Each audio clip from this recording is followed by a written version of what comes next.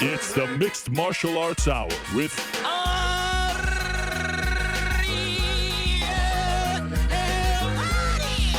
the Mixed Martial Arts Hour, back in your life on this Monday, March 20th, 2017. Hello again, everyone.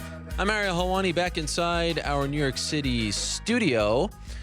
Happy day before spring. Very exciting. Remember last week I told you Snowmageddon was going to hit the tri-state area? Well, it happened, and now everything's kind of melting away, and March 21st is the official first day of spring, so this is very exciting. It's also exciting because it's my sister's birthday on March 21st, so a happy birthday to her. And that means that things are going to get a little warmer here on the East Coast, and it's all going to be a happy time. Everyone's in a better mood when it's warmer, so happy day before spring to you. Or if you're listening to this on a Tuesday, happy official launch of spring to you. Hope you had a great weekend. A lot going on, as always. Busy time in the world of combat sports, and I stress combat sports because it was a busy weekend, not only for mixed martial arts, but also for boxing. And the two worlds kind of collided on Friday, as I suspect they will continue to collide over the next few months. How did they collide on Friday? Well, Friday, MSG Theater, around 20 minutes from this downtown studio, young man by the name of Mick Conlan, Irish boxer, former Olympian, made his professional boxing debut at the MSG Theater. This was a big deal in Europe, big deal in the boxing world, especially the night before the Triple G Daniel Jacobs fight. It was a big deal for us in the MMA world because Conlan is friends with Conor McGregor. He asked Conor McGregor somewhat on the spot to walk him out to the ring in his debut, and Conor obliged, and this was smart for two reasons, I thought, for Conor. A, you know, supporting one of your own, the next big thing as far as Irish boxing is concerned. That's great. You're very patriotic. Good to support your own. Also good, he's very much a part of the boxing news cycle these days because of the ongoing Floyd Mayweather talk. So it's nice to sort of make an appearance in that world as well. And if you look back over the past few months, if you look at UFC 205 up until now, so when he won the lightweight title up until now, he's essentially only made 3 public appearances, maybe 4 if you want to count when he accepted that award for Sports Person of the Year in Ireland. The other time he did this sort of Q&A, I believe in Northern Ireland. He did that 1-hour interview with me. And then the 4th time was Friday night. And I would argue that what he did on Friday was some of his finest work. And yes, I know it's somewhat hip. It's in vogue to roll your eyes at all of this, to, you know, say, oh, you know, like it's just a very MMA hipster thing to do these days, to put down what he's trying to do, to put down the idea of him fighting Mayweather. I get it, but you can't deny the brilliance of what he did on Friday night. Walks out with Conlan, is essentially cornering him while wearing a mink suit, a purple mink suit, I believe it was, those old man glasses. But then the brilliance came after the win. 3rd round TKO. He walks up to press row, zeroes in on Dan Rafael of ESPN, one of the bigger names in boxing media, and goes on this 45-second rant saying, you're the boxing guy, I'm the boxing guy, I'm going to shock the world, all of you will be laughing, I'm going to kick Floyd's ass, blah, blah, blah, blah. You know, people try to get some answers out of him. He's like, you'll find out soon, I'm out of here. Then my favorite part of the whole clip is the old man boxing guy saying, hey, Conor, you want to do a radio show tomorrow? That just cracked me up. I listened to that 1,000 times. It was so perfect because here you have, you know, the old guard boxing media. And I've said this on the beat before. One of my favorite components to the idea of Floyd fighting Conor is the MMA media and the boxing media, who are very different age brackets, just different mentalities coming together in one press room. Anyhow, he goes up to these guys, and you could tell that they're loving it. They're eating out of the palm of his hand. And in a 45-second rant, he reinserts himself into that conversation. It was perfectly timed. It was perfectly placed. They're all writing about it afterwards. And some people suggested that Conlan would be upset that he stole his thunder. I would argue that this was perfect for Conlan, that people like myself were paying attention to his debut. He got him, you know, Conor got Conlan into the conversation with him, part of a news story. Anyone who wrote about the Conor rant also at least mentioned Conlan in a line. It was just brilliant. It really was. And he said afterwards that, you know, they're getting close, that They're talking about September. And if you go back to a couple of weeks ago on Twitter, I threw out the idea of September 16th, Mexican Independence Day. Floyd typically fights May and September. I didn't throw that out, I didn't pull that one out of my butt. That's the date that I continued to hear being discussed. June was somewhat on the table. I think it was broached, but it doesn't fall in line with Conor's timeline, his personal timeline with his girlfriend giving birth in May. September is the date, the month, the 16th of September to be exact, is the month that I've heard is being discussed. Is it done? No. Conor said it's close. I'm hearing that it's moving along. And of course, we heard Dana White on Conan saying he now all of a sudden can't see it not happening after a month ago saying there's a better chance of him being the backup quarterback for the New England Patriots than this fight happening. Now in a month, he's reversed course. Too much money to be made, and it's too big of an opportunity for not just Floyd and Conor, but for WME as well. And you got to give Conor credit. You really do. A guy with 0 professional boxing fights on his resume has been able to bait Floyd into taking this fight, has been able to convince the UFC, WME, his new bosses, so to speak, to get on board with this. How could we at this point not believe anything that he says, as outlandish as it may be? Remember, he was on this show, episode 300. Episode 300, he was on the show and said that he would make 9 figures. He can make 9 figures easily in this fight. When he said 9 figures, I was like, wait a second, does this guy not know math? Maybe he means 8 figures, 7 figures. No, 9 figures he was talking about. Go back to episode 300, not that long ago. He said he'd be making 9 figures very soon. Said he'd bring them to Ireland, become a 2-weight world champion, beat Aldo, all this stuff. So who am I to say that he's out of his mind, that, this is crazy as far as happening. This is crazy to believe that he may win. I'm not doubting him anymore. I thought that rant, the timing, the audience, the way he did it, going up to them on press row, it spread like wildfire. And once again, Friday night, here we go, another update on this fight. Every Friday, it seems like something happens as far as this fight is concerned. So we'll continue to monitor it. We could talk about this later on in the program, but I thought that was very notable. And then, of course, on Saturday, the UFC was back in London. I said it was a fun fight on paper. I thought it delivered, in particular, the last 5 fights, Joe Duffy winning in, at least as of right now, last fight on his current UFC deal, beating Reza Madadi, fine performance.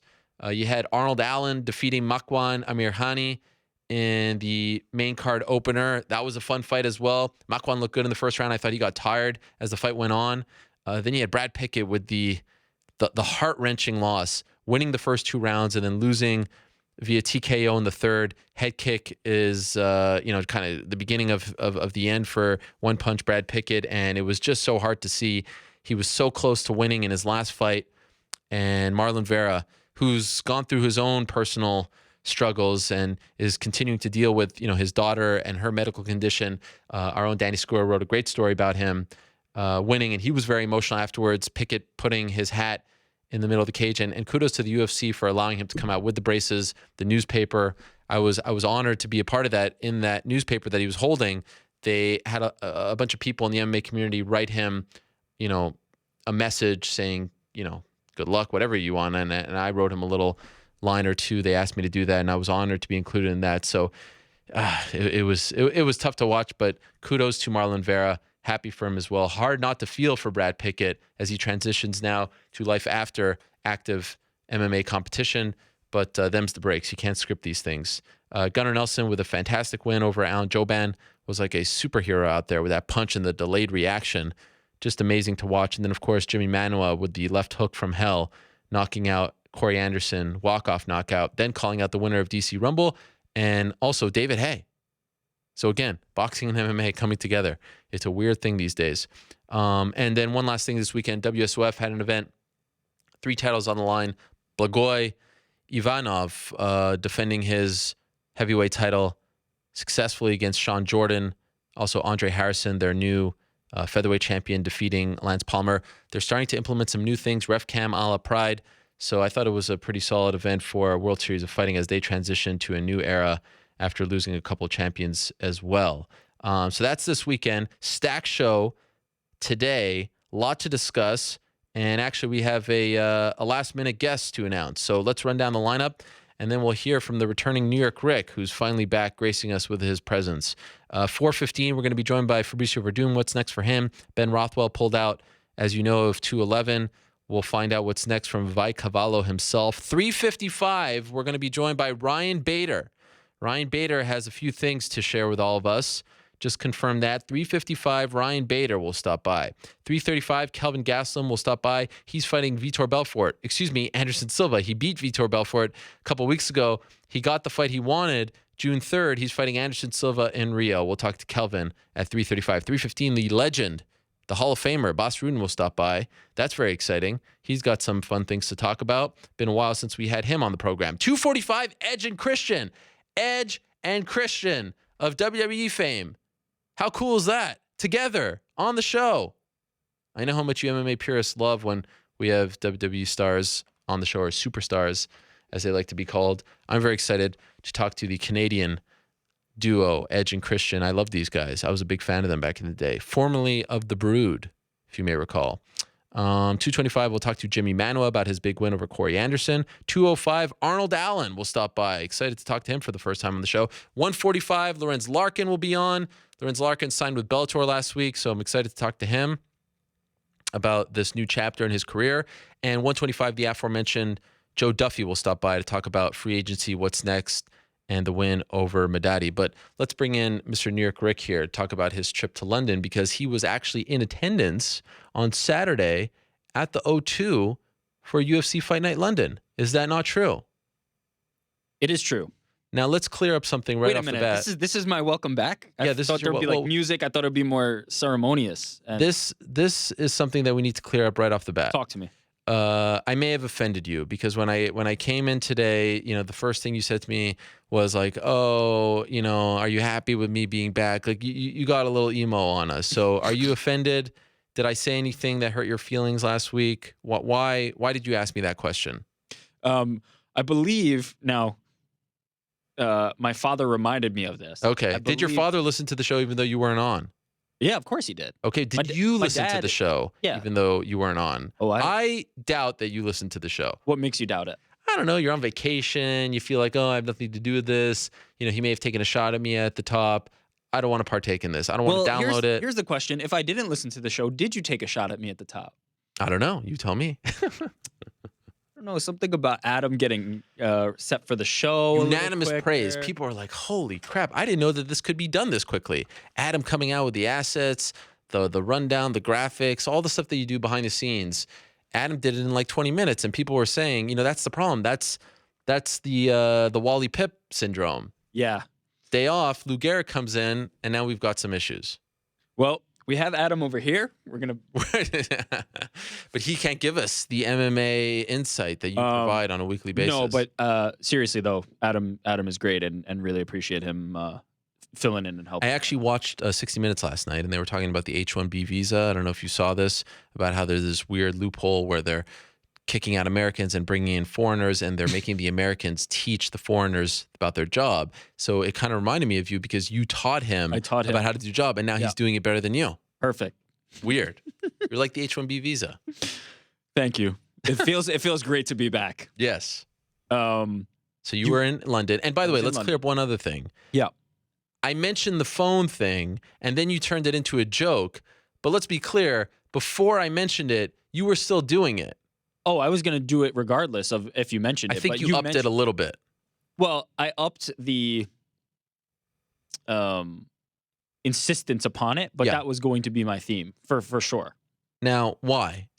What's the reason? They have them at the locations that I was already at. So I'm going to these places. Sure. And when I'm there, I started to notice that the phone booths were not really everywhere except for these locations. Now I found what locations? Like, for example, at the Natural History Museum, at the British Museum, at the London Eye. I was finding it at all the kind of landmarks that I was already going to. So I decided that I would make the phone booths phone boxes. So every time you saw a phone box, that's what they call them there? I did not take a picture with every phone box. Because you could find it. You could set your lovely wife, oh, you got to take a picture. Because you could find a phone. Instagram. There were some phone boxes that you could just find in the middle of the street somewhere, and that doesn't really have any context. It doesn't really frame me and put me in any Sure. place that I kind of want. Oh, I see. You needed the backdrop. Yeah, the backdrop was what's important. You gotta pay attention. Sure. And now, are these just relics, or are they actually? Well, they work, but I don't see anybody using them. They're mostly just for homeless people to urinate in. And stupid tourists like you to take pictures of. Exactly right. Is while smelling the homeless person. Do they smell bad? Hit or miss, but there were quite a few that did reek. So you were there for what, like 10 days? You enjoyed it? You had fun? It was wonderful. And then you decided on your last night to go to a UFC event. If I was in town, I was going to try and go early. And everybody was, so down on this card. I wanted to show my support. You want to show your support. I like the card. I agree. I thought it was a good And I thought card. it delivered.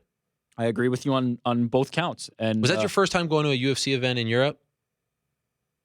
Yes. You've been to Glory. Been to Glory. Did anyone notice you or recognize you? There were a few fans that... Get out of here. People came up to you and said, "Are you New York Rick of the MMA Hour fame?" Listen, this show, we're big in Europe. We're big Arguably in bigger Europe. than here. I'm big.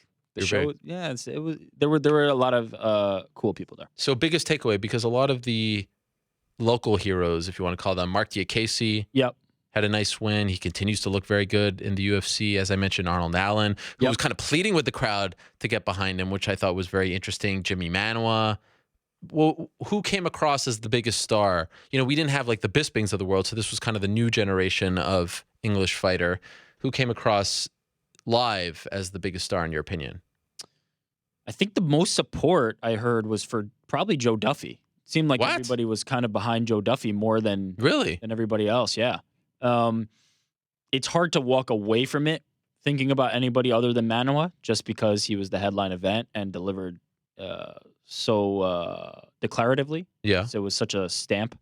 But as far as, from walking out to during the fight showing support, I would say that most people were behind Joe Duffy. Wow. I wonder if this was a smart crowd, to steal a wrestling term, and they knew about his contract situation. It's possible. And thus were, providing some. Now, that's not to say there wasn't, when Mark came out or Brad Pickett, obviously, or Arnold or any of the British fighters, that the crowd wasn't loud. But I think the feature, slot that Joe Duffy's kind of been fit into in a lot of these cards has paid off. People know and care about Joe Duffy. How quiet was it when Pickett lost? Like initially?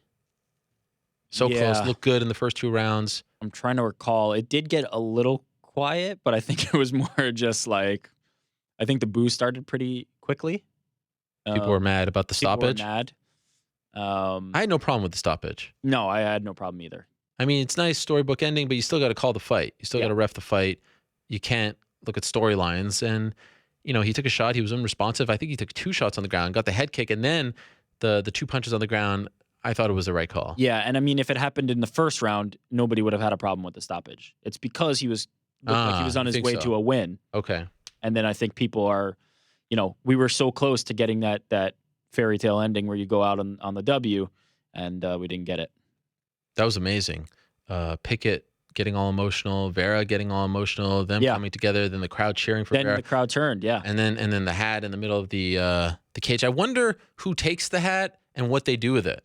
Like if there was an MMA Hall of Fame, I believe been perfect. Sandu MMA. Oh yeah. From MMA Junkie. I believe he said that security took it, or maybe it was John Morgan, somebody from Junkie. But then what do they do with it? Said that security handled it. Who knows? Back to Brad, I imagine. No, that doesn't work. Again, if there was an MMA Hall of Fame, it would be great. But I talk about bronze that hat. Bronze the hat. Yeah, maybe put it in his gym. But I feel like you have to kind of donate it and walk away from it. Again, I love that they let him wear the braces, although it did look a little funky with the Reebok kit under it. Yeah. But a nice compromise. Okay, so starting with Manuwa, he knocks out Anderson. Vicious, exclamation point, great kind of performance. I needed some new blood. He's climbing that ladder once again at 205. Calls out the winner of DC and Rumble. And some people suggested that he blew an opportunity to call out Jones. He addressed this afterwards saying, Jones is a steroid user. I want nothing to do with him. I think if he would have called out Jones, he would have made more of an impact. Say, I want to be the guy to welcome him back to the UFC. Give me a shot at the cheater, if you want to call him that. Do you agree, or did he have to shoot for the stars here? I think he's kind of gotten the best of both worlds at this point. He called for the title shot. If he gets it, he got what he wanted. Great. And then when people pressed him on Jones, he gave an answer that if they made that fight, there's no doubt about the fact that you could promote that. Yeah. So I think he kind of ended up with the best of both. I think you could very easily pivot this to a Jones fight, or if he gets the title shot that he asked for, that works too. So I'd say he probably played it pretty well. Who would you give the title shot to? Let's say DC wins, right? Let's say DC wins on April 8th. And now Jones is back in play come the summertime. Do you do Jones DC right off the bat, even though it seems like their feud has cooled off? Or do you put in some new blood? Do you give, DC a Manuwa and have Jones fight someone like, I don't know, a Gustafsson, a Glover if they win? Pick a 205, right? Anything just to feature him, you know what I mean? If the past is any indicator, yeah, I would say you got to just book Jones in the title fight right away. Why? Because you don't trust? Well, because last time we gave him the tune-up fight, everybody kind of had a chance to say, oh, now I'm not impressed with this new John Jones.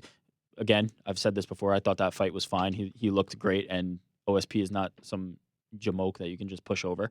But I think you just book Jones in the title fight right away. Don't lose the don't give, the opportunity for people to pick apart John Jones and then go, into the next fight going, oh, he's not the same, he's not back, whatever. Book him in the title fight. You can build the DC and Jones heat back up. You could make start a good promotional campaign for Rumble and Jones as well.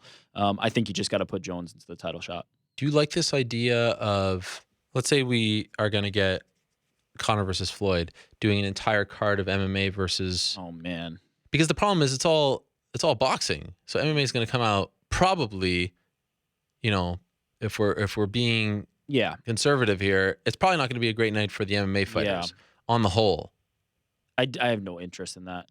In the entire... A mixed card would be fun though, right?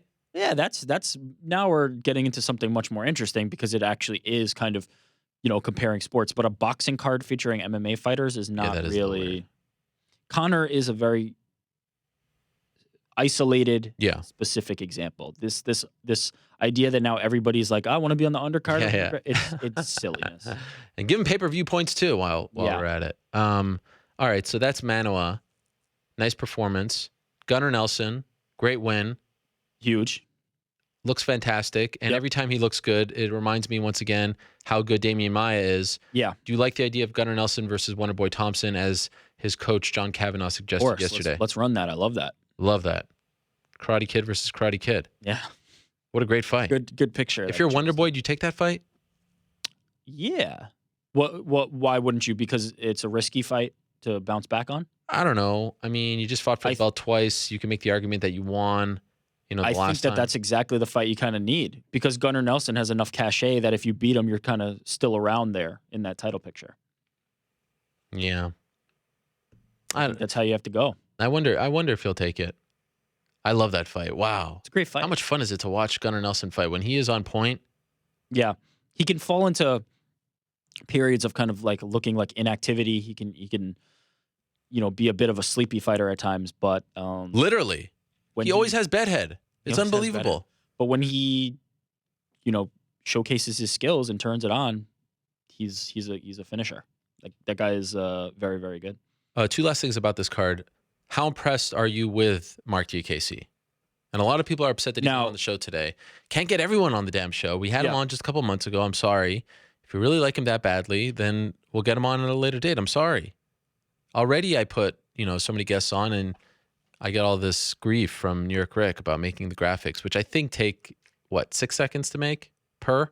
I don't know. I'll ask Porter. He'll tell me. Well, it takes him 3 seconds. Yeah, I'll see what I'm doing wrong, and Porter can tell me. But Diakese was impressed before this fight. Obviously impressed after it. We'll see what happens, with a jump up in competition level. But he's asking for it. I mean, the toolbox, the skill set, he's got it clearly.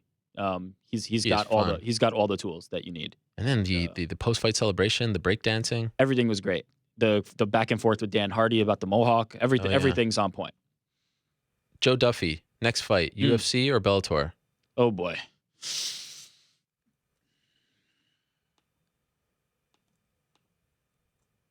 I'm gonna say Bellator. Wow. I could see him going to both. I mean, I could see him I sticking. see he's kind of in a spot where there's a very reasonable case you could make for going to both. Yeah, and Bellator is hot on that market. They got James Bellator's Gallagher. been They've done snatching some people shows, up. and they're snatching people up. Yeah, They're snatching people up, and he's somebody that falls in line with kind of where they've been targeting. He's a UFC fighter who's not really on the end of his run. He's still quite in the prime of his career. He's got that Connor connection always that. Yeah, people are interested there's in. aspects there that you can sell, but at the same time, he may be chasing the best organization in terms of talent and want the title in that organization. Yeah, I don't know. I mean, we're gonna hear from him soon. Yeah, it's. I think the choice is firmly in his hands. Whereas in others, it's not always. I think he's got some options. See, the difference between this show and other shows, we can speculate all we want. On this show, we like to talk to the people. Let's hear from him. So New York Rick is going to call Joe Duffy in a second here, and we're going to have him on the show. By the way, speaking of Dan Hardy, I thought he did a great job, in particular in that Brad Pickett interview, post-fight interview. He was the right guy. He is, UK MMA legend. I just thought his demeanor, his tone, the way he kind of was friendly, but not too friendly towards Brad, gave him that shoulder to cry on, so to speak. I thought Dan was fantastic in that role. I love listening to Dan and John Gooden. And John Gooden, by the way, is great at his job. I mean, in terms of play-by-play and him actually calling the action, he does a great job there, in my opinion. So it's always a nice change of pace when they're calling the fights. And, speaking of, like those post-fight interviews, there's a fine line between, shooting for the moon in terms of your call out and it just sort of falling on deaf ears and kind of picking the right person to call out. Like 2 weeks ago, I thought Kevin Lee went too far. Calling out Khabib, you're not going to get that fight. So it's almost a waste of a call out. But Leon Edwards calling out Cerrone coming off a loss, I don't think he's going to get it, but it's not that crazy. Manuwa, fine. Call out the champs. Put yourself in that, discussion. That's cool. Don't go too far. You can't be, the 20th ranked guy and call it the number one guy. It's not going to work. And it's just going to be a waste of a call out. So I didn't mind Leon Edwards' call out of Donald Cerrone in that regard because, yes, there's a big gap there, but, sometimes they'll make a fight like that. Sometimes. There's a fine line when it comes to those call outs. You got to be careful with them. Anyhow, let's move along to our next guest, our first guest of the day. We were talking about him just a couple of minutes ago. I said, let's call him up. Let's see what he has to say. Everyone wants to know what's next for Joe Duffy, and he is joining us right now via the magic of Skype. There he is, Irish Joe himself. Joe, how are you? I'm good, thanks, Ariel. How are you? I'm doing great. Congratulations. First things first. Second of all, thank you so much for joining us. I know you're probably being pulled in many different directions on this Monday, so appreciate your time here today. No problem at all. Thank you. Okay, so let's actually start a couple months ago when this fight was announced. You were on the show end of the year last year, and we're kind of in limbo, didn't like your deal, and you were kind of willing to stand your ground, go back to do some other non-MMA work. I mean, you were really sticking to your guns, and then they announced your fight. You did not sign a new deal, so you were going to play out the contract. How did you get to the point where they said, okay, you know what, we're just going to let you fight it out, and then we'll cross that bridge, after this fight? Because it seemed like there was kind of a stalemate going on. Yeah, I don't know. Maybe the cards were full or whatever. It's hard to know, to be honest, Ariel. But I know the opportunity came up for a fight in London, and obviously the opponent got offered, and that's where we reached an agreement, and I was glad to get a fight closer to home and to obviously get back in there. And so when you took this fight and then you're preparing for the fight and then you're there in London and it's fight week and now it's fight night, does this fight feel a little different? Because there's a lot at stake here. You end the contract on a win. Now you've got some leverage. You ended on a loss. You lose some of that leverage. Did you feel that pressure? Yeah, I think I'd be lying if I said I didn't feel the pressure. Certainly through camp, every session, it felt like it mattered a little bit more. even fight week, it was slightly different. It was definitely a different feel to it. The pressure was there in the background. I felt maybe my mind would wander now and again, but I knew I had a very tough fight, and I think the fact I had someone like Reza helped because I had to really focus on the fight itself. When you say it definitely felt different, was that just, in your mind, your estimation, or did you feel like people were treating you differently? No, I think in my mind maybe, and even in my performance in the gym, I don't feel like this camp. I don't feel like I got into it the same way I did in the last camp. I got ill before I started camp, so I definitely think that took the wind out of my sails. I was training over Christmas and everything else, and just before Christmas, I felt very good. I was the fight just got announced. I was really excited, and at the start, as soon as that, it gave me a bit of a burst of energy in my training. Hmm. Then not long after Christmas, I got ill, and I felt like I kind of took the wind out of the sails. I felt like my fitness never really got back up to where it normally is, and obviously, it broke my normal rhythm. And I think just the pressure on top of it, I think just made everything a little bit tougher in this camp. What happened as far as the illness is concerned? It was nothing major. It just started out as a bit of a cold. Probably I'm always training, twice a day and everything else, and I'm trying to improve. And I think maybe I pushed it a little bit too hard for too long. Okay. And that was it.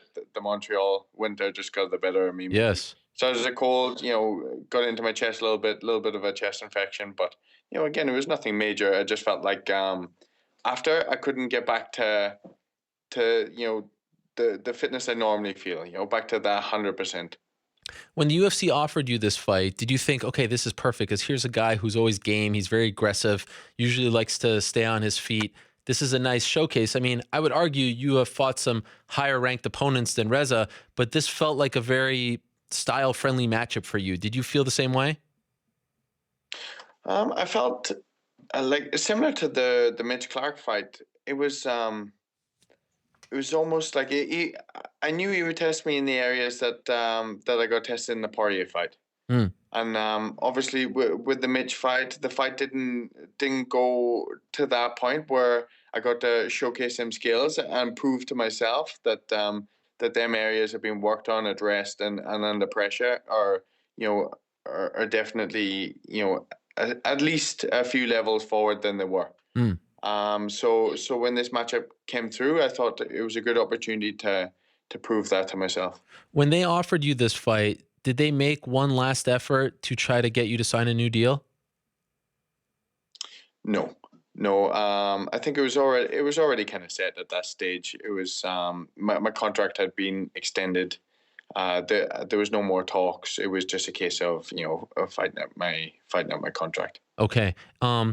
When you're facing off with Reza Madadi and he gives you that look, I like looking at your face, as I usually like to do when someone fights him, because you're just such a calm, cool, and collected guy, and you have this smile as you're smiling to us right now.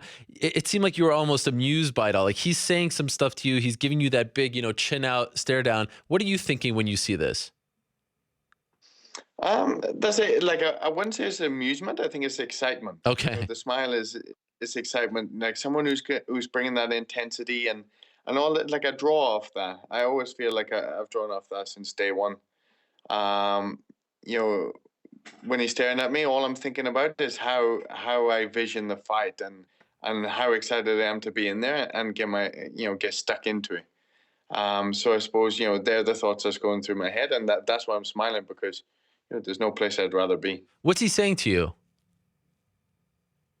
I think what was he saying to? He was saying, like, in the way, and he was like, that I never came across someone like him. Someone who maybe he's as game as him, or I'm not sure exactly what he meant, but in fairness, he backed it up. He went in, he doesn't quit. That guy is. He's as tough as they come. It was a classic mad dog fight, if you will. I mean, he's all bloodied up. It goes the distance. You didn't put him away, but it was, I thought, a very dominant and solid performance. Were you happy with the entire body of work? I definitely wouldn't say I was happy with the entire thing. There's a lot of improvements to be made. Okay. I'm glad I got the 15 minutes in. There's plenty of footage I can look at, and plenty of changes I can make. The first round I didn't feel great. I didn't feel like I got my time, and I didn't feel I was 100% there. Second round was much better, and third round, even like towards the end, I felt it was a bit better. Like just in all areas, close quarters and everything else. I felt like I was 100% comfortable in all them areas. So there's lots of adjustments to be made, but overall, I was just relieved to get the result. I knew that was the priority, and I was glad to get the win on this one. What didn't you like about it? Um, I think the fact that I didn't get my starting position the way I would have liked. Like my range wasn't quite there. I felt like the first. At the start, I was trying to land the first jab when necessarily the first jab wasn't there. Maybe I should have doubled it up, trebled it up. I would have liked. I would have liked my feints to be a bit more varied. A few more changes of angles before my attacks. And maybe varied up my attack slightly also. But it was still much better in some senses. In the varies of attacks. Between hands, legs, knees. But I feel like maybe I need to look at different ways of varying up them attacks. Even though I'm using different skills, different limbs, different things. I think changing the angles coming in, changing levels coming in. I would have liked to shot more as well. Would have liked to gone for a takedown maybe. Maybe a few more takedowns maybe on the ground. I might have got the finish. Okay. So who knows? Who knows? But there's definitely lots of room for improvement there. And so you mentioned that, you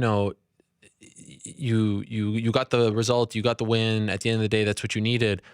Would it be fair to say that you didn't go full force because you didn't want to take any extra risks to put yourself in a precarious position so that you would not get the win? Like, were you trying, like, sometimes you go out of your comfort zone a little bit, you go for the home run, whatever. But in this case, you knew that you were ahead 2-0, probably in your mind, even though you don't know the scorecards, and you're like, okay, let me just try to finish this off because I need the victory. Were you thinking like that in there? No, No. no. No, like I remember the third round was just about to start, and I knew I had 2 rounds in the bag, and like for a split second I thought, you can coast in this round, you can move around, and then I was like, there's no way, I I had another word on myself. I was like, there's no way, you need to go at this guy, don't give him an inch of confidence, and keep pouring it on and look for the finish. Okay. It might not always be the safest option, but sometimes offense is the best defense. Was there any part of you after the fight, as you walked out, did you think this might be my last time fighting in a UFC cage? No, not on the way out there. Okay. I think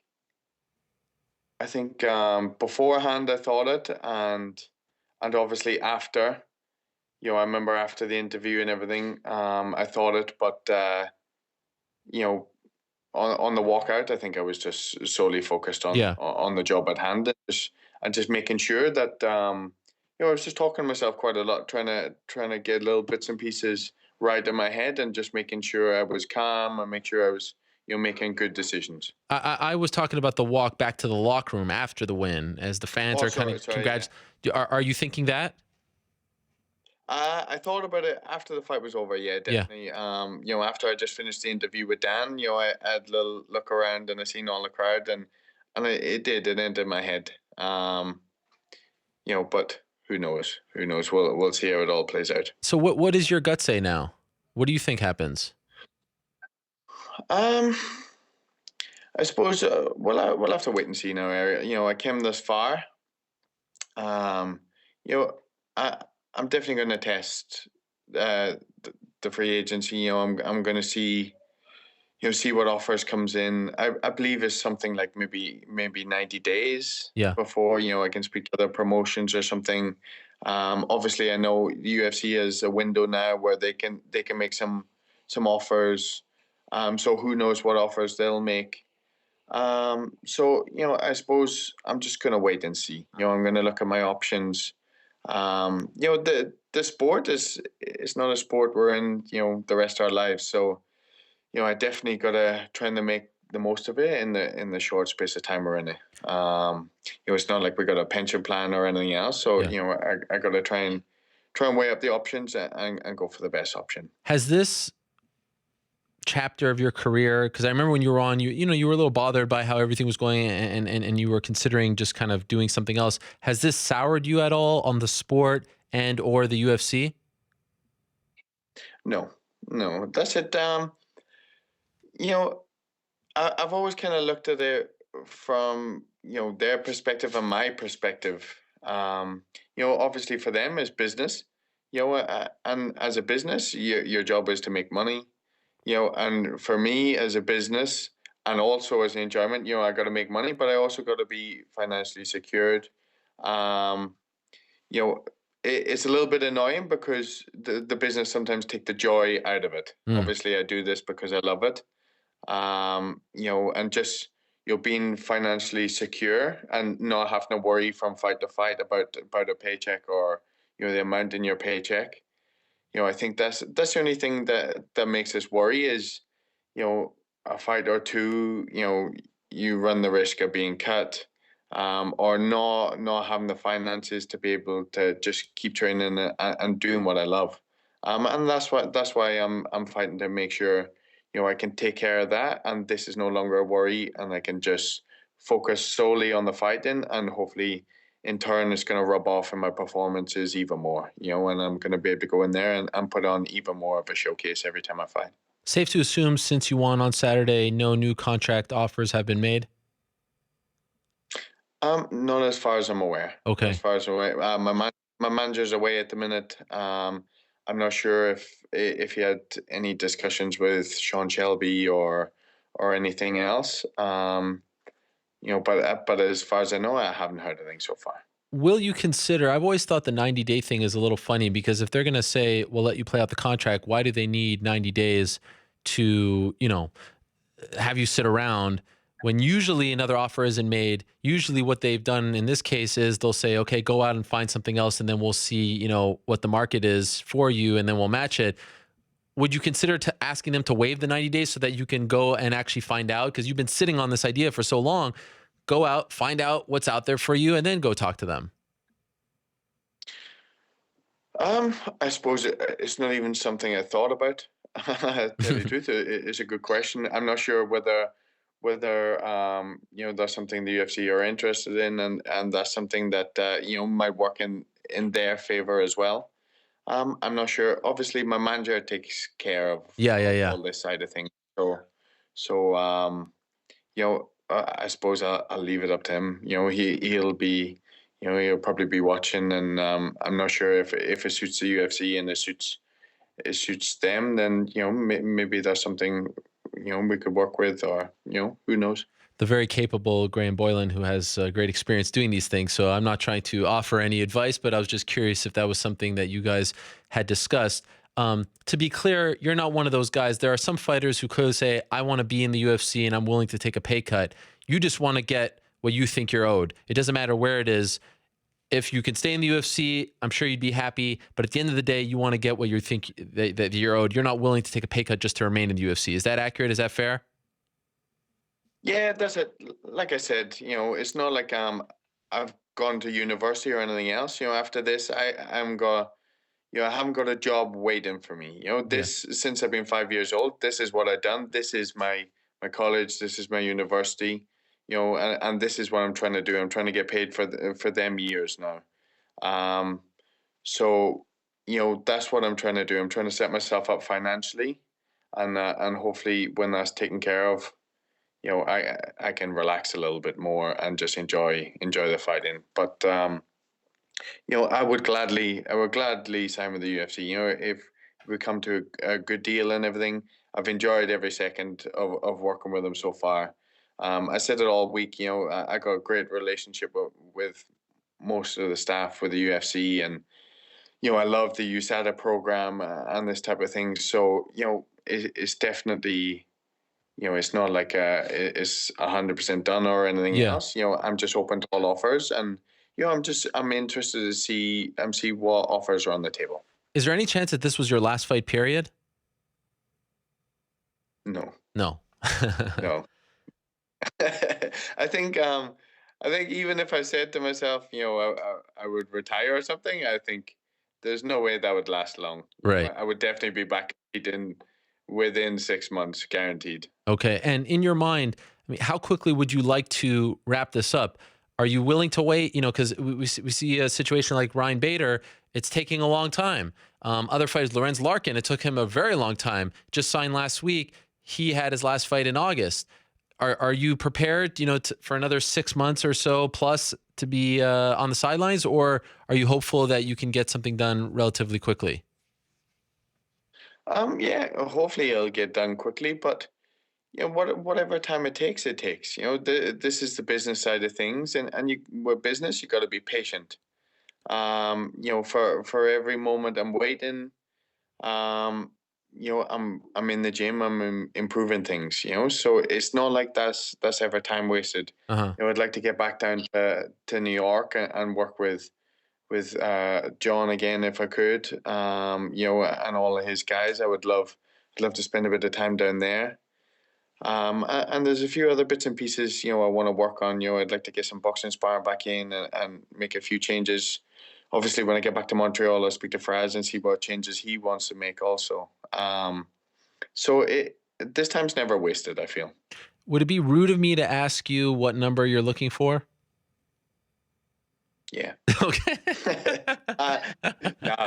No, to Ariel, it was no, it was the same as like Graham kind of asked me the other day, just after the fight, and truth is, like, I haven't got a set figure. Like, it's not especially with this fight, I felt like leading up to the fight, that was kind of lingering in the background, and when that was lingering in the background, I would have to push it away, and I would have to concentrate on the fight. Um, and because I was concentrating solely on the fight, I didn't talk about anything after it. Uh-huh. No aftermath. As far as I was concerned, my life stopped at the fight. Okay. And then after, like Graham said, what type of figures do you want to talk? Like, and truth is, I got no idea. I Uh-huh. got no idea. It's not like I got a set figure in my head. Obviously, the price would be different now to what it was before. Sure. Because before I was 3-1, now I'm 4-1. Yeah. But it's not like I got a figure in my head. I'm just at the minute, I'm still trying to get my head around, just being a free agent. Obviously, the whole weekend, the whole experience, and it's only now I'm kind of settled. It's been a bit of a whirlwind of a weekend, and I'm down in Wales now. I got to see my baby niece today for the first time, and other than that, I haven't really had an opportunity to let my mind wander too much to business. Fair enough. And congratulations, by the way, on the new arrival to your family. Last question, and I apologize in advance for asking this, but I would kill myself if I didn't. There's probably no better person than you to ask. You know what the question is. Then, Okay. Your thoughts on Conor versus Floyd. Do you give Conor any chance? You actually went out there and had multiple pro boxing matches. You know better than anyone what it's like, the transition against maybe the greatest defensive boxer of all time. And you know Conor very well. Do you give him any chance if this fight actually comes to fruition? I think in a combat sport, there's always a puncher's chance. Okay. No matter what, in MMA boxing, there's always that puncher's chance. I feel that the Floyd is probably used to being in there with bigger hitters than Conor. Boxers really do hit. But down to on the scorecards, I really don't. I really feel it's a landslide towards Floyd. he's one of the best of all time. How he made Pacquiao look. And Pacquiao's one of the best boxers we've seen in a long time. I think that just proves the level he's at. Canelo's probably a bigger hitter than Conor, and how he boxed him is different. It's different. It takes a while to get into the sport and to get up to par. And I think if he pursued boxing for a long time, I think he could have done very well in it, definitely. But Floyd's been doing this since he's a child, and I really just can't see it going any other way. Wish you the best, Joe. Thank you again for coming on. I really appreciate some time here today, and good luck with this process. I hope that you truly get what you are looking for and what you deserve. Because as New York Rick told us earlier, you got a great reaction. The fans clearly love you. You put in the time. You certainly deserve more than what you're making now. So I hope that you're happy with the process, happy with what you get, and that we can see you fight wherever it may be sooner rather than later. Definitely. Thanks, Ariel. Pleasure to speak as always. All right, there he is, the one and only Joe Duffy, Irish Joe Duffy, embarking on free agency. You heard him just a couple of months ago on the program saying that he was willing to sit out. They came to an agreement that they would allow him to fight out his contract, the UFC, that is, and now he has fulfilled that deal, and now he is going to, it appears, test the market. So we'll see what happens there. It has been a busy stretch as far as Bellator is concerned when it comes to signing quote-unquote free agents, and they were very busy last week. On Monday night, you found out that they had signed Dylan Dennis, training partner and friend of one Conor McGregor, more importantly, one of the best BJJ practitioners in the world. Had a tough evening last night at the Pan Ams in Jiu-Jitsu, but nevertheless, that got them some buzz. Got them even more buzz on Thursday afternoon when it was announced that they had signed Lorenz Larkin. Lorenz Larkin teaming up with Scott Coker and company once again. You recall he was a part of Strikeforce, now a part of Bellator, and he is joining us on the phone right now. Lorenz, are you there? Yeah, how's it going? It's going great. Congratulations on the new deal. Are you surprised that you ended up in Bellator? You know what? No, I'm not that surprised. It's been a long it's been a long little journey. This whole free agency thing, and I think the more and more the time went by, the more and more I kind of knew that that I was probably going to move on to another place.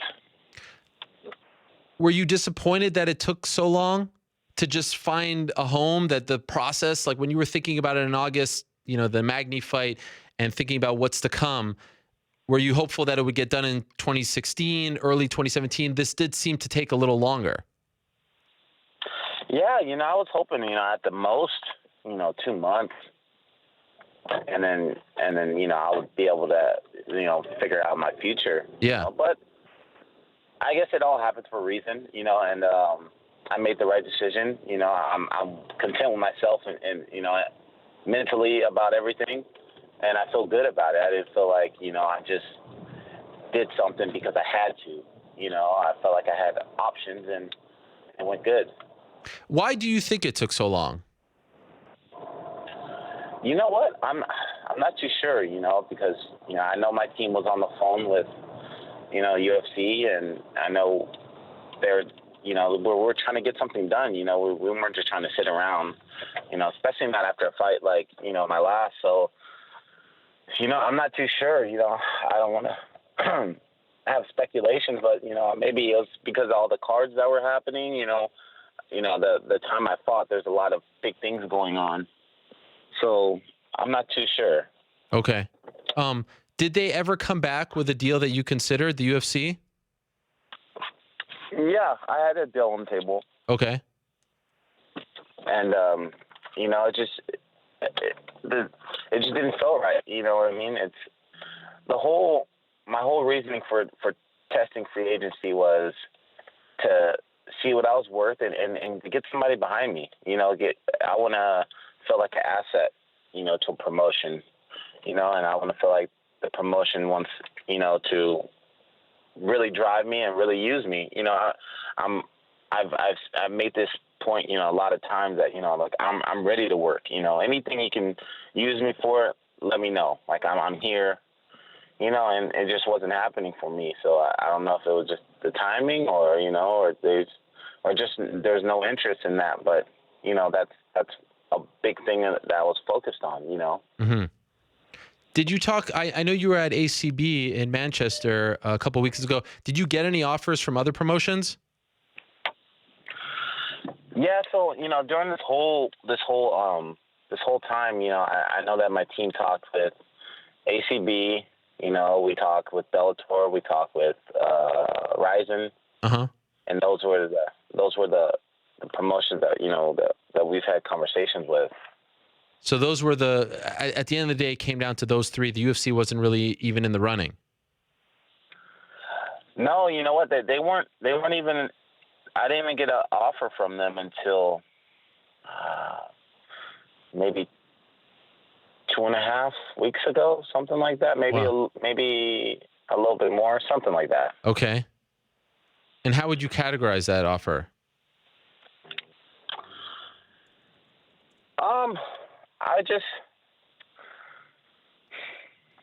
I guess I would just kind of. It was just kind of like I felt like.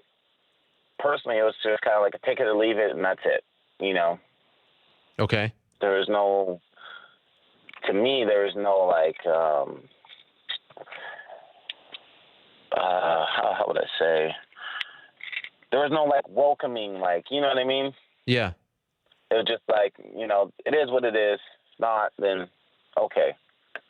And, that's what I felt. And, I'm not in this sport just to take whatever, you know what I mean? I feel like I fought my way to where I'm at now, and it's just one of those things where it can't be like that, you know what I mean? It can't just be one superpower and that's it, And luckily I'm in the sport at a time where it's starting to not be like that anymore.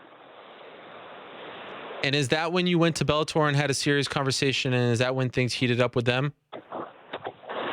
Yeah, I was just able to talk to Scott, Yeah. Me and him on the phone, and we worked we worked out something within 40 minutes, man.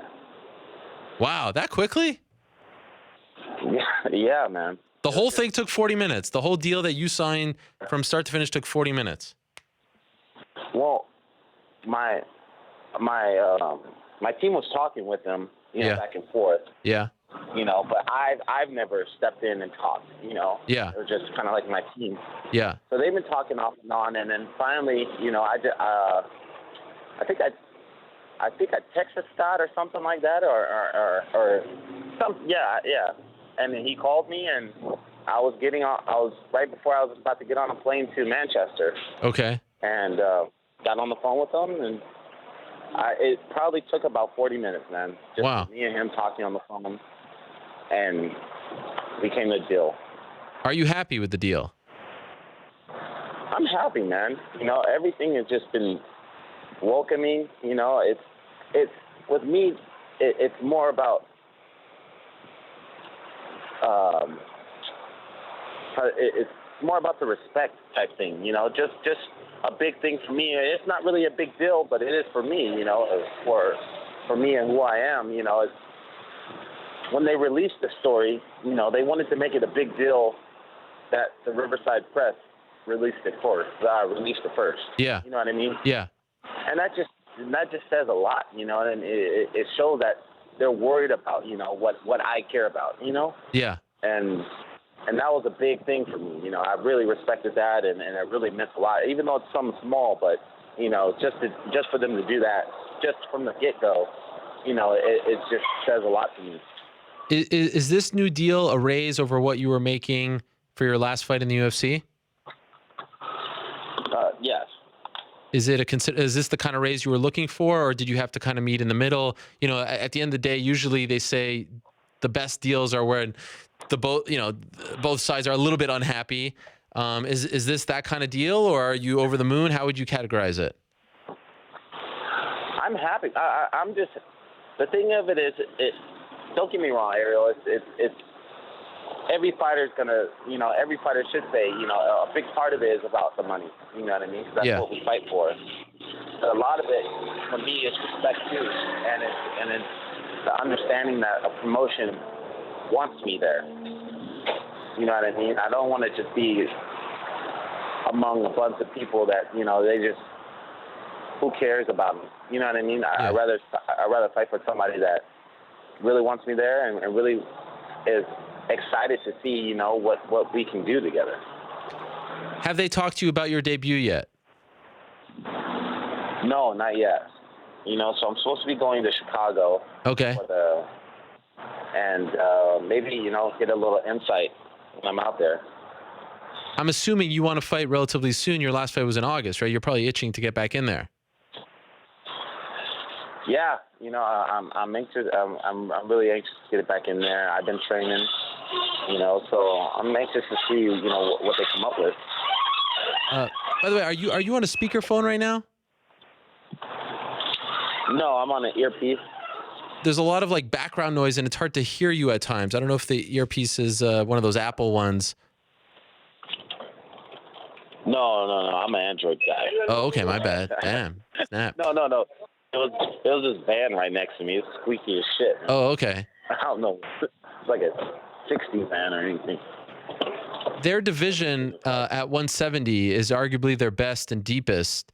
Do you agree that it's one of their more interesting divisions? And B, is there a name, as far as that division is concerned, that interests you for your debut? Have you had a chance to look at it?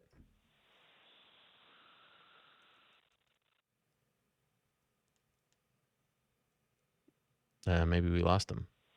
Oh, is he back? I think we lost him. I think he took my criticism to heart about all the background noise. Maybe that was just me on the headset. But we'll get him back. That's Lorenz Larkin, by the way, newest member of the Bellator 170-pound division. It is a great 170-pound division. I mean, slowly but surely, they're starting to build something there. And that's what we have to do as far as Bellator is concerned. You have to kind of zero in on the division and just start building it up with names, whether it's homegrown talent, a couple free agents here or there. You got Michael Page. You got Paul Daly. Of course, the recently acquired Rory McDonald, Diego Lima, Andrei Koreshkov, Lorenz Larkin. Imagine they still had Ben Askren. I always felt like that was a mistake. Dominant champions, dominant fighters. Remember what he did to Koreshkov?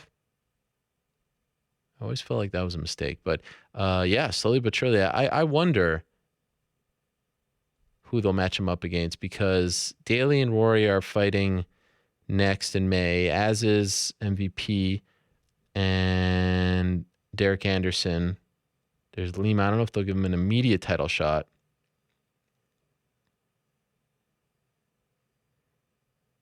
There are definitely some names, though. I like what they're doing at 170.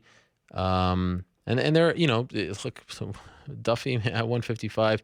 All of a sudden, things are getting interesting as far as the free agent market is concerned. And I told you a while ago that this idea of playing out your contract, especially if you're a non-champion mid-tier fighter, is going to become the norm. The UFC is just doing this with most of their fighters as of late.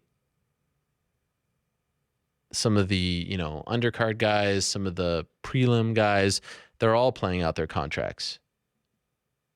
And that's sort of a mutually agreed upon thing. It's not the fighter specifically saying, I'm going to fight this thing out. And you hope that there's no bad blood in that regard. I do believe we have Lorenz back. Lorenz, are you there? Yeah, I'm here. Okay. The question that I asked you before we lost you was, do you agree that 170 is one of their more interesting divisions? And have you had a chance to look at the division and think about who might interest you for your debut? I don't know, to be honest with you, what who I was thinking about, fighting for my debut. But I know that, the top guys that are in the 170 that are making some noise are, they have MVP, they have Daly, they got Rory, Lima is actually, he's a champion, and Brandon Ward, I think. Yeah, that's right. Yeah. Yep. So I know there's some tough guys in there, but I'm not. Tell you the truth, man. I really don't care who they put me against. I just want to fight, man, and just get this whole journey started. Yeah. And how much? I mean, you know Coker.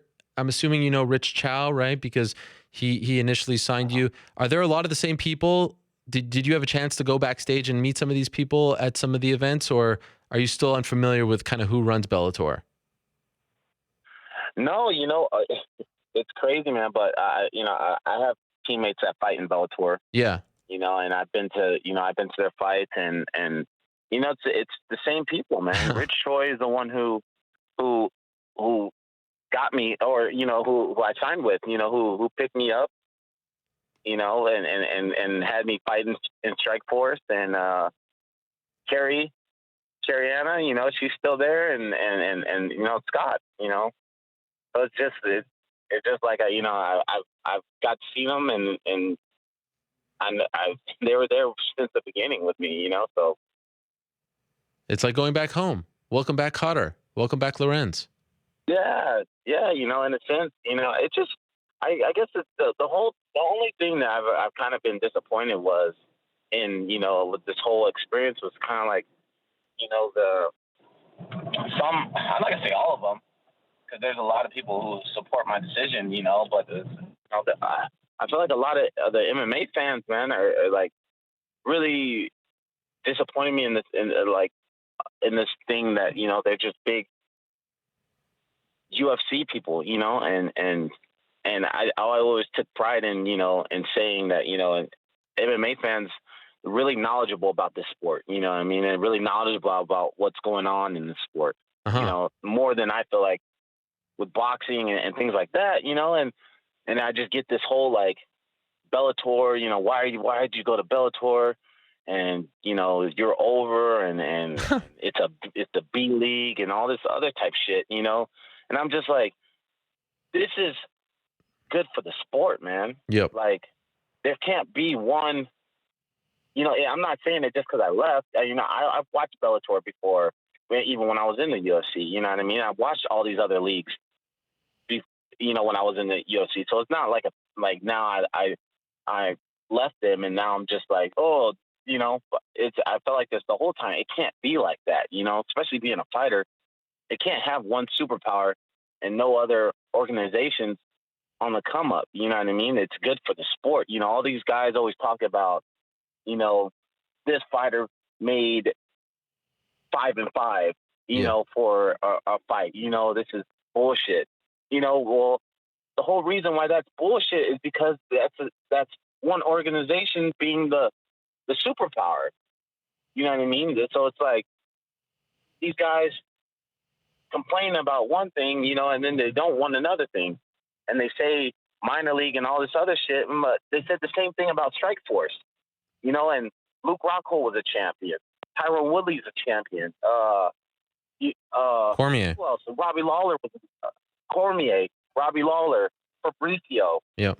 You know what I mean? It's just all these.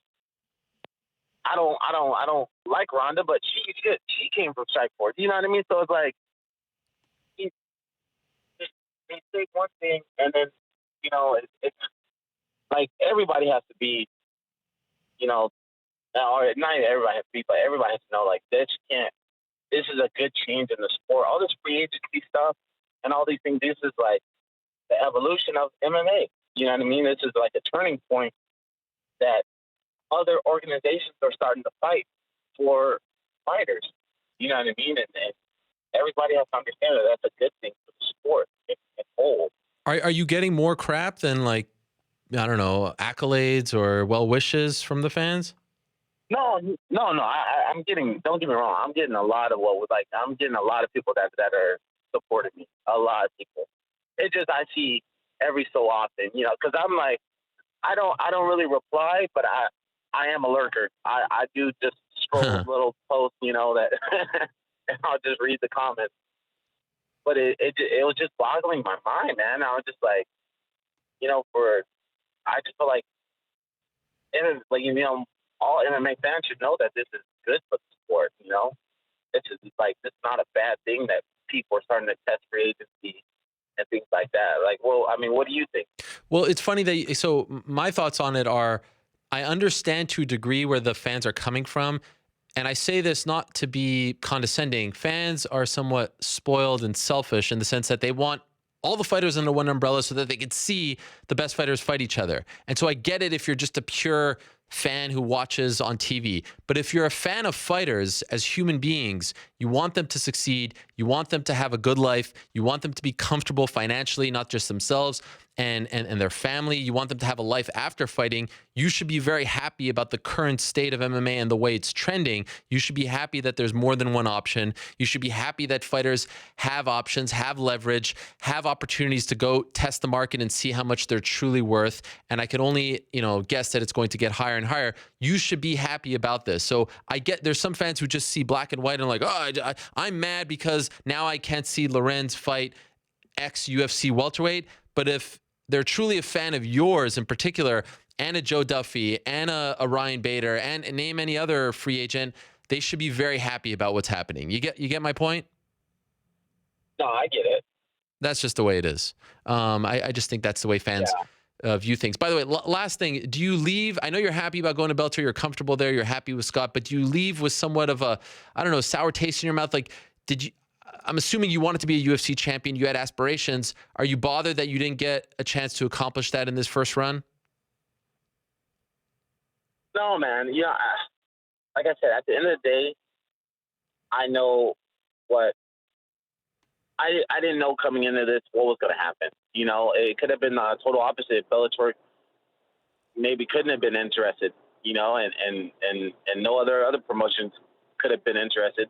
And this whole free agency could have just, kicked me in the ass, but it was just one of those things. There's a lot of things I've done in my life that I said, F it, and I'm going to do it. And if it doesn't work, then it doesn't work. But at least I tried it, you know what I mean? And and that's the same thing I did with my career in MMA. That's how I really started. I dedicated a year of my life just to see if it was something I even wanted to do, So at the end of all this, if it would have ended bad or ended good, in my head, I would have been able to be like, I tried it and it just didn't work, or I tried it and it went good, So I was content with however it ended, So I'm happy.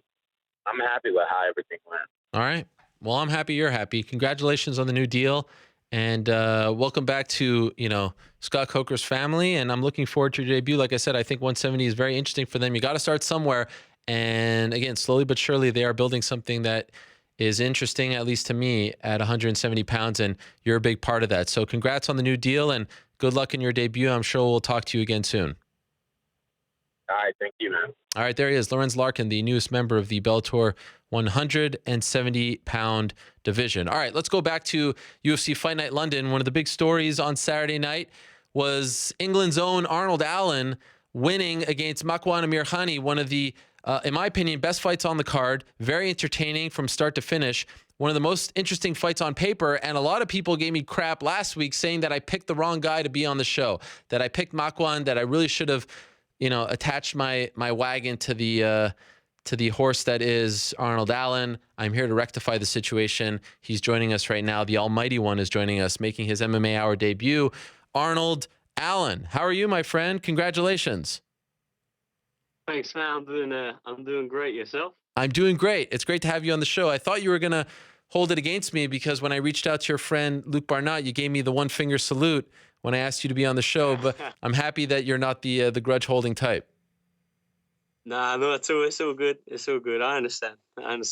Okay, so there's a lot to talk to you about here. I really enjoyed the fight. I thought it was a really fun back-and-forth matchup between, two young up-and-comers. Let me start with what he said about you last week on the show. He was very dismissive of you, thought that he would finish you in 60 seconds. Did you hear any of that? And did you chalk it up to him just being, overconfident, pre-fight hype, or did you take this as a personal offense? Yeah, I took no personal offense at all. He's always saying stuff like that, so I expected him to say it, And no personal. I didn't take anything personally. I expected it to be pre-fight hype, but that's how he fights. He comes out fast, jumping knees, shoots takedowns, and Right. yeah, but I knew he wouldn't get it. Which he ended up doing in the fight. I mean, you saw that coming. You were ready for it, right? Yeah, for sure. We've been planning that the whole camp. And so what was interesting was he said to me, I'm going to finish him in 60 seconds, was very somewhat dismissive. And then, when you guys squared off, you seemed like you were buds. You had the little prank on Sean Shelby. Did you talk about that beforehand? Yeah, it was actually his idea to do that. Okay. I was a little surprised that he was so cool. I asked him to sign a hat. I was going to give a hat away to a little kid. I gave a hat to a kid, signed by like half the card. Okay. Yeah, he was really cool. But I kind of thought he was trying to out nice me. I'm always nice, and I thought instead of being mean, he was trying to be nicer than me. I'm like, oh man, I'm the nice guy. Right. I'm the nice guy. This is pro, but yeah, he was cool. You both look very nice in those suits. I'd say this is one of the better dressed matchups in UFC history. I like yours was nice. Yeah. The 3-piece. I think you went no tie. He had a tie, but Yeah. together you guys were you brought the fire on the media day. Yeah, exactly right. When you're fighting a hunk, you have to try your best to become a hunk. Okay. So you tried to out hunk him. Maybe. Exactly. What's this thing that you do with the That was signatures? one of the. Go ahead. Sorry. What is that? Oh, that was the main department. Well, I thought he had me in the hunk department. I was sort of a little concerned in that department. Did you feel like you beat him afterwards after seeing what he wore? Yeah, I think I won. I looked more relaxed. The no tie, the top button undone. I felt chilled. And you were drinking tea as well. Yeah, always the green tea on the media day. Is that your thing? It's becoming a thing. It's just the weight cut. I just drink green tea, and I always happen to have a tea. Speaking of the weight cut, I saw that you were talking a few times on social media about George Lockhart. Was this your first time working with him?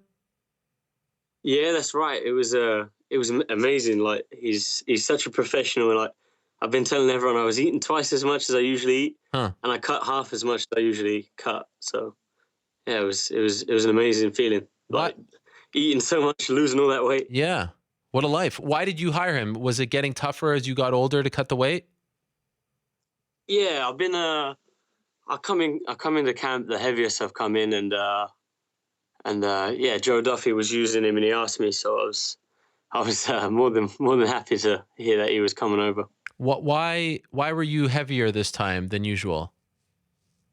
I got a little bit depressed after I had to pull out of my last fight. I was supposed to fight with Bektik back in October, and I was forced off the card, and I kind of got a little bit depressed, and I just sat on my ass until I could train again, eating cake, eating pie, eating pizzas, and watching fights, watching cards go by, and sort of sitting on the sidelines.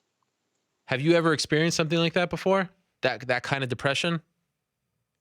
No, not really. No, I haven't. Really? So that was a big card. That was UFC 204, the Manchester card with Bisping and Hendo at the top. What happened when you were forced to pull out? What was the injury? I wasn't injured. I was sick. Okay. That's right. Yes, you were sick. Yeah. What happened? I was quite ill. I had like a normal flu, like the beginning of the camp. I thought, okay, no problem. I'll take a week off. I took the week off, and I didn't feel any better. And I kept getting worse and worse and worse. And I think I went to the doctors, my local doctor here, and he sort of diagnosed me with like a mild form of pneumonia. Oh. And I was on every drug going. Like they were giving me all sorts. So, but yeah, that sucked. That really sucked. Did you watch the fight? The card? Yeah. Oh well, on the card, no, I didn't. I actually went away to Budapest because I couldn't be around. I didn't want to be around, so I was just like, I'm getting out, and I'm gonna, yeah. And when did you snap out of it? It was about 5 weeks after the fight. I could train again. I got back into training. I was a little heavy. Yeah. I was a little heavy. I was a bit scared to weigh myself. So, yeah, but it was all good.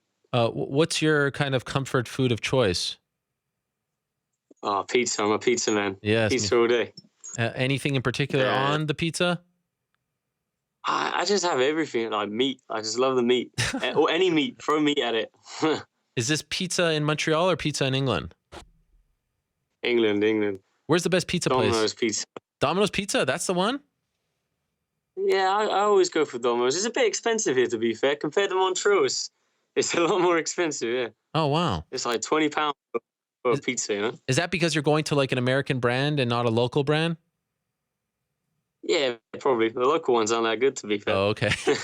Wow, look at that guy in back of you. He's just showing us his kibbles and bits right there, huh? He's got a big pair. Just chilling. Yeah, they're dangling low these days. They're getting old. They're getting low to the ground. That's your guy. He gets, the lower they get. Wow. You were very excited to see him. I saw that. What's his name? Trafford. You know, like Old Trafford, the football stadium. Right, of course. Man U, right? Yeah, that's right. We didn't name him, to be honest. He's we rescued him. Oh, he was already named. Okay, so this is your own dog, right? Yeah, that's right. And then you miss him terribly when you're away in Montreal. Yeah, exactly. He comes first, and then it's my girlfriend, and then, damn, and then everything else. I hope your girlfriend's not listening. She doesn't watch this show. Yeah, that's right. No. Why don't you bring them over with you to Montreal? You can't do that, right? No, well, she comes over to visit sometimes, but he's between me and you, he's old, you know. He's on he's on death's door, you know. Oh, I'm sorry. Don't tell him that, but okay. Yeah, he's good. He's all good. All right, so then let's get back to the fight. It felt to me like Makwan started off pretty strong, obviously, but then got really tired. I mean, it was very clear. End of the first round, he looked like he was gassed, and it seemed to be a problem for him as the fight went on. Did you notice that as well? Could you feel that? Yeah, I felt that for sure, and I expected that as well. I've watched, you know how you do it, you study people's fights, but he's kind of like how do you explain? He fights like he's in a panic, you know what I mean? He wants to come out fast, he wants to get it done, he wants to go home. Yeah. I kind of come out and I enjoy it. Okay. He doesn't seem, he wants to get out, he wants to go home. So did you try to capitalize on that? Like, did you try to make him feel uncomfortable because there is a part of him, as you believe, that wants to get out? So the longer you keep him in, the more uncomfortable he gets?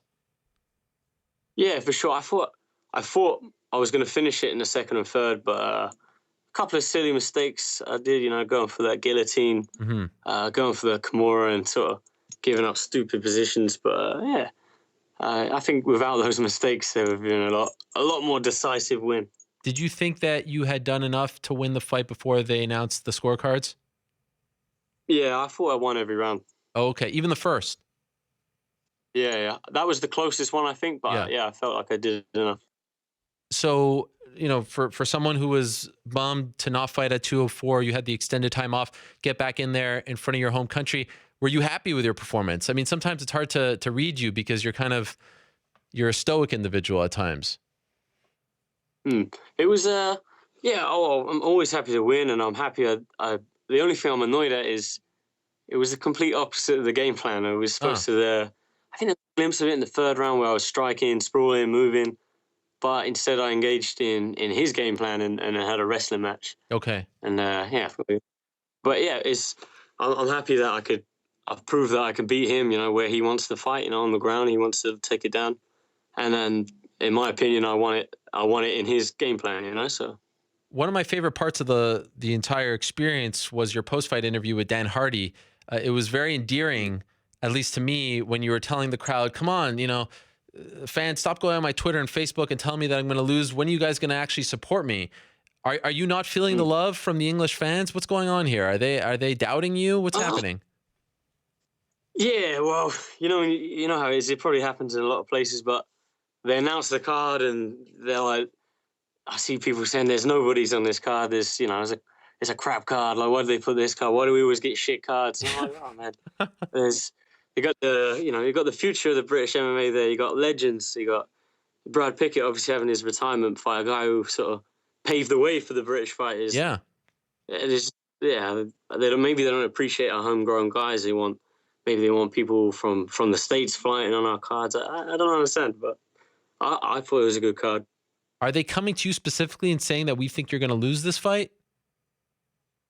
No, I've just to be honest, I don't look at these sort of things, but I've been told by friends they've seen on on posts on the UFC's page when they post, and there's English people sort of going for Macron, wanting him to beat me in England. I'm like, yeah. What's wrong with these people? It is what it is. I think I've got more support now. I've had a lot of people send me messages and telling me I've gained their support, that they're supporting me, which is great. Do you feel like by speaking up, it worked out in your favor? Because it didn't seem like something that you would do, but it felt, at least to me, like you were frustrated. You were tired of all the negativity. Yeah, definitely. I think in this sport you have to speak up to get anything done, don't you? But unfortunately, that's not my nature. It's not my style to swear. But you don't speak, you don't get anything to happen, I guess. So. That's right. You also said, you feel like you're too nice to talk smack and, to build up some buzz for your fights. Do you feel like this is holding you back? Like you're in, that Damian Maia category where you're just too nice of a guy to be an MMA fighter? And are you worried that you won't advance because you are too nice? No, I'm not worried. I've always sort of thought I will, I'm going to push when there's reason to. But right now I'm 23 years old. I'm 3-0 in the UFC. If I start talking smack, and I'll probably advance too good, too fast for myself. Right. I end up fighting top 10 before I'm ready to fight top 10 guys. I'm happy the way I'm escalating along the division. I'm happy with it. You're content. Yeah. One thing I love about your story is your family background. Your dad was a power lifter and then transitioned to MMA. Your brother is currently a strongman, right? That's right. You never considered doing this though, right? This wasn't cool in your opinion. So you wanted to do something different? We traveled up and down the country watching my dad compete, and as much as I love supporting my dad, it kind of got boring. It kind of died to me, it was every weekend. It was like, we're going to watch him lift some weights. We're going to watch my dad lift some weights. We're going to watch my dad pull a truck. It kind of got old, But now it's amazing. It's like, I tell everyone the stories. It's amazing. Now you have an appreciation for it. Exactly, yeah. And the same thing when I was watching him fight MMA when I was growing up. I thought, MMA sucks. My dad does MMA. I'm not going into MMA. That's not cool. But so I thought I'd do something completely different. And I started boxing, which it's not that different, I guess. Right. And I got bored of boxing, and here we are. And his name is Pacer, by the way, which is one of the coolest names I've ever heard. Pacer Allen? I think he's pretty. That's it, yeah. How much does he weigh? I wish he was about. How much does he weigh? Yeah. Ooh, you're talking in pounds. He's 100 kilos, so I don't know how much it is in pounds. Was it like two? Would you say you wish what? I wish I knew what it was in pounds. Oh, okay. He's about kilos. Is it not true that he only would like truly respect you until you could deadlift 200 kilogram? Yeah, that's right. What was it, last year? I think it was last year. Because my brother was just then sort of getting better at the strongman. He was lifting 300 kilos. Wow. And he said I got to pick 200 off the floor. He said, if you want my respect, you got to pick 200 off the floor. And so I got it eventually. So you did get it. Can't do it now. Yeah, it was after a fight. I put in a few months, just sort of. I was lifting, and I got it eventually. Did he go to your fight on Saturday? Yeah, he did. And what is your mom involved in sports as well? No. She's the street brawler. A street brawler? Yeah, my mom's insane, man. You don't want to get on the wrong side of my mom. My dad sounds like it, but he's not the one. It's her. Your mom has actually gone into street fights, legit. She's probably had more fights than me. What? Over what? Got missing teeth and everything. Get out of here. Yeah, for real. She's crazy. Are you close with your mom? Yeah. Was she at your fight as well? No, she's banned. She's banned from coming to the fights. Come on, are you kidding with me right now? Yeah, she gets out of control. So, I don't want to. She can't come. Is that true? Yeah. What did she do at the fight to get banned? Who banned her? You or the UFC? Me. She just it's not like she gets crazy, but she gets crazy with some people. I remember an amateur fight she come to.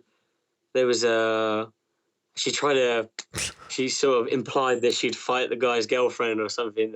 Oh my gosh. So I beat this guy when I was like 15, and she came in the changing room. I was talking to him. She said something like, yeah, I'd beat you in a fight as like a joke. And my mum sort of stepped forward and was like, yeah, and I'd beat you. And I was just like, oh, yeah. So she has to stay home. Yeah, she has to stay home, exactly. Is she mad about this? Someone's got to look after this. That's true. She is mad about it. Yeah, she is mad about it. But I think she understands now. Would you consider lifting the ban or never? Yeah, I'd consider lifting the ban. She just got to, maybe if she doesn't drink. She doesn't come to the show and drink, we're cool. But she has to drink to deal with the nerves. So I understand. It's a vicious cycle. Exactly. It's like that character Fat Bastard in Austin Powers. He eats because he's unhappy, and he's unhappy because he eats. Oh man, I'm gonna tell my mum you can. No. Fat Bastard. I'm just You'll talking be over there before you know it. I'm sorry, Mrs. Allen. I apologize. Do you have any other siblings, or just you and your brother? I have a half brother, but we're kind of close. Like we're friendly, you know. We get along, but we don't really see each other. Do you think you'll ever transition to the strongman stuff to follow in your father and brother's footsteps? Yeah, not competing, but I always thought once I retire, I'm just gonna lift a load of weights and see how strong I can get, just out of interest, you know. That is fascinating. Everyone likes having big guns. What's the highest your dad got as far as strongman is concerned? I believe in 1999 he was ranked among like the top 30 strongest men in the world. Wow. It's kind of, I know records weren't kept very well back then, but yeah, that's something my brother dug out on paper a few weeks ago. Unbelievable. And then as far as you're concerned, how quickly do you want to return? I was saying I like to have like 3 fights this year, you know. Yeah. I'm not too bad. I'm not really injured that much. I kind of injured my wrist on one of the left hands I threw, so that should be fine. But yeah, maybe like July. July would be nice. July, perhaps in Scotland. Oh, is that in July? Is it? Yeah. Yeah, that could work. Yeah. Are you gonna go back to Montreal? Yeah. I'm planning to go back and help a friend of mine, Louis Sanadaki, who was in my corner. He's fighting a southpaw as well, so I'd like to go out and return the favor and help him. You enjoy it over there? That's my hometown, you know.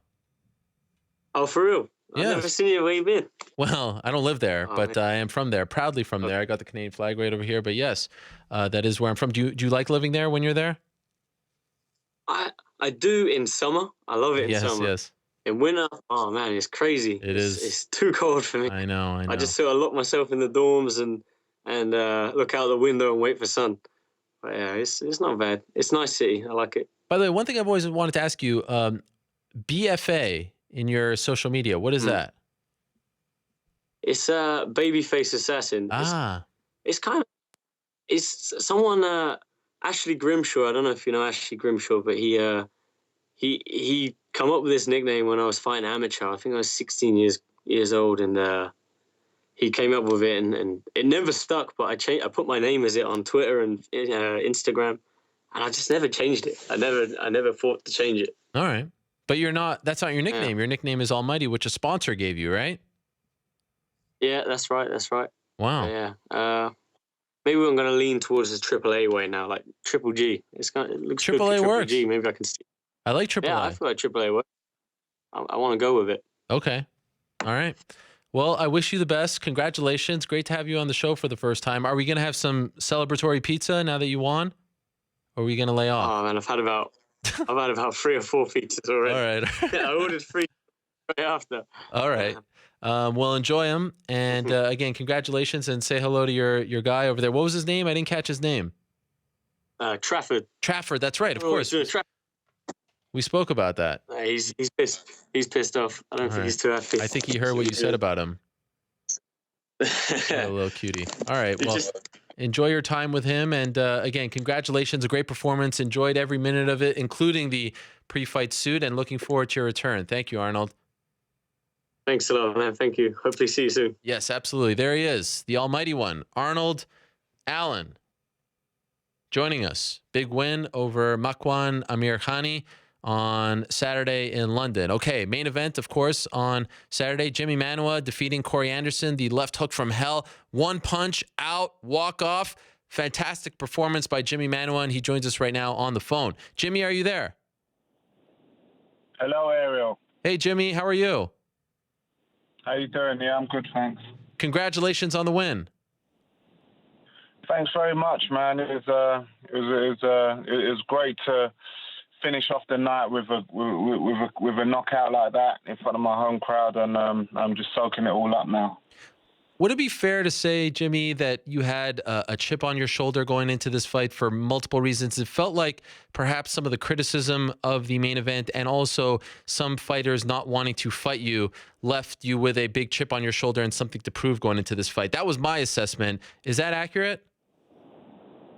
Do you know what? It was a little bit. It was more like the criticism of the card, and you know, we just want to prove that the Brits can put on a hell of a scrap, and I know the whole of the crowd loved the whole card. So you know, and they, like, the UFC knows that I put on a show anyway. So I just had to go out and prove it to everyone. Did you feel like, were you somewhat honored that they would give you this vote of confidence and say, yeah, we feel like you can headline a show at the O2? Yeah, 100%. I know I can. It was just the fans who've always got something to say, all the critics and everything. But I'm used to it. It goes with the territory. So you read some of that stuff and it pissed you off? Do you know what? It doesn't really piss me off. I just think, like, people love to put a downer on stuff all the time and everything, you know. And even after my win, there's a lot of people trying to put downers on it, and I just think these people are sad, you know. But like I said, it goes with the territory, and you know, no matter what you do in life, people always try and put a downer on it. So, you know, but the card was great. All of the UK fighters and all of the fighters on the card put on a hell of a show. Yep. I enjoyed it immensely. I thought on paper it was a very fun card, and I thought it delivered. And in particular, the main card, which I thought was the most interesting part, all those fights delivered. And the last two, you know, the Gunner fight and your fight ending in spectacular finishes. I asked Arnold this question. I also asked Joe Duffy this question. So I ask you, I'm assuming I know the answer, but overall, you have to be, I mean, was there anything that you weren't happy with as far as that performance is concerned? No, I was pretty happy with the performance. Yeah. I didn't take any damage. I made a couple of mistakes, me and my team, but no fighter that I think is going to go perfect ever. Sure. So I'm pretty happy with the performance, and on to the next one. So I noticed on Twitter moments ago, you said that you wanted to clear up some of this talk real quick. What talk are you referring to? You know what talk I'm referring to. I'm sure you had it on your agenda for this interview. The John Jones talk and all the steroid talk and everything, from the post-fight press conference and that. Okay, so this is the interesting thing about that. After you did your post-fight interview and you mentioned Cormier Rumble, I mentioned, okay, that's cool, you know, put yourself in that category. You're right there, some fresh blood. It all made sense. And some people on Twitter actually noted to me, oh, he should have called out John Jones. And I was like, yeah, maybe that would have been a good idea as well, because John is still the big fish in that pond. And then you mentioned at the post-fight press conference, you weren't really interested because of the stuff he's been accused of. Do you feel the same way? Do you want to clarify that? Or have you changed your stance? Do you now feel like John Jones does make the most sense for you? Not the most sense, because I'm more focused on the title, but the John Jones fight would be an amazing fight. He's probably the best fighter who's ever stepped into the octagon. And why not? I've always said, why not? Why wouldn't I want to fight him? You know, but he's not on my agenda right now. My agenda's the belt. That's what I want, is the belt. You know. Did you get grief for your comments about him, considering, like he had the alibi of the tainted supplement? It wasn't, a full-blown steroid, if you will, and his team still believes that it was a misunderstanding, all that stuff. Did you get, some heat for saying that about him? Yeah. Some of his fans tweeted he'd crush me, he'd cut me, he'd do this to me and everything, and I'm scared to fight him and all this shit. But these are just Twitter maniacs, you know. Yeah. And I know I'm not scared. Like, come on, I took a fight with Rumble Johnson with like 4.5 weeks notice. Right? Yeah. Why'd I be scared to fight fucking John Jones? You know. Right. I fear no man, and everyone bleeds the same. Everyone feels pain and everything. And you know, why would I be scared to fight John Jones? Would it be fair to say that for you, it's title shot, John Jones, or bust, in the sense that, like, now that you put yourself in that conversation, this is what you want, this is where you consider yourself to be, you're not willing to fight, you know, one of these other kind of top 8 or top 10 light heavyweights? You want to be in that title picture for your next fight? My next fight should be either Daniel Cormier, Anthony Rumble Johnson, John Jones, or David Haye. That's it. Those are the 4 people on my list. Those are the 4 people on my list, and that out of them 4, I don't mind who I fight. Otherwise, you're not interested. I'm not really interested in fighting anyone else. After my last fight with OSP, I think I wanted to fight someone ranked above me, as in Teixeira or Ryan Bader, or even maybe one person behind me that was Shogun. We were scheduled to fight a couple of years ago, but I got injured. That would have been a fun fight. But now but then Teixeira turned me down. Bader turned me down. Shogun said no, and you know, these people. It seems like they're running or hiding or avoiding. I don't know what they're doing. I don't see why they wouldn't want to fight the best, you know, and solidify their position and you know, fight the best people. Teixeira ended up fighting Jared Connolly. I'm not taking nothing away from him, but he's not even ranked in the top 10 or top 15, you know. And that fight made no sense to me. Bader fought. I mean, Bader's gone to Bellator now, is he, or whatever? I don't know what he's doing. Yeah. And Shogun fought. What's his name? Shogun just fought John Vellante. John Vellante and all that. Who's, I don't know where he's ranked and that. So these people are not trying to further their career or nothing. They're not trying to get the belt and everything. I'm trying to get the belt. That's what's on my agenda. So I'm looking to go forward. Now, where's this David Haye thing come from? Do you guys have an issue or something? No, there's no issue, but I think it'll be a great fight. Conor McGregor wants to fight Floyd Mayweather. Why not put me against David Haye? David Haye's a big name in boxing. He just lost to Tony Bellew. He's just got injured. I think we'd make a great fight in boxing. I'll come to his world. We'll do boxing. We're 2 big names in London as well and everything. And I think why not? Why not try to get him into MMA? Why go on his turf? Nah, he won't last in MMA, so I'm going to take him down and smash his head in. And I'll come to his world. We'll do a big money fight in London. We'll sell out the O2. Wow. And everything, and you know, that'll make sense. Have you crossed paths with to Vegas? We can go on the McGregor Mayweather undercard. I heard Roy Jones wants to fight Anderson Silva as well. Yeah. This is picking up some momentum. Let's do it. I know. I mentioned the same thing, but my problem with it is, why do all the MMA fighters have to do the boxing? Why can't we get a mix? Because we're warriors. We're warriors. And boxers are scared to come to MMA. We'll go to their turf. We're the hardest, toughest working athletes in the world. We fear no one. We'll come to boxing and do their thing. You know, we do boxing and that. They don't do MMA. They're scared to come to MMA. Have you ever crossed paths with David? Have you ever trained with him, seen him around? I mean, you're from sort of the same part of town. Yeah. I've seen him around. What do you think of him? He's a funny guy. I don't really. Not too fond of him, but I haven't got an issue with him. But I just think he's a bit of a weirdo. What makes you think he's funny? Like, why is he a weirdo? I don't know. His funny hair and his funny attitude towards life and other fighters, and I don't know. He just thinks he's on this high pedestal when I don't think he is. Huh. And I want to test his mettle. He's sort of talked about in the past about, consider flirting with the idea of MMA, if my memory serves me correct. Many moons ago. Do you remember this?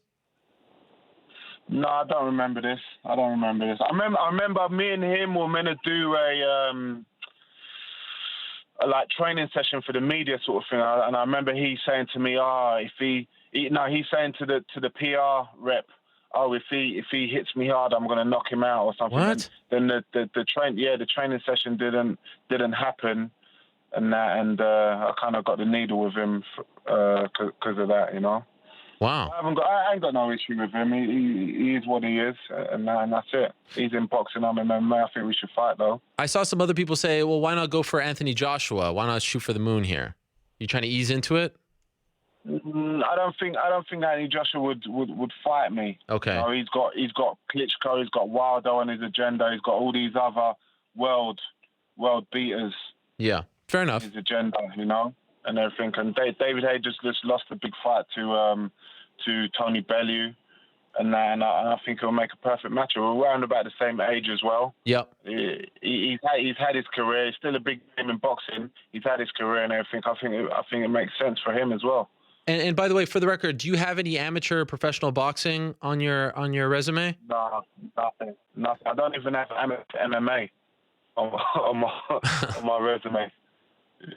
But you're still confident. My first fight was a pro fight. I spar with boxers all the time in London. I spar with great boxers all the time. Dillian White, Isaac Chamberlain. I spar with all great boxers, and I do very well in it, And especially with 8 or 10 ounce gloves and everything, I can knock anyone out. What happens if Alex Gustafsson beats Glover Teixeira and the UFC says we want you guys to fight again? What do you say? No, there's no fight there. Now you're friends. You're training partners, right? We're training partners. We're brothers. We eat, train, go out. Fucking. I know his family. He knows my family and everything. We help each other. He learns off me. I learn off of him. There's no fight there. Okay.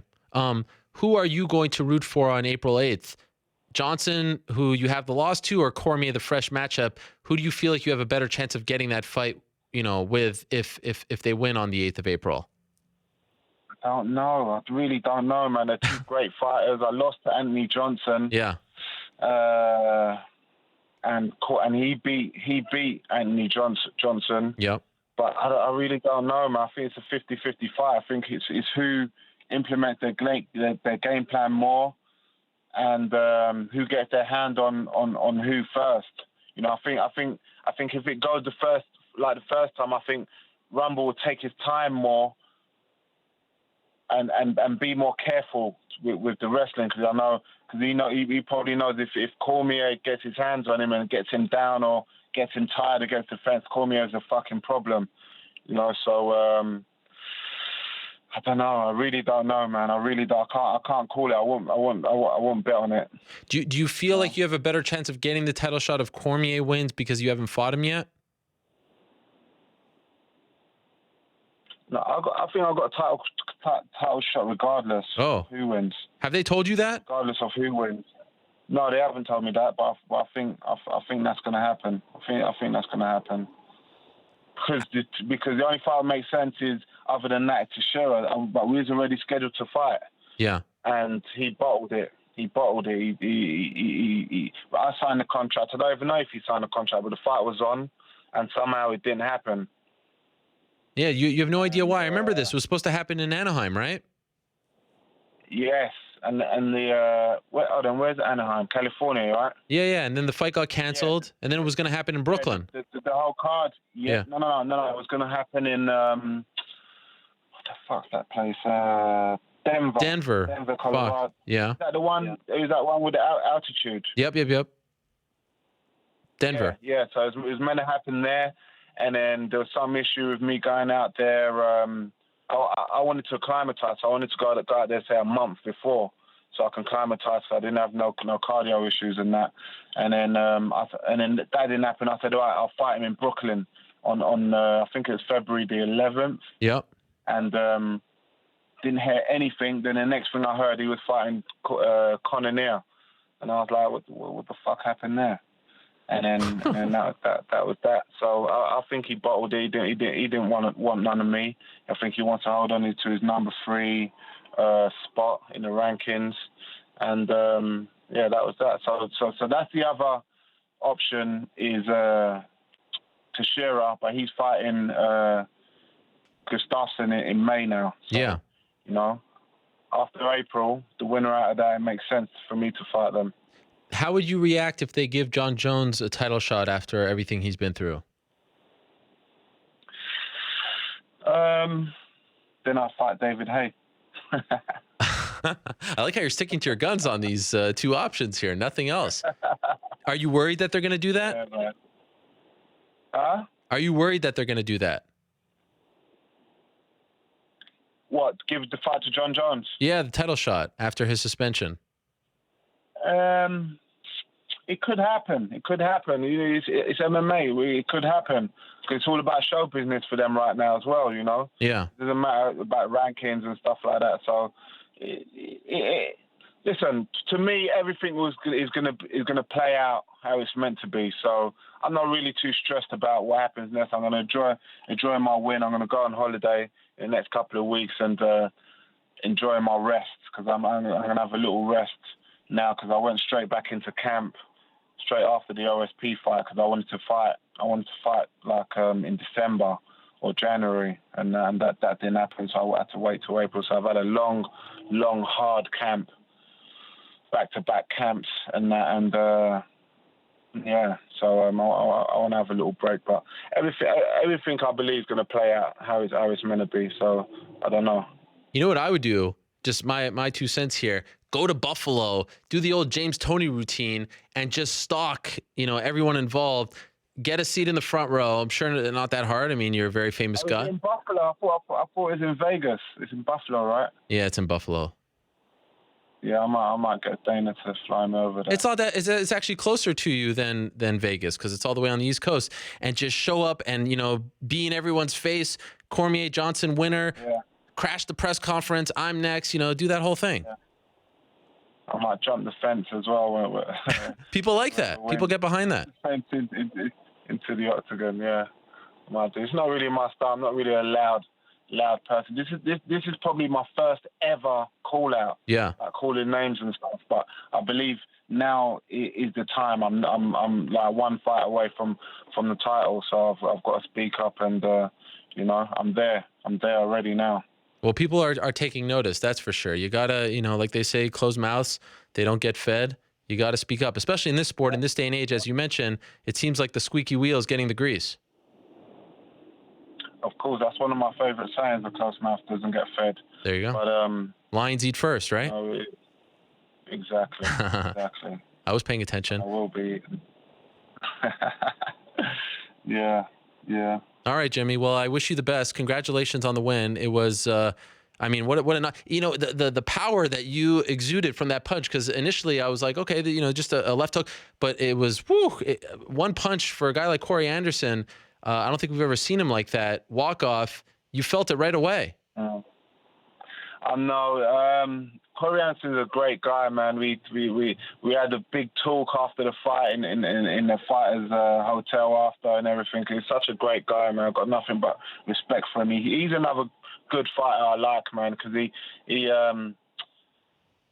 he doesn't fear no one. He took the fight. He said, yeah, whatever, man. Let's do it. And when all these other fighters were trying to darken hold on to their position, so I respect him a lot. He's a great guy.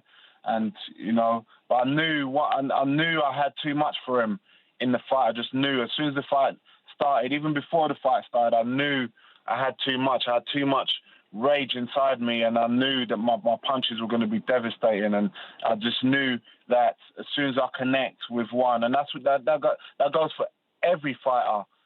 If I connect one clean one, it's lights out.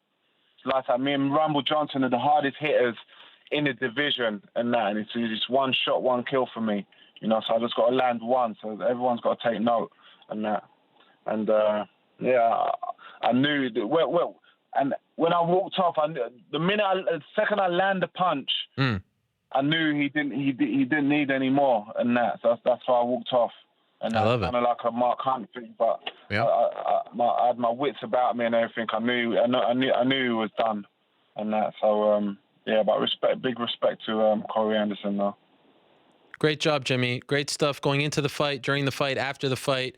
I really feel like your stock has gone to another level after all of this. So congratulations on the big win in the main event, sort of exercising those demons of a couple of years ago at the O2 with Alexander Gustafsson. This time you look fantastic, and now you're in that conversation all of a sudden. So great work there, and I'm looking forward to seeing what's next, whether it's a title shot or David Haye. I'm all in regardless. Thanks, Ariel. Thanks for having me, man. My pleasure. We'll talk to you soon. There he is, the poster boy, Jimi Manuwa. Great stuff from him. Really taking his talking to a whole other level. I like that a lot. Getting a little loud there, and we'll see what he gets as a result. Okay, let's move along. I'm very excited about our next segment. As you guys know, back in the day, there was no bigger wrestling fan than me. I was watching it all. Every WWE pay-per-view, Raw, SmackDown, the Wednesday TNA pay-per-views. I mean, I was the biggest nerd out there, a mark of all marks. And, two of my favorites, no joke, not just saying it because they're coming on next, were two fellow Canadians, Edge and Christian. I love these guys from back in the day with the Brood. Remember them? Drinking the blood baths, all that stuff.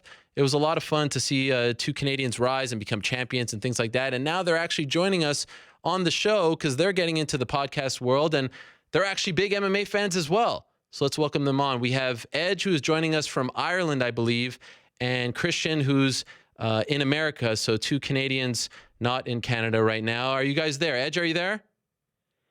I am here. Oh, yeah. You sound great. And Christian, are you there?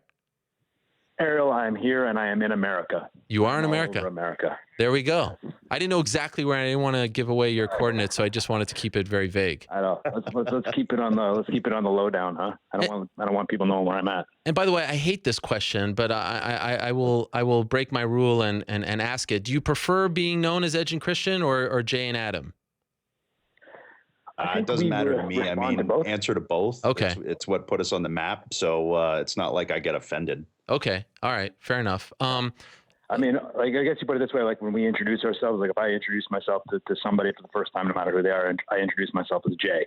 So okay. But either way, whatever you want, man. And by the way, Jay, do you remember way back when I was just kind of a pimple-faced loser? 10 years ago, I did some work for SpikeTV.com and TNA, and you had just gone to TNA, and you were very, very nice to me backstage. You, Kurt Angle in particular. Do you have any recollection of this? I doubt that you do, but just wanted to throw it out there.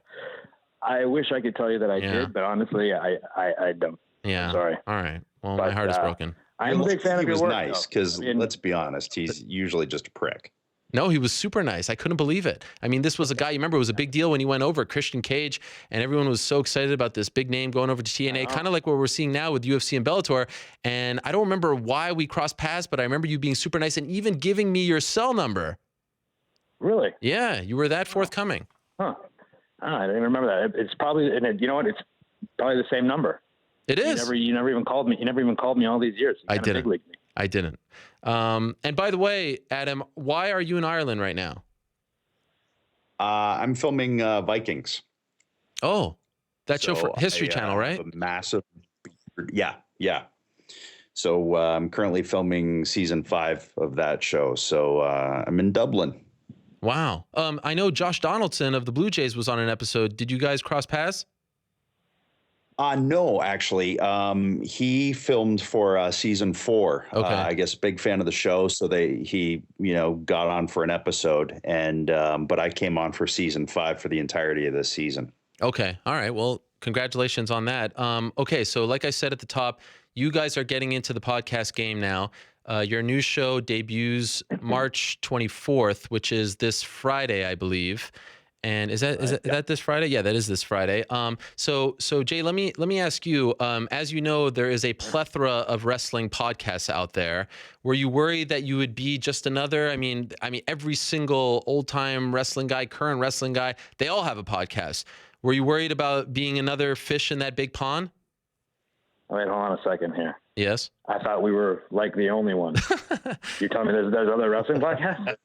I got bad news. We should rethink this. Oh my goodness. No, actually, yeah. We realized that it was, there's a lot to choose from when it comes to the wrestling podcast. So, something we talked about, honestly, all the way back to about August, I would think. And, we started kind of talking about it and bantering back and forth. We realized that, we did have a lot of stories and a lot of, inside knowledge and things like that. And we were even kind of surprising each other with some of the things that we were talking to each other about that, just assuming the other person knew, which is, hey, if we're surprising ourselves with this stuff, this might be, interesting and stuff that fans, want to hear. So it was just seemed like a fun thing to do for us. And, it's not just, obviously we realize that our audience will be wrestling based, and that's our bread and butter. But there's other things that interest us as well. Like, we're obviously, like you mentioned, we're big MMA fans of other sports, hockey, football, music. We're both dads, with young children. So we got that going on. So there's a lot of stuff for us to talk about, a lot of topics to cover, and we'll have some pretty cool guests. And I think that the dynamic that Adam and I have, going back and being friends since basically the 6th grade. Yeah. We just have this kind of natural banter between us that I think will make it entertaining and fun. By the way, I have to say I'm disappointed you didn't say grade 6. It feels like you've truly become an American when you say 6th grade. Yeah. Well, I am in America, so I had to keep it American. Yeah, fair enough. Yeah. And so I heard a rumor, by the way, Adam, that you guys were in attendance at UFC 196. I never actually went out and tried to confirm this rumor. The McGregor Diaz 1 fight. Is that true? Were you guys there? We were, yeah. We were in LA at the time, and we wanted to go check it out. Because McGregor right now is just a beast on every front. So really just wanted to see what that was all about. And I was very intrigued by it too, because I had a feeling Diaz was going to do what he did. Punching up 2 weight divisions like that, I thought that would be a big challenge. So in seeing them when they first got in the octagon, I was like, whoa, Diaz is a lot bigger. But then McGregor in that first round did his thing. And I was like, man, this dude's a pit bull. This might not go the way I was expecting. Sure enough, eventually that chin, held, and, you saw what happened. But then you come to the second fight and it's an absolute war. Right.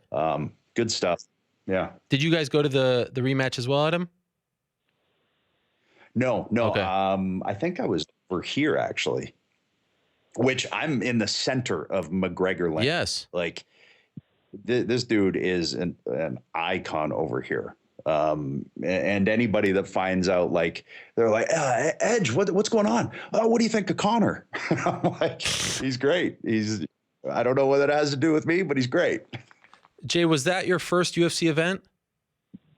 Actually, it was my second. The first one that I ever went to was the second Ortiz Shamrock fight in Hollywood, Florida, years ago. Yeah, that was the first one that I ever went to live. This was actually the second one. So that was so you're saying, was that the rematch or the third fight between Ortiz and Shamrock? That was the third fight, right? It must have been the third fight. Yeah. Yeah. So that was kind of a smaller fight night. McGregor Diaz was obviously a pay-per-view.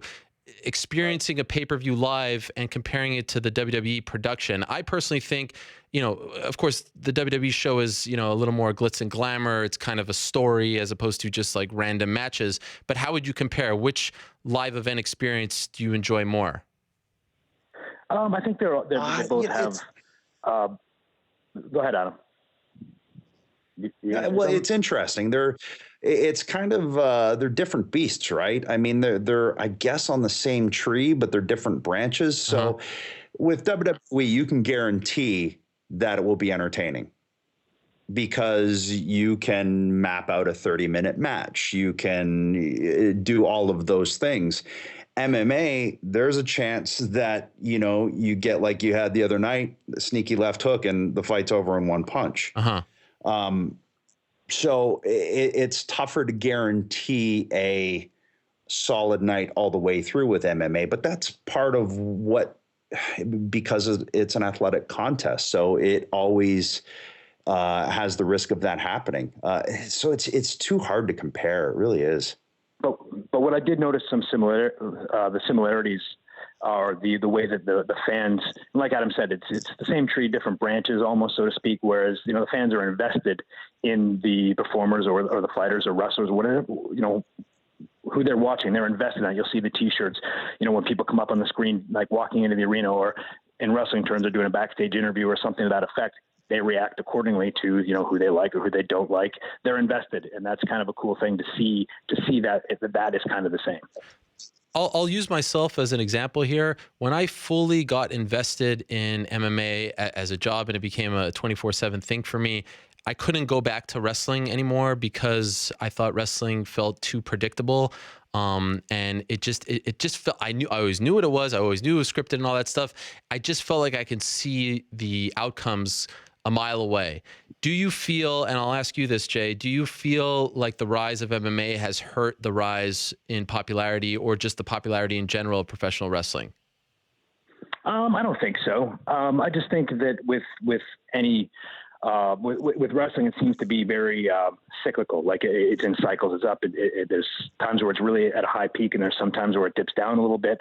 But I don't think so. I think if anything, it's just given another option. But I don't think necessarily that it's taken away from the popularity or hurt it. I don't believe so. Okay. And for you, Adam, considering you had to retire and you had some health issues, do you still follow wrestling like you used to when you were an active guy, when you were champion, all that stuff? Or have you tried to kind of move away from it as you transition to a new chapter?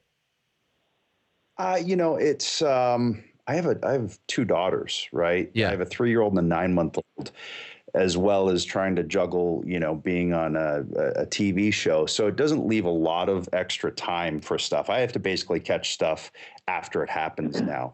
And that's with anything. That's with MMA, that's with WWE, it's with football, it's with hockey. I'm usually behind now. I still watch everything. I'm still a fan of WWE. I still, there's a reason that I latched onto it as a kid, because to me it was superheroes, it was comic books come to life, and there was nothing else I saw that did that for me. So, I still love the spectacle of it. I still love the absurdity of it. I still love the theater of it and the fact that it's this melting pot of all different forms of things, because it's like a rock show. It's like a TV show. It's like an athletic contest. Yeah, it's all of these things thrown into one. So I still dig that. But I can't say I watch it like I did when I was, a fan of it coming into it. Regardless of how much you watch, Adam, WrestleMania, do you always make it a point to watch, or does that just kind of fall in under like a different, it's just another show, different day, no big deal? I'll try. Okay. But again, it's all depend, on what that day is. Are the kids sick? No. Did they get to bed? Yeah. Then maybe there's a possibility I'll get to it. But, being dad's job number one, priority number one. What about for you, Jay? From my understanding, your kind of departure from WWE, there wasn't a big hullabaloo about it. It just you kind of went quietly into the night, also due to some health issues, correct? Yeah. So I think with my situation, it was a little bit different, that we didn't really know, where it was at, when it happened. So, it was kind of one of those things where it was kind of an ongoing process. And then as we went along, realized it was probably something just, better to shelve it. And same thing, I'm a father to a young daughter, and, you have to put your family first. And I just didn't, I didn't want to jeopardize anything in the future with how I was going to be able to relate and be with my daughter and my family. So it was just, and like I said, for me, it was kind of an easier process because of the fact that I'd already felt like I'd accomplished so much in my career. It wasn't like it got cut short at like 29 or 30 where it's like, hey, I still have all this stuff to do. I'd already done a ton of stuff. Been a world champion twice. Been on every major pay-per-view numerous times. So in that sense, I can close the book and feel good about what I did in my career, and not say, man, what if this would have happened? Because I probably did more than I ever thought that I would. Are you officially done? I'm officially done in the ring. Yep. Okay. Do you watch it like you used to, or are you like Adam as well? Just very busy, and if you have time, you'll watch it. No, I definitely try to watch it. And that's the good thing about the WWE Network now too, is even if you don't watch it, it's on there. So if you're doing cardio at the gym or something to that effect, you can always throw it on your phone or on an iPad or something like that and watch it. But yeah, I definitely try to keep up and watch it whenever I can. But same thing. If it happens that I miss it. But I definitely always try to keep up to date on what's going on. Adam, while we were doing the show today, they announced that the Rock and Roll Express was going to the Hall of Fame, and I think Jim Cornette was going to induct them, and that's a big deal because of his past with WWE. And it sort of came to my mind that you're in the Hall of Fame and Jay isn't. Isn't this a travesty? How is this possible? And you've been in there for several years, right? How is he not in the Hall of Fame?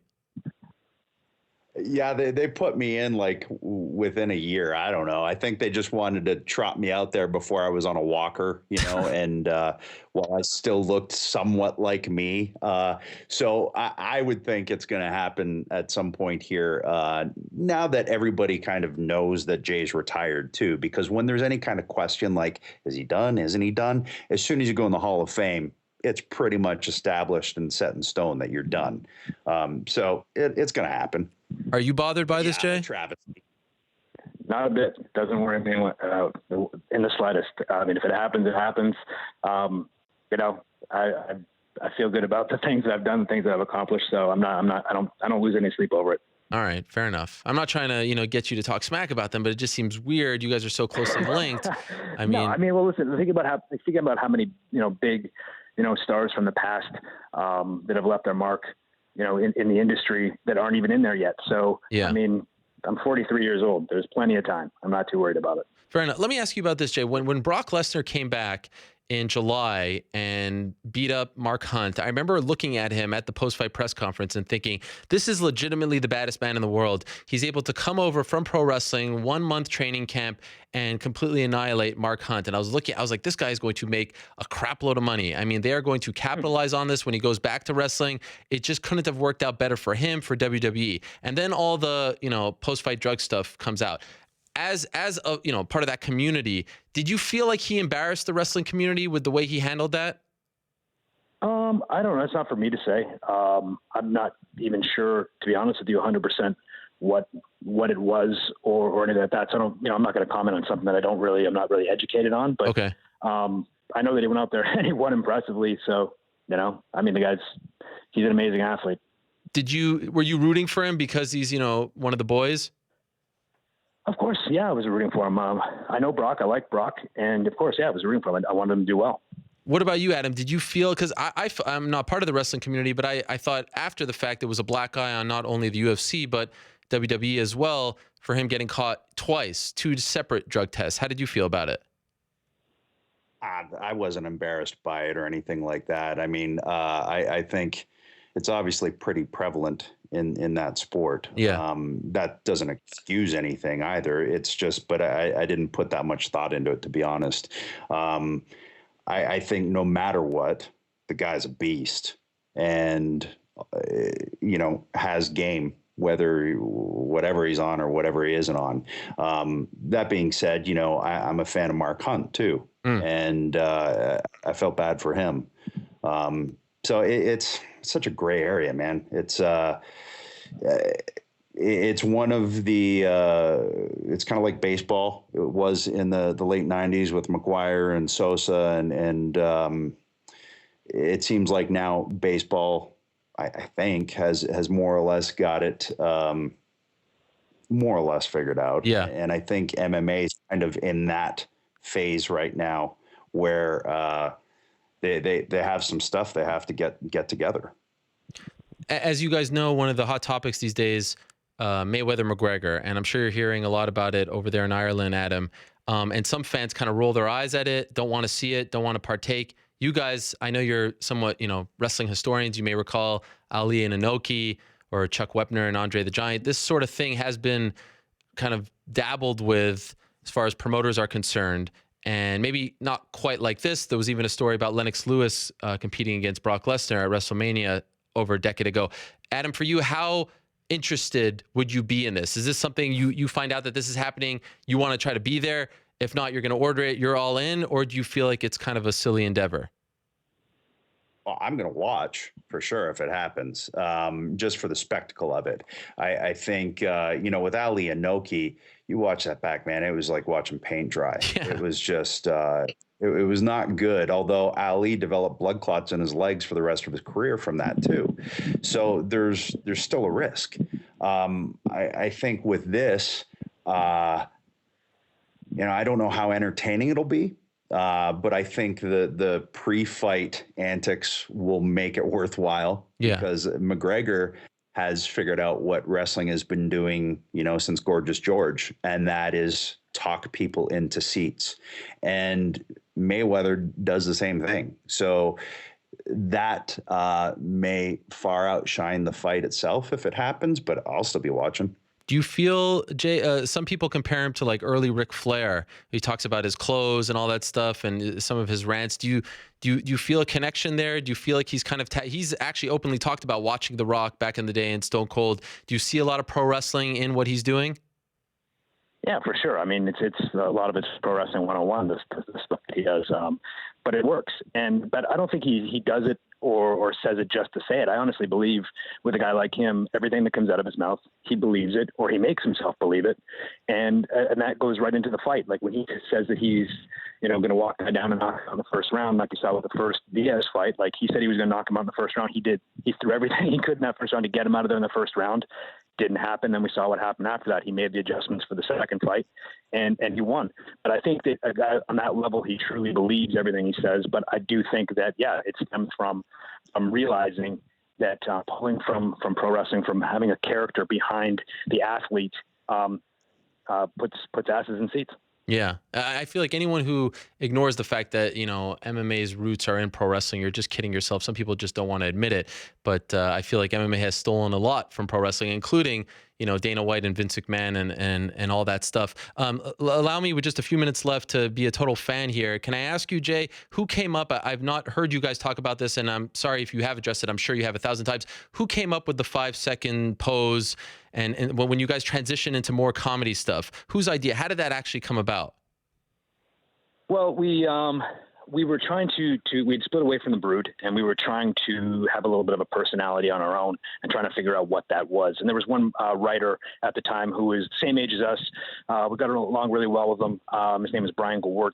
And we were just kind of throwing around different ways that we could be presented when we went out there. And at the time we were coming through the crowd, and we kind of wanted to get away from coming through the crowd and come down the ramp. So we kind of took it like, we were becoming these two guys with a little bit of an edge, a little bit of a chip on their shoulder. So we would come out, and instead of coming to the crowd where people could pat us on the back and touch us, we would stop and pose for them, still give them their time. We'd pose them. They weren't allowed to touch us, but they could look at us, take their pictures, and we'd give them 5 seconds to do it for the benefit of those with flash photography.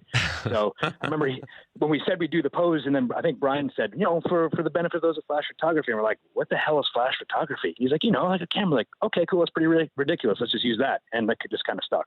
Oh, that stuff was great. You guys and Mick Foley and the kazoos and all. Who brought in the kazoos? Whose idea was that?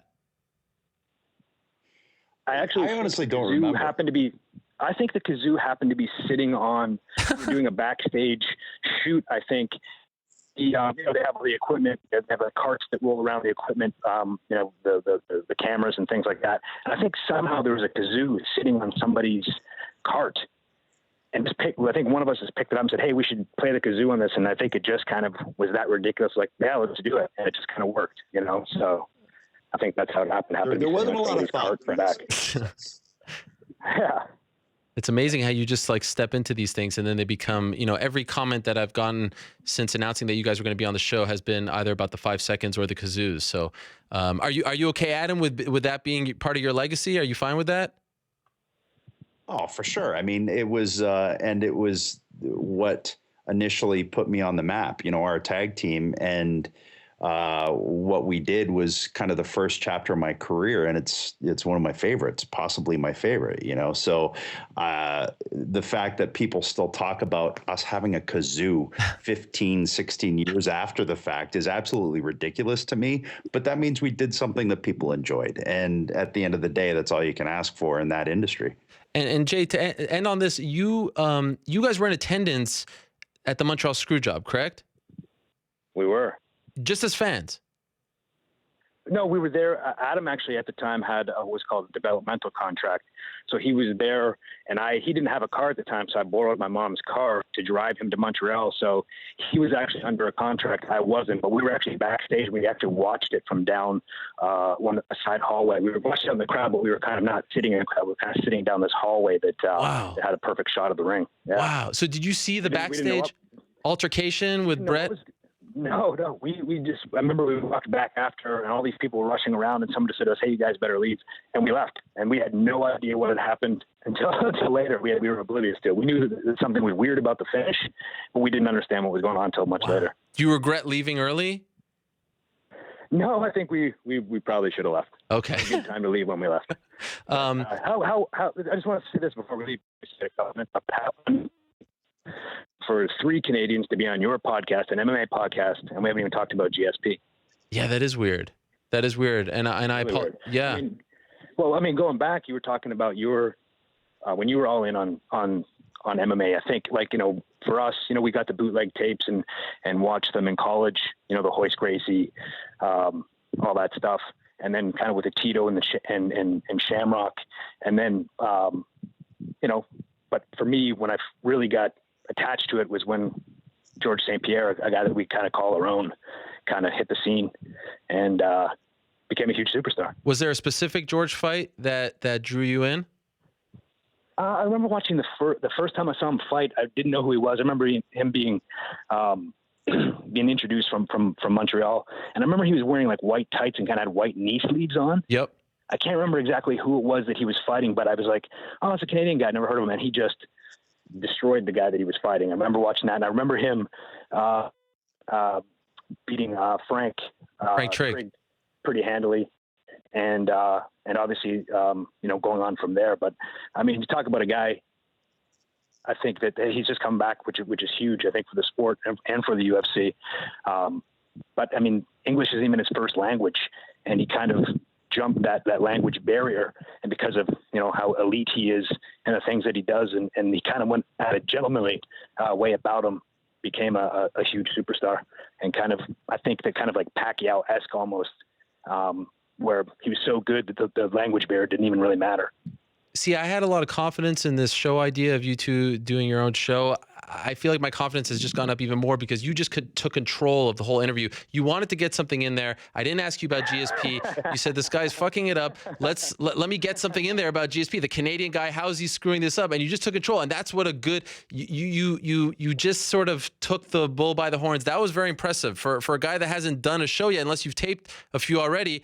I was thoroughly impressed. Well, this is we have no idea what we're going to talk about this Friday, so this is kind of our warm-up. Oh, great. Do you have a guest yet for the debut episode? I saw that you guys were teasing it. Yeah, we do, actually. I think we're going to announce it tonight. We do have a guest. Have we announced it yet? Oh. No, not yet. I don't think we've announced it, although we could announce it. Can we get an exclusive here? Can we get an exclusive? No. Why? Hey, you want to get kicked out of the Edge and Christian show like you did, I don't want to say it, but.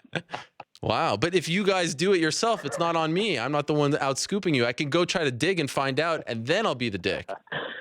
Yeah. I think we gotta wait. Wow. No selling me. That's what they call no selling, right? Yeah. Completely what he just did. To make us, and by the way, we didn't even get into Carlos Newton and Gary Goodridge. Yeah. God, I feel like you guys are really disappointed in this whole experience. You just wanted to talk Canadian MMA. You should have told me about that earlier. Well, I mean, I wanted to. I would try to, but you kept asking about wrestling. Also, stuff, so, I mean, it's an MMA show. Yeah. What's your last thing? Favorite MMA fight of all time? Jay, you go first. Favorite MMA fight of all time? Man, I think when St. Pierre won the World Fight Belt for the first time against Matthews. That's my favorite too. No joke. UFC 65 in Sacramento, California. Yeah. A head kick, chopped him, on him, through the mouth guards. Yes. Went to his knees. What a moment it was. What about you, Adam? Yeah. Tough call. I don't know if I can narrow it down to just one. I'm a St. Pierre guy. I'm also a Couture guy. So anytime they had good nights, I enjoyed it. Pretty much, I like the guys. I love McGregor and the fact that he manifests whatever he says. But I like the the George St. Pierres and the Randy Couture's who really just do their talking in the ring. So, if those guys had a good night, I was into it. You're not going to pick one that comes to mind. It's tough. I mean, it's really tough to just maybe. Okay, recently, Bigfoot and Mark Hunt. Oh wow. Okay. The first one. I would say the ones that I've seen most recently. Yeah. Would probably be Lawler and McDonald. That was fantastic. Yeah, another great Canadian, UFC 189. Yeah. So, but that's just because that's off the top of my head of what's most recently I saw. Okay, that was ridiculous. Yes, and it ended in a draw. How many over the? Yeah, crazy. Well, this has been a lot of fun, guys. I could keep you on for an hour and ask you all kinds of questions about Gangrel and all kinds of characters from back in the day, but we do have to move along. I wish you the best. It's March 24th. Yes. Or Ariel, I could just kick you off and just continue to take over your show. Yeah, that is true, and I'm sure a lot of people won't mind, to be honest with you. But yeah, March 24th, the official launch of the Edge and Christian podcast. You can get it on iTunes, right? Any other places? Everywhere. Stitcher, Google Play, Spotify, wherever you get your podcast. All right, and we'll get ENC Spot of Awesomeness. And we will find out the first guest. Is it a big name? Are we coming out guns blazing here? Yeah. All right. I like the delay there. It better be Bret Hart, I'm just going to say. Well, good luck with it, guys. I appreciate it very much. Adam, I appreciate you coming on from all the way in Ireland. And Jay, thanks for stopping by from America. It means a lot to us. I've been a big fan for a very long time, so this was really cool. Thank you, and good luck with the podcast and everything else in this new chapter for both of you. Thanks, you. Man. Appreciate it. Thanks for having us. All right, there they are. Adam and Jay, a.k.a. Edge and Christian. How fun is that? Sometimes tricky at times to do the two-man interview, especially when they can't see you, but that was a lot of fun, and could have talked to them for hours about their careers. And as you can tell, big MMA fans as well. Great stuff there. Check out their podcast. I have a feeling it will be very entertaining. It launches, as I said, March 24th, this Friday. All right, let's move along. Talk about legends. We haven't had this legend on the show for quite some time. The one and only Bas Rutten is joining us right now, and he joins us via the magic of Skype. There he is. Bas, wow. What great Skype connection. Your internet is fantastic.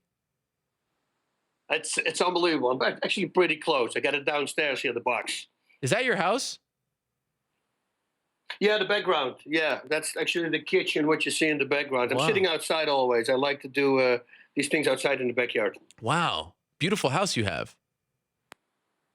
Thank you. I like the backyard a lot. I do everything here. I got, can watch TV outside, smoke cigars outside. What a life. And with a little bit of Coke. Coca-Cola, actually, I have to say. Otherwise, people are going to go start again. But yeah, that's my thing here. Being outside, relaxing. I got a hammock. I got everything. Chill, TV, fireplace. I can cook. And then I can watch my own stuff outside while the kids are watching inside. Wow. It's amazing. What a life for Bas. All right. We have a lot to discuss, Bas. First off, you just returned from New York. You were there for World Series of Fighting, correct?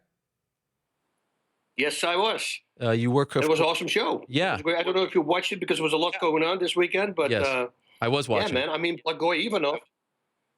He knocked out Sean Jordan. I did not expect that. I would know that it could be a knockout, of course, but from both these guys. But in the first round, right away in the first 2 minutes, yeah, that was a nice little knockout there.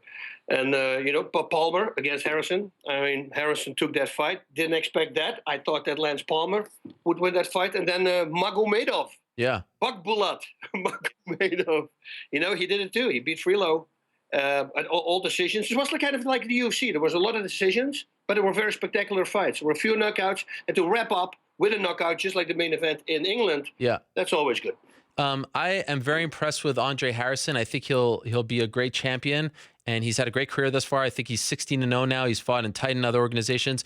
But I heard that Palmer broke his hand very early in the fight. Did you hear that as well? No, I didn't hear that. I was doing the backstage stuff. I wasn't there at ringside. Randy was doing it together with Todd. But, man, that would be bad because that's the second time. I know that he broke his hand in the Almeida fight last time, which he still pulled off. But then, he's got a problem with his hand. He's got to do something about it. By the way, do you enjoy being in the back, or would you prefer, being cage side and being a color analyst as we usually see you? I really don't mind. For me, it's everything, to be there back in the dressing room and to see these guys warm up, and to see what they go through and the differences. I like to talk about that kind of stuff as well. There's dressing rooms where you come in and there's constantly these energizer bunnies are walking around. They need to be slapped in the face. And when you go to my dressing room, it's all joking and relaxing and nobody, it's we need calmness, and if you see those differences, it's weird how minds work. I always think that a stressed mind can never perform well, but apparently with some other fighters, it really works. But they have to smack the crap out of these guys, hit them in the face. They're constantly making sure that they're in the moment, that's why they do it, I guess. Yeah. And then they fight great. So whatever works, I guess. Your name was brought up recently on this show and in other places as well, because when Germaine de Randamie became UFC champion, she was the first fighter from the Netherlands since you to hold UFC gold. Are you surprised that she became UFC champion? I'm sure you knew about her for many years. Did you see this in her? I saw this in her a long time ago. I mean, Fred Royers is her original coach, was her original coach, and he contacted me. This is six years ago, and he asked if she could come and train here a few sessions with me. So she went over here, and we trained a little bit where she had to work on, because she's a striker as well, a phenomenal striker. So yeah, I worked with her, and then she went on, and I knew that in the striking department, once you're 47-0 and you're in Holland and you do it in Europe, it's a different kind of level there, the striking, than it is overseas. It simply is, or of course you're going to have to import these guys. But the striking is just at a real high level because everybody's doing it. It's almost like soccer. You get gyms everywhere every week. There's fights everywhere in bars, in little sport gyms, whatever it is. There's a lot of Thai boxing, and because a lot of people do it, a lot of people are very good at it. And so I knew that her striking was going to beat Holly Holm's striking, although I'm very impressed with Holly Holm as well. Do you think she can hang with Chris Cyborg? Do you give her much of a chance? This is Bars, Jorina Bars. Well, yep. She's from Holland. Yep. She beat Cyborg in at Lion Fight. So yeah, I do think that she can hang with her. But I think once Cyborg gets a hold of her, like a hold, she can throw her down. We're gonna have a big problem. She really wants to keep this fight standing against her and keep the distance in between there. You want to stay outside the distance just enough that you can counter, but do not go clinching with Cyborg. I think that's a bad thing. How do you feel, Bas, about the current state of MMA and in particular the UFC?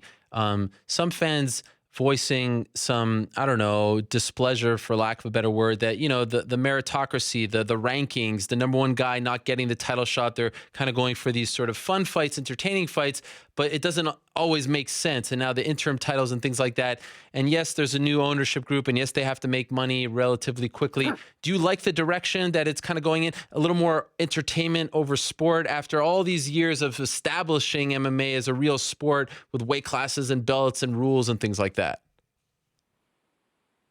I think sometimes it's necessary. It's with Bisping and Dan Henderson. People complain. I go, yeah, no, this is probably going to be Dan Henderson's last fight. Give him that fight. I can totally understand that. Now Bisping versus GSP. I can totally understand that again. Everybody says, oh, he's ducking Yoel Romero. That's not. They offered him GSP. What are you going to do? Yeah. You're going to make a lot of money. Of course you're going to say yes. It's like fighting McGregor. I mean, he's going to get really great ratings. You're going to get a cut on the pay-per-view, and that's why he wants that fight. So those fights I totally understand. But yeah, for Yoel Romero, it sucks because officially he was the guy in line. But, I guess he is going to have to fight one more fight in between. Maybe not even. Just say, okay, I want to wait and go for the title. Whoever is going to win that fight between Bisping and GSP, that's going to be. So I'm okay with it as long as it doesn't happen all the time. Okay. Nonstop. Because that's it will take away from the sport, of course. Would you like, and back in your day, this wasn't really an issue, but would you like to see more weight classes in MMA with all these issues with, cutting weight, people missing weight? There's a big gap, of course, between 170, 185, 185, 205. Do you think that more weight classes would help? A cruiserweight. I've been advocating for that for a long time. I would like a 230, 235 weight class. That would be great. Guys like John Jones, you're going to have a lot of guys who can jump, who can get 2 titles. And it's a good weight class to have because some of these guys, when you're a heavyweight and you're like 220 pounds, and you cannot go to 205. Yeah, well, you're going to face animals who cut down to 285 or 265, but maybe on the day of the event, that's maybe 275 again, maybe even 280. So then size does make a difference. In the beginning it didn't, because, there was people who had a lot of technique and the other people didn't. But, once everything comes together, size really matters, yeah. So, I would love to see it, but not like in boxing. I think the weight classes we have now is enough. I would like to see a cruiserweight. And for the guys, they got to have to make sure that they're their own weight. Yeah. I mean, come on, it's your job to make sure that you make weight. I also thought of you last week as well, because Matt Hughes announced that he was considering a comeback. And you famously came back, I think it was, 7 years in between fights for your retirement fight at WFA. If Matt Hughes called you up and said, should I do it? Would you advocate coming back at this point? It would be almost 6 years since you last fought. Yeah, no, listen, if he feels like it, that he wants to do it, and I know why he probably wants to do it. He lost to GSP, right? Maybe he wants to fight George now. Yeah. I don't know. But yeah, no, if he feels healthy, I felt great. I felt the first 6 weeks were really good. I mean, I turned it on. I started with the top guys I was training. Everybody goes like, dude, you have a new career. This is the wildest thing ever. And I say, yeah, this is crazy. But then 3 weeks before, every little injury that I had, which made me retire in the first place, they all started coming back, and then some. So if you have those injuries, no, don't do it. But if he feels good and if he's healthy, yeah, why wouldn't you do it? Considering the fact that he was knocked out a couple of times in his last 2 fights, it's been such a long layoff for him. You wouldn't shy away from that, given the fact that he also hasn't fought in 6 years. No, and it depends all on how are you training. I always tell these people, go into ring rust and cage rust, whatever. It's not if you spar a lot. Now I understand that a lot of these fighters nowadays, they spar once or twice a week, which to me blows me away. I mean, I train 2 times a day. We spar on the days that we train. That's 2 days off. Wow. But the rest, 10 times a week, we spar. But you just need to make sure that you have great sparring partners, because if you don't, then you might walk into some problems. Most of the time it happens with, there's no professional left for you, and you have a few guys coming in, and these guys are not up to par. Maybe they're still amateur. They want to show the world what they can do, and then start overcommitting to their strikes, and that's when problems happen, and that's where people get injured. But if you just pick your training partners really well, it shouldn't be a problem. So you used to spar 10 times a week? 10 times a week. It's what we're going to do. Wow. It's a most important thing. Lifting weights or all that stuff. I see guys I bench press this, I bench press. Dude, you're not going to bench press. You're going to hit people in the face and you're going to try to submit them. So make sure you do that. You can focus on power training. Do long repetitions. I do 25, 30 repetitions, and I do everything fast. These are like 50 seconds, 50 seconds. I do 12 exercises different. It's all a pushing exercise and then a pulling exercise. Pushing and a pulling, so it counts for everything. So you use different muscle groups, and then you add a stamina exercise to it as well. So you're going to have 4 stamina exercises. The rest is power. 50 seconds, go full blast as hard as you can. 10 seconds to go to the next station, and you do that again. And you do that 3 rounds, which would be a 36-minute round. Very hard to do, but that will be it for me. That will be my conditioning and my strength. Yes, I would do some focus mitts and Thai pads after sparring as well. And for the rest, we do a lot of sparring, but also normal classes, right. Escapes, all the stuff. Of course, we do everything, but every time sparring is included, because that's what you're going to do. Do you still train any fighters, any pros? No, I do have some fighters here, but I'm traveling so much. So if I have time, yes, I'll be here on Sunday morning with the fight team, and help these guys out. They're also in my classes, and Tuesdays and Thursdays I teach normal classes. It's all basics. Constantly I go return to the basics, make those really good, make that base really good, and from there you can do whatever you want to do. So the pros most of the time in our gym, they also come to the Tuesday and Thursday classes, and during the week most of the time I'm here in California. Okay, and you're a very busy guy. You've got a lot going on outside of the MMA world. I always see you pop up in movies, TV shows with Kevin James and Chris Weidman. Kevin Can Wait. And now you have a new project with Champions, right? Yes, we have. The Bas Rutten experiment. It's a funny, I started writing blogs for Champions. And out of the blue, Rick Lee and Dave Rispoli, they called me and said, hey, we would like to meet up. We would like to talk about an idea that we have. And the idea was to let me, as boss, do as many crazy things as possible, make a comedy, 6-minute pieces on for YouTube. And if I was interested, I go, dude, that's exactly what I want. It's what I used to do with the bar fighting. Although that was very serious, they just picked the funny things out. But then the Punk Payback came. That was, of course, funny. This will happen as well in this show, but not as much. You're going to see me trying to sell flowers or cars or knitting or, taking knitting classes. All different kinds of things. I come up with these crazy ideas that I think will be really good to sell. For instance, Boss diapers. That's an episode that you will see. You go like, whoa, what is that? But, once I give you the reasons why you would wear a Boss diaper, you go like, that's actually pretty good. So, there's a lot of fun stuff. I think people are going to enjoy it, I hope, so that we can make more of those episodes. So it comes out, the first one comes out tomorrow, correct? Tuesday? Yes, tomorrow, I believe at 10 o'clock or 10:30 on Facebook, YouTube. Yeah. That's champions.co. Go there, their YouTube channel. That's where we're going to be on. Actually, no. I think at 10 o'clock we have a Facebook Live. We're going to introduce it like that, and then it goes to the YouTube channel. And is this a weekly thing for now? Weekly thing for now, yeah. We're going to release 3. We shot 3 of them. Okay. And, we'll find out the first episode. If people like it, enjoy it, and the second, then we can start working already on the next episodes. And if they don't, well, then it's going to stop. We'll see. Even as a kid, have you always had this sense of humor, this sort of fun-loving, kind of zany personality, or is this something that you developed later on in life? I always had this. It was my way of dealing with all the stress that I had. The sick kid, the asthma, the bullying. I was the class clown. I couldn't get attention in a normal way. So, my poor mom, I visited a whole bunch of different schools because I got kicked off the school all the time because I was always interrupting people and running through the class and doing funny things to just make people laugh. And I think that's where it comes from, dealing with stress, with comedy. I think is the best way to do. Yeah. And you have this sort of joie de vivre. You know that term, joie de vivre? Joie de vivre. No, tell me. It's like this this love of life. It's infectious. It's a French term. Oh, I love it. It's we're here on this planet for like 75, 80 years. 100 if you're me, because I want to be 100 years old.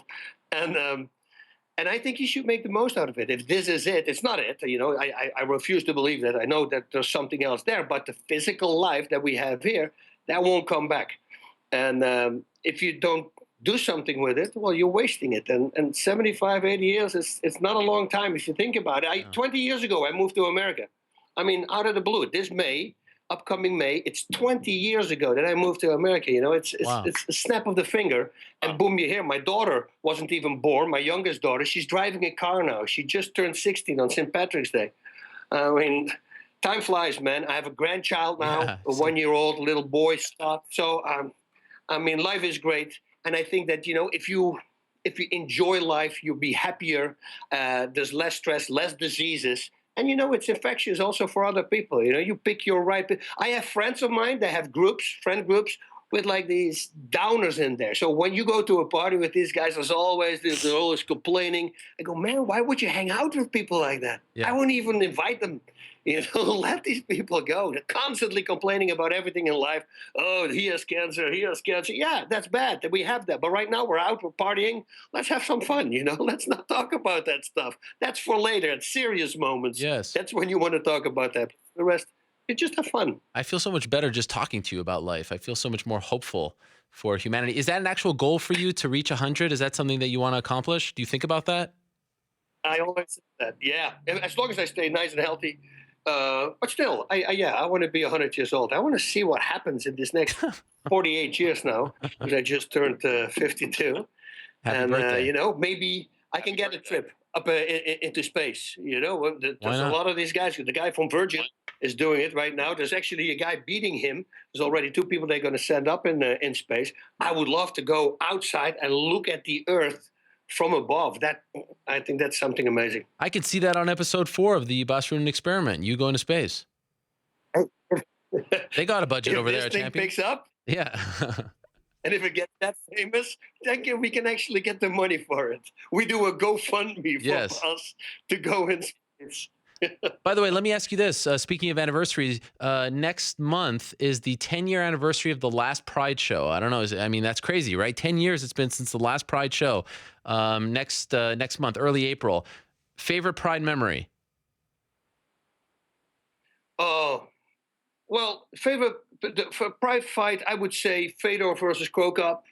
That was a crazy fight. You know, when they showed all these crazy clips that they never could show in America for some reason, they make these compilations before the fight when they come up. And it's a long walk. I mean, your Saitama Super Arena is 48,000 people, so they have some time while they walk up. And I remember they were showing a video of Crow Cup, you know, sitting at his father's grave and his mom, and there was like snow and ice, and corpses were floating in the river.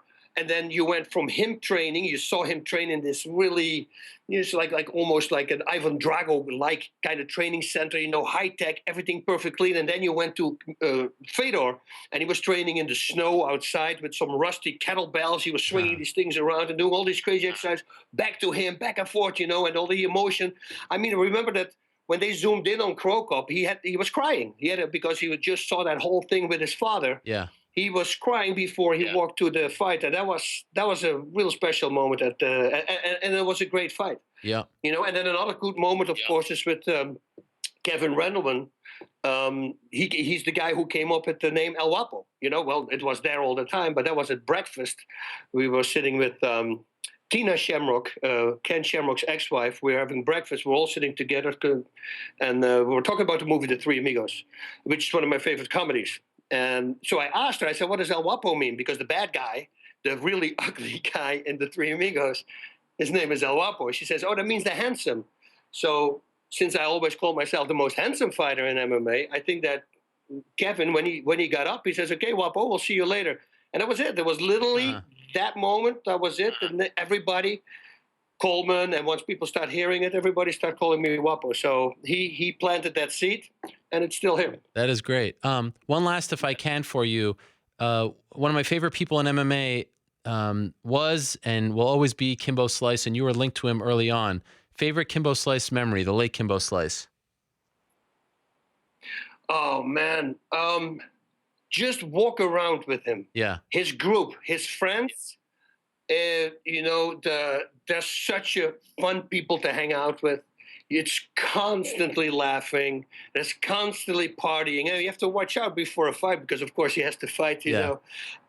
And then, you know, go to Best Buy. For instance, when we go to a different state to fight, then they suddenly feel that they want to play a video game. Well, they go to Best Buy and they buy a few PlayStations.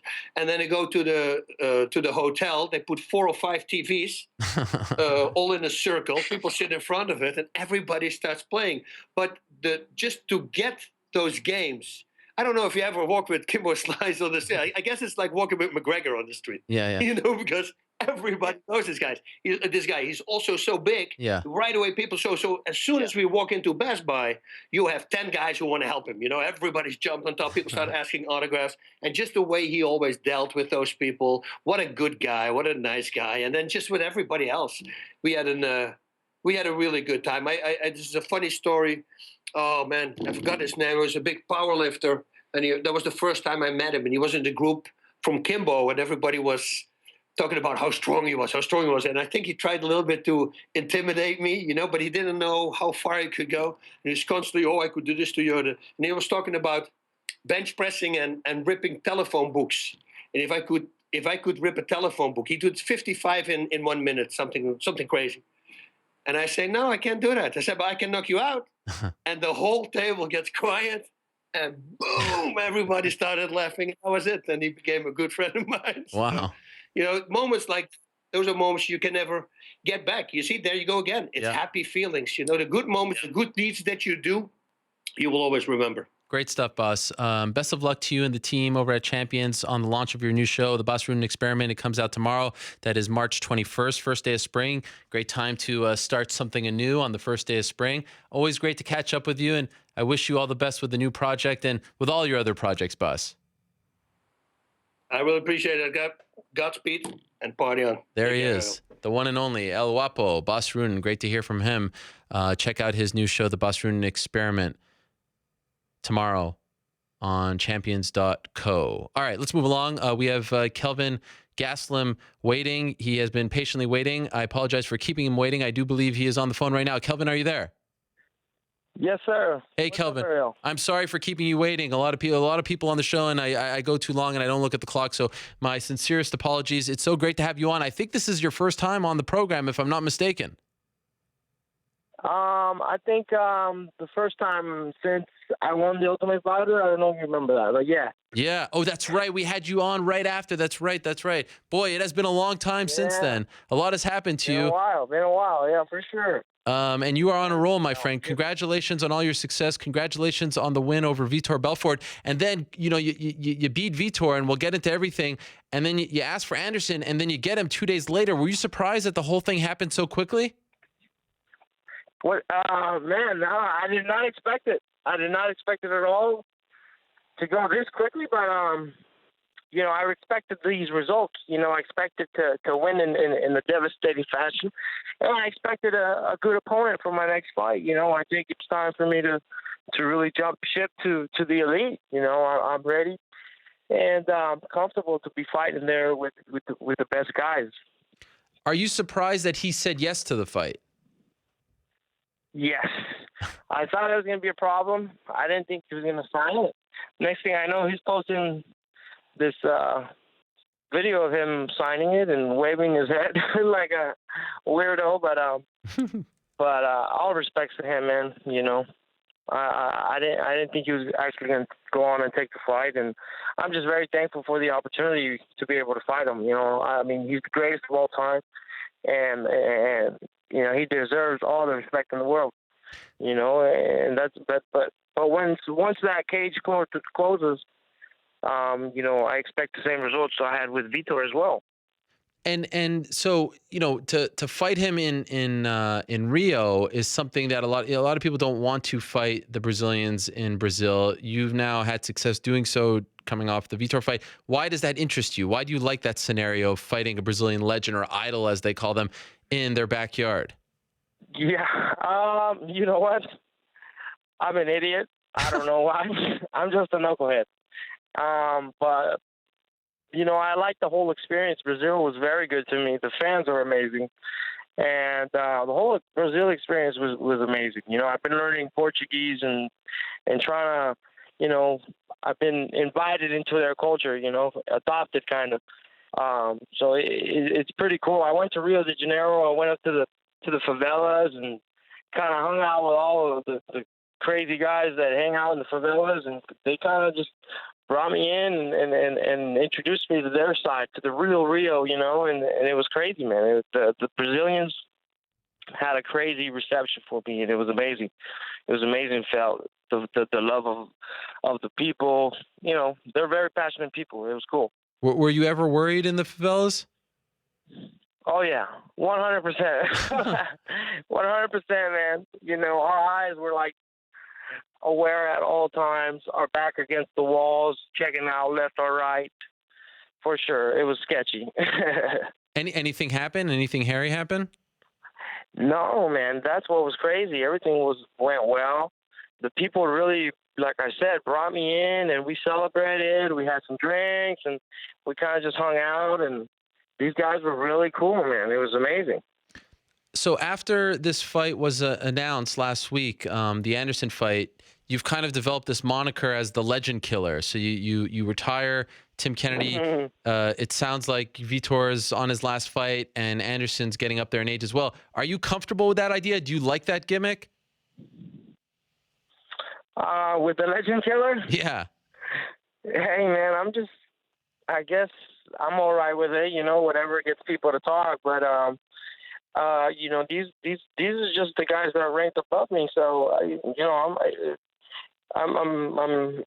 it gets people talking.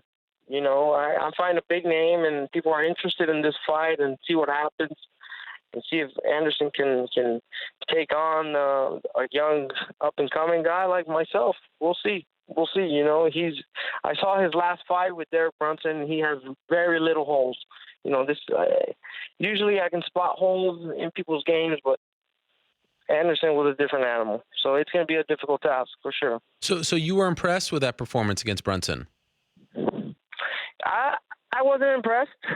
I mean, not a lot happened, but the stuff that did happen, he countered well, defended well, had good offense, had good defense, and displayed his game. You know, it was very nice to watch, but it's going to be a difficult task. You know, I saw very little holes in this game. He's a very complete fighter, more than any other fighter that I've faced. So it's going to be a difficult task. Did you think he did enough to win that fight? Yeah, I was in agreement with the fight. Okay, I think Derek Brunson showed him a little bit too much respect inside the octagon. You know, absolutely, he deserves all the respect. But once that cage door closes, man, it's got to be your world. Yeah, you won't be doing that. No, absolutely not. Would you like to be the one who retires Anderson? I hope not. You know, like I said, I expect the same results I did with Vitor. But if that happens, I'm gonna cry doing it. Is this a guy that you actually dreamed of fighting? I know you've always kind of fancied yourself a welterweight, but have you actually dreamed of fighting arguably one of the best ever? Never. This is still something that I have to kind of let sink in, you know. And over the next few months, I'm gonna have to really try and convince myself that this is really happening. And yeah, it's kind of a big deal. You know, I thought the Vitor Belfort fight was big. This is a whole nother level. Yeah. So it still kind of feels surreal to you. A little bit, man. You know, I'm fighting the greatest of all time. It's like fighting Mike Tyson. Yeah. It's insane. Did what happened to him after the Nick Diaz fight, did that change your opinion on him? No, not at all. You know, he's done a lot for the sport. He's done a lot in the sport, and nothing's gonna be able to take away from that. You know, and you still got to give his credit, regardless of what happens now. I think, in my opinion. Mm-hmm. How much confidence does having Rafael Cordeiro, who used to train him, in your corner now give you? Oh, Cordeiro's the best. You know, once we knew the fight was happening, and we talked about it, he made me feel so calm and comfortable about it. You know, because it's such a big fight. He's like, "Don't worry." You know? You made me feel real comfortable about the fight. Did you talk to him before you called him out? You said you wanted to fight him in the cage. Did you get his thoughts on the idea beforehand? Yeah. And he was on board. Yeah, I did. Yeah, he was. Yeah, no problem. You know, we're all professionals, and you know, this is a professional sport, and you know, these are the things that happen. Right. I thought that it seemed like you were giving a nod to your old friend Chael Sonnen, coach on The Ultimate Fighter, when you said, you know, a friend of yours was starting a legend ass whipping tour and you wanted to kind of finish it. Was that true? Were you talking about Chael? Yeah, for sure. 100%. You know, this is a guy that whose career goes almost parallel with Chael Sonnen, so I had to name drop a little bit. And so I floated the idea. I think it would be fantastic if Chael corners you in Rio just to kind of make the fight feel bigger, considering the history with Anderson. Is that on the table at all here? No. No? But that's not a bad idea. That would be a great storybook ending. Could you imagine him walking out with you? I mean, that place, I know you don't necessarily like to get booed. Amazing. It would be incredible. Oh, man, they'd really chop our heads off. So no chance. I don't think so, no. But I like the idea, but no chance. Okay, fair enough. And so now that we're fully invested at 185, do you still think about 170, or are you content with the idea of staying at 185 for now? No, I'm thinking about getting the 170 belt. You still are. You know, but go ahead. But you know, I'm thinking about getting the 170 belt. But if I have to get the 185 belt before, and so be it. You know, I still believe I can beat Woodley. I believe I can beat Bisping. But if I have to win the 185 belt, get the 170 belt, and so be it. Which one do you think you get to quicker, 185 belt or 170 belt? I have no idea. We'll see after this fight. Okay. I would imagine probably 185, right? Yeah, I don't know. How much more do you? I don't know, because I want to see. Hopefully I'll be in a position when I win this fight. I'll be in a position where I can lay out a few options and see what they are and go from there. Have you already thought about like what the perfect path would be for you? Yeah, the next step would be a title shot at 85. Right. But realistically, that might not happen. But I think at 170s it could happen. Are you worried about the logjam at 185 with Romero having to wait a little longer now because of the return of GSP? I just don't think it was fair. A lot of people said I ripped GSP apart. I didn't. I love GSP, man. This is the guy that inspired me to fight. While Anderson was getting all the credit as greatest of all time, I was saying GSP was the greatest of all time. Uh-huh. And he's my favorite fighter, and he inspired me. So, with that being said, I don't agree with them skipping him ahead in line of Romero when he clearly deserves it. Yeah. And then it creates this logjam, right? Because then Romero has to wait, and then you beat Anderson, you have to wait a little longer, et cetera, et cetera. Jacare. Right. There's a bunch of killers right now. And then people are kind of complaining about why didn't you call out anybody on the top 5 or any of the contenders or anybody younger. It's like, man, everybody in the division is older than me except for Robert Whittaker, and he's got to fight with Jacare. And right. Everybody else has got to fight or injured, like Ruach Cole, he's injured, and now it's not clear to fight. Weidman, Mousasi are fighting. Jacare, Whittaker are fighting. So, I don't know. I see a lot of people kind of mad about that. People are mad that all these old vets. They're mad that you're calling out Anderson Silva? I think so. A lot of people I got a lot of comments about them saying, you're kind of calling out all these old vets. Why don't you just call somebody your own age, And I was like, what? I'm calling all the greatest of all time. Who does that? Yeah. I don't know. Especially on their turf.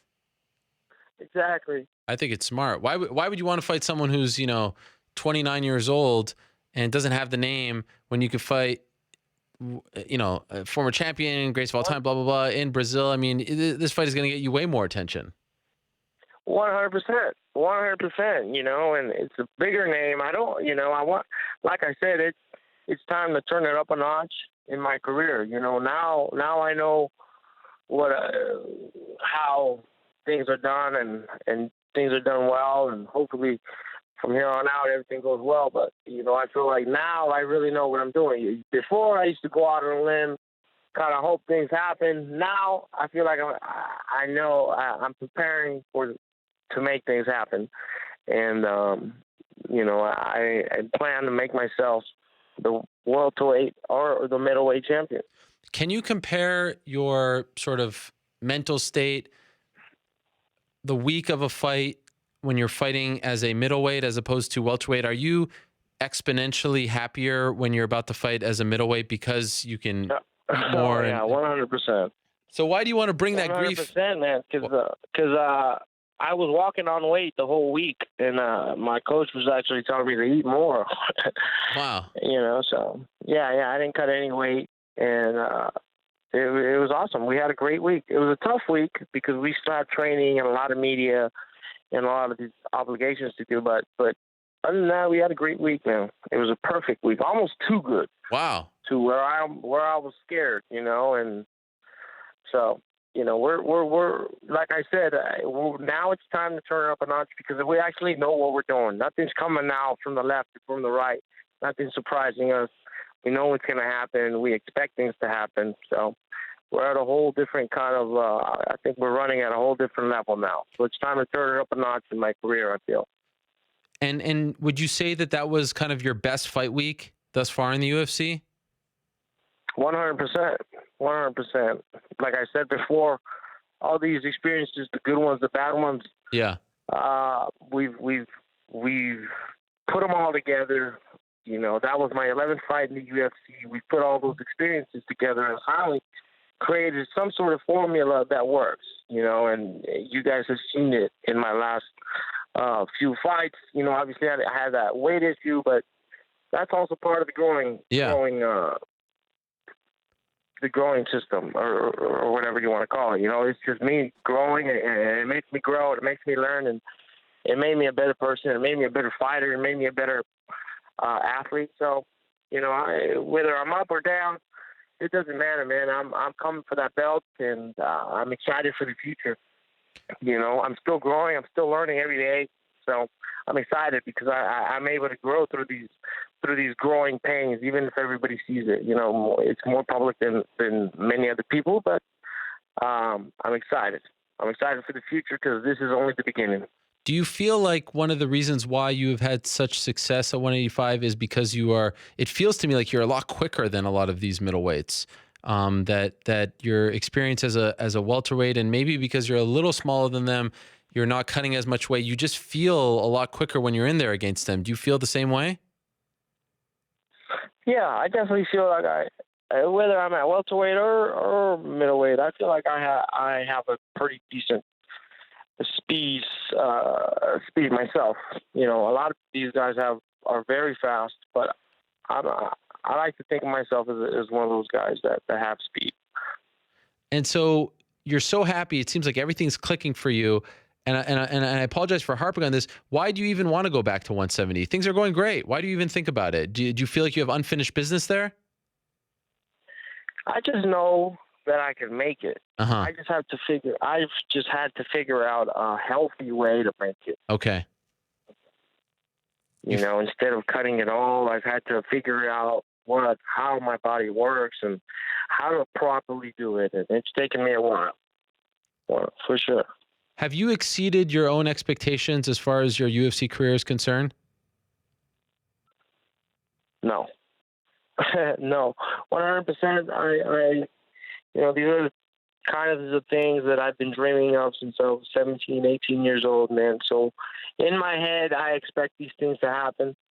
They're a lot of work. You know, I have a lot of work that I do, but I like to rise up to the occasion and work. You know what I mean? This is every time I fight, I grow as a person and as a fighter. And sometimes I win, sometimes I lose. It feels like, at least to me, like all the ups and downs, and in particular the downs, have actually, and this is the way you view them, made you into a better person, a better fighter. Like you've now reached the point where you're able to draw positivity from these down moments. Are you able to have that perspective now? Yeah, 100%. You know what I mean? And you know, like that saying goes, you know, when life brings you down, you gotta get right back up, man. So yeah, that's what's happened. You know, I'm not gonna let a million people try and bring me down, because that's what happens. You know, a lot when you're down, people like to kick you. Then when you're down, and when you're up, everybody likes to win with you. So it's just about a balance, and it's just about, you know, believing in yourself, believing in I believe in a higher power and God, and I believe in myself. It's just about that, man, and working towards your goals.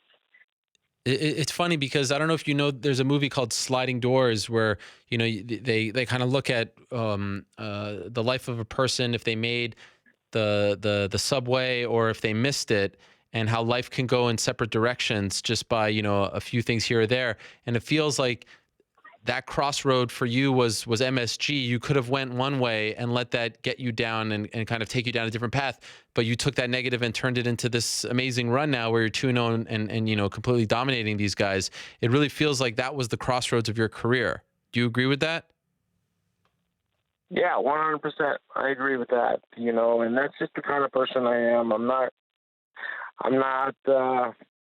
gonna let life defeat me or anything like that. You know, I believe I come from a strong family and strong family roots, and you know, I try to keep my head on straight. So that's what's helped me out as well. Last thing for you, Kelvin, would it be a safe bet in your estimation to say that this time next year, Kelvin Gastelum is a UFC champion? Do you think that happens? By the end of this year, for sure. I'm going to see if we can make it happen. End of this year? Yeah, why not? Why not? Throw it out there. You know what I mean? I want to fight in June. Hopefully fight for the title in December. Wow. We'll see. All right. I love it. Well, it's been inspiring to watch. It's really been amazing to see how you've turned it all around and how good you're doing at 185. And I love the Silva fight. I love the call out. I loved how you got everyone to sing happy birthday for your mom. That was amazing. By the end, they were eating out of your palm. Yeah. They wanted to boo you, but they couldn't. It was such a beautiful moment. Well done. Happy birthday to your mom, by the way. Thank you very much. Thank you very much. She appreciates it. Somebody sent me a video of her crying about it. It was fun. Man, it was beautiful. Fun to watch. It was sweet. It was beautiful. You really nailed that post-fight interview. It was great to see. Great performance. Congratulations on the win. And of course, good luck as you prepare for June 3rd. What a scene that will be. And consider the Chael thing. I know you said no, but maybe just think about it. Sleep on it. I feel like that would be a nice little story. Just consider it. I like it. All right, Ariel. Thanks for having me on, man. Thank you, Kelvin. Appreciate it. Thanks for everybody listening. Thank you. Appreciate it so much. There he is, Kelvin Gastelum, stopping by. Great stuff for him, and what an opportunity on June 3rd in Rio. He calls out Anderson Silva. He wins the sweepstakes. Rashad wanted him. Yoel wanted him. And in the end, Kelvin Gastelum gets him. Great spot for Kelvin Gastelum. He's come a long way. All right, let's move along. Let's get to our surprise guest of the day. Announced at the top of the show that we had a very, very, very late edition. Everyone wondering what's up with Ryan Bader. Why is it taking him so long to find a new home? Is he going to Bellator? Is he staying with the UFC? Let's hear it from the man himself. The one and only Ryan Bader is joining us on the phone right now. Ryan, are you there? Yes, sir. What's going on? There he is, Ryan Bader. Everyone talking about you. Everyone wondering what's going on with you. Everyone wants to know where your new home will be, or if you're going back to your old home. Break some news for us. What do you got? Well, the breaking news is I'm a Bellator fighter now, so I'm excited. It's kind of refreshing. I'm ready to step in there. I want a title shot right away, and I think I deserve it. And I'm just super excited. So it has been completed. The deal is done. You have put pen to paper. I signed it this morning. Yes, sir. Wow. What did that feel like? It felt good. Like I said, it was almost it was kind of refreshing. I've been a UFC fighter, for so long now, and I had a couple fights outside. First couple local fights, and get into the Ultimate Fighter. Then I had 20 fights in the UFC there. So it's something new. It's exciting. I'm going to have great opportunities. And I feel like I'm the best I've ever been right now in moving forward. And so it's one of those things where, I was pushing for a title shot in UFC. I wanted a title shot. I wanted to win that belt. But we're with Bellator now. So that mindset is still the same. I'm looking to go in there. I'm looking to, fight for the title and win that title and keep it for as long as I can. So I'm still at the top, physically. I'm even better mentally than I was even, last year. So I feel great. Have you been told by the Bellator brass that you will get a title shot in your first fight? So that was part of it, and part of the negotiations and whatnot. It's not 100% done deal, but we were talking about it, and they like it. Obviously, we like it. It makes sense. 2 top 5 guys in the world. Yep. We fought. I beat him I'm his last loss. He comes over. He's been looking great. He wins a Bellator belt. So it makes sense for me to, go in there and fight for it. I don't think too many people can, bitch about me coming over and getting an immediate title shot. And would you be like, if they came and said, you know what, Ryan, we've got another idea. We love this idea, whatever. This is the name. Would you be disappointed? Is it really set in your mind that you want that title shot first right off the bat? Well, I'm a competitor. I want to compete. I want to fight. It's been, I fought last in November, and I want to fight here in June. So, okay. We want the title shot, obviously, but I don't hold the belt and I don't make the calls, So, yeah. You can't make somebody fight. Right. So it's kind of in Phil Davis's court. So, I'd love to fight him in June for sure. If something happens, we'll definitely go that route and see what the opportunities are. I'm open. That's just one thing that was intriguing about coming over to Bellator. We talked about different things. We talked about being able to move up to heavyweight for here and there, and a Fedor fight intrigues me, stuff like that. So we're definitely open, but we want the title shot first for sure. And by the way, are you implying that Phil is not so interested in this fight? Have you heard that? No, I think he wants it. I just don't. I haven't really heard too much. Okay. They were just trying to get because that's one of my first questions. I signed the contract. What's next? What's the date? Who am I fighting? Am I fighting for the belt? And there was just kind of a little, we just have to make sure Phil's on board kind of deal. And so, I want to lock that down. I don't want that kind of running away from us, and then all of a sudden we want to fight in June and we're fighting somebody else, and Phil wants an extra month or something like that. So if it's something like that, we'll wait for that title shot. If it's something else, we'll go ahead and fight, but it's got to make sense. Why did this take so long, Ryan? Because I remember around Super Bowl weekend, you were on the show end of January, and you said that you were about to get an offer, and it seemed like you were headed in this direction. And then Super Bowl weekend, I remember the day before the Super Bowl, the Friday before the Super Bowl, Dana White did an interview with USA Today and essentially said, like, we're not going to match the deal. He can go to fight in Bellator. And that was a month and a half ago. What took so long between, he went out publicly and said, we're not going to match. That to me felt like an admission that they are not going to match and that you were free to, go ahead and put pen to paper. Yet you just said you signed the contract this morning. Why did it take an extra month and a half? Yeah, no, I heard that too. I heard, when Dana came out, and that was the first I heard that, but they were more interested in that comment though, and we were working closely with Mick Maynard, and he was constantly asking about the offers and talking to my manager Dave Martin, what we got to do to stay in UFC, this and that. So there's more interest than Dana White let on.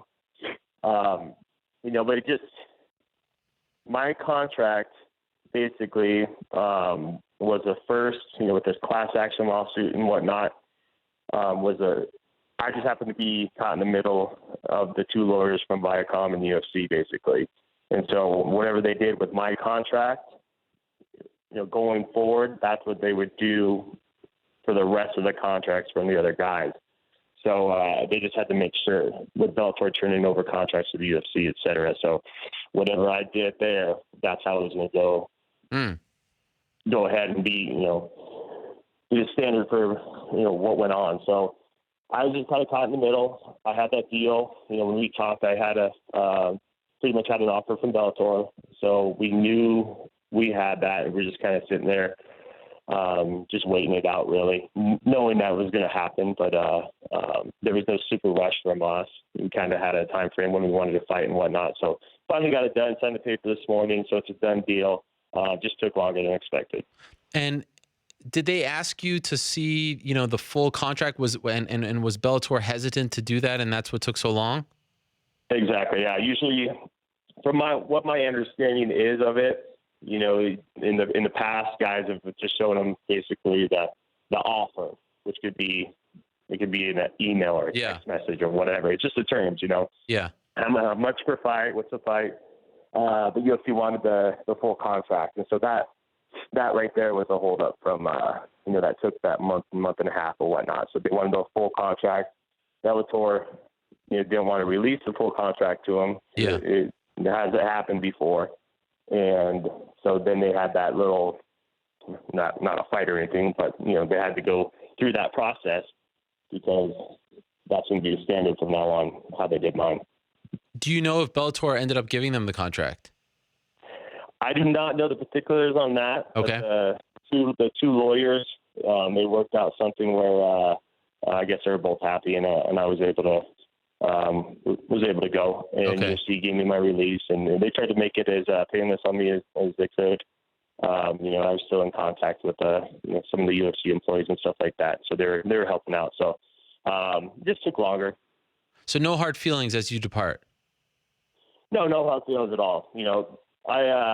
There's some stuff, with the UFC that, I had low grievances about, when the whole title shot thing, and when Gastelum got it off of a knockout loss, and the run around here and there, and I felt like that carrot was always dangling, and but on the other hand, I spent majority or all my career in the UFC and 20 fights there, and had a blast traveling the world and having fun and fighting for them, and started to change a little bit, with the sponsorships getting taken away, and then you started to see all the new people and stuff like that these last couple year and a half, and so leaving, it's kind of bittersweet. It's refreshing. It's something new, heading over to Bellator.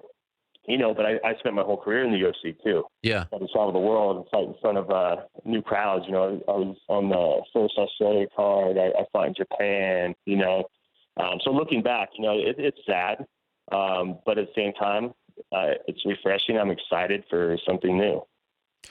The way it kind of came out publicly with Dana doing that interview and saying like, yeah, Bellator is a good place for him. Did that bother you at all? Just kind of, it sort of felt dismissive in a way.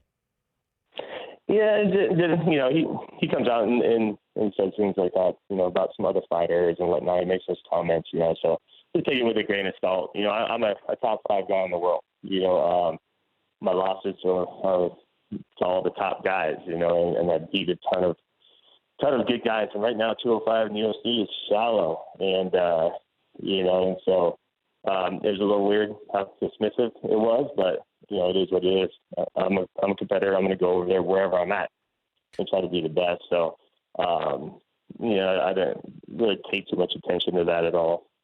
Did you get any other serious offers from anyone outside of Bellator? We didn't even really even try. Okay. We talked to Bellator. I flew out there, met with Rich Chow and Scott Coker. I liked what they had to say. I liked their plan. They had a plan in place and what they wanted to do with me. And we probably took 3 weeks or so to negotiate an offer. Then we got the offer, and it was it's amazing contract. And so we didn't feel the need to go get any other offers, really. Did the UFC ever offer you a deal? No. So, they offer you the deal before your last fight. Yeah. Or no guarantee. But not after. We said no thanks. So basically, once we get the, once we got that offer, my manager was talking to the matchmaker and talking to UFC, and at that point they have the right to match. So they got to match that, and we kind of knew they weren't gonna match it, because it's a flat fee. UFC likes to do the show and win. So we all kind of knew that they weren't going to match that offer. Is this contract better than any that you've ever had in your MMA career?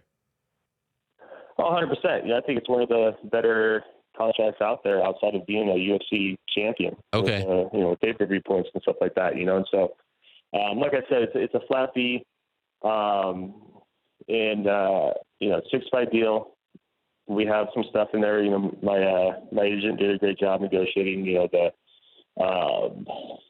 I have to have 3 fights a year. If I don't get those 3 fights in a year, barring that I'm not injured or whatnot, they have to pay me my purse. Wow. If I'm not hitting those the inactivity clauses and stuff like that. So it's just doing stuff like that, and then the sponsors, and the sponsors are huge. And when I was in the UFC. When we could have our own sponsors, not to sit there and talk numbers, but the lowest I've ever made, and this was on the prelims, was $35,000 for a fight. I've made upwards of $80,000 a fight. Wow. On sponsors, and we have, you hear some of the fighters, they come out and say, the sponsors have dried up and this and that. So the Reebok's nice, which, just for me, it's just their managers are lazy. They're calling on people. They see on other people's shorts, and it used to be like a standard figure. All right, you on the prelims, or are you on the main card? Here's $2,500, whatever. We have those relationships with big companies that stuck with us, through the whole thing. And so to have the sponsors, to be able to, represent those sponsors again is huge for me. That's a lot of income too. So that was a big factor in moving over also. And do you feel like you'll be able to get back into the sponsorship game, that there's still a market out there now that you're fighting on 100%. Spike? Yeah, you feel have you already reached out to, I mean, not you personally, maybe, I know you have a team there, but is there interest? Yes. Oh yeah. Well, definitely. I think we're back to, when the heyday of sponsors in the UFC, we're going to do the same deal. I had a couple awesome sponsors to stick by me, that, the Saito Sports and the American Ethanols, they even stuck by us, with the Reebok deal. And obviously, at a lower scale, but we just kind of switched it up and on how we represent them and how they can use us. So they're stuck through, but they're going to ramp it up again now that I can represent them in the cage and whatnot. And so, we already have those all laid out and they're ready to go. So. And to be clear, you're not like your deal. You don't have a win bonus. You just get paid to show up and fight.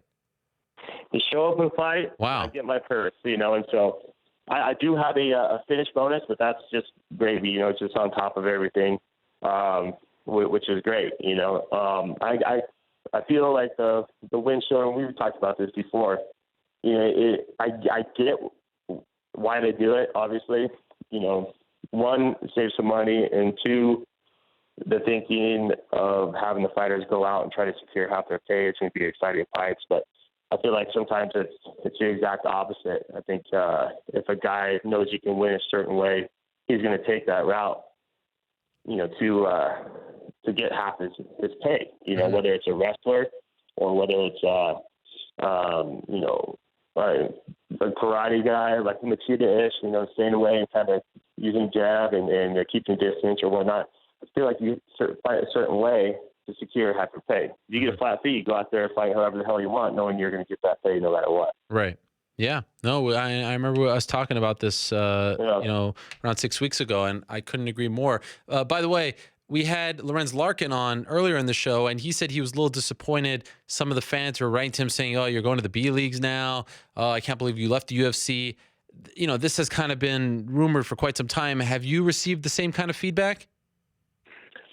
On social media here and there, I have people just kind of, they'll say, "Oh, don't go here, or stay in UFC or whatnot."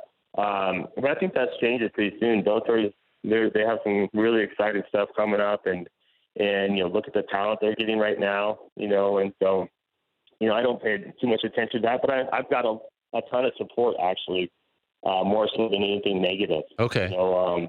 Whether it's, people want to see change too, and they get behind the fighters.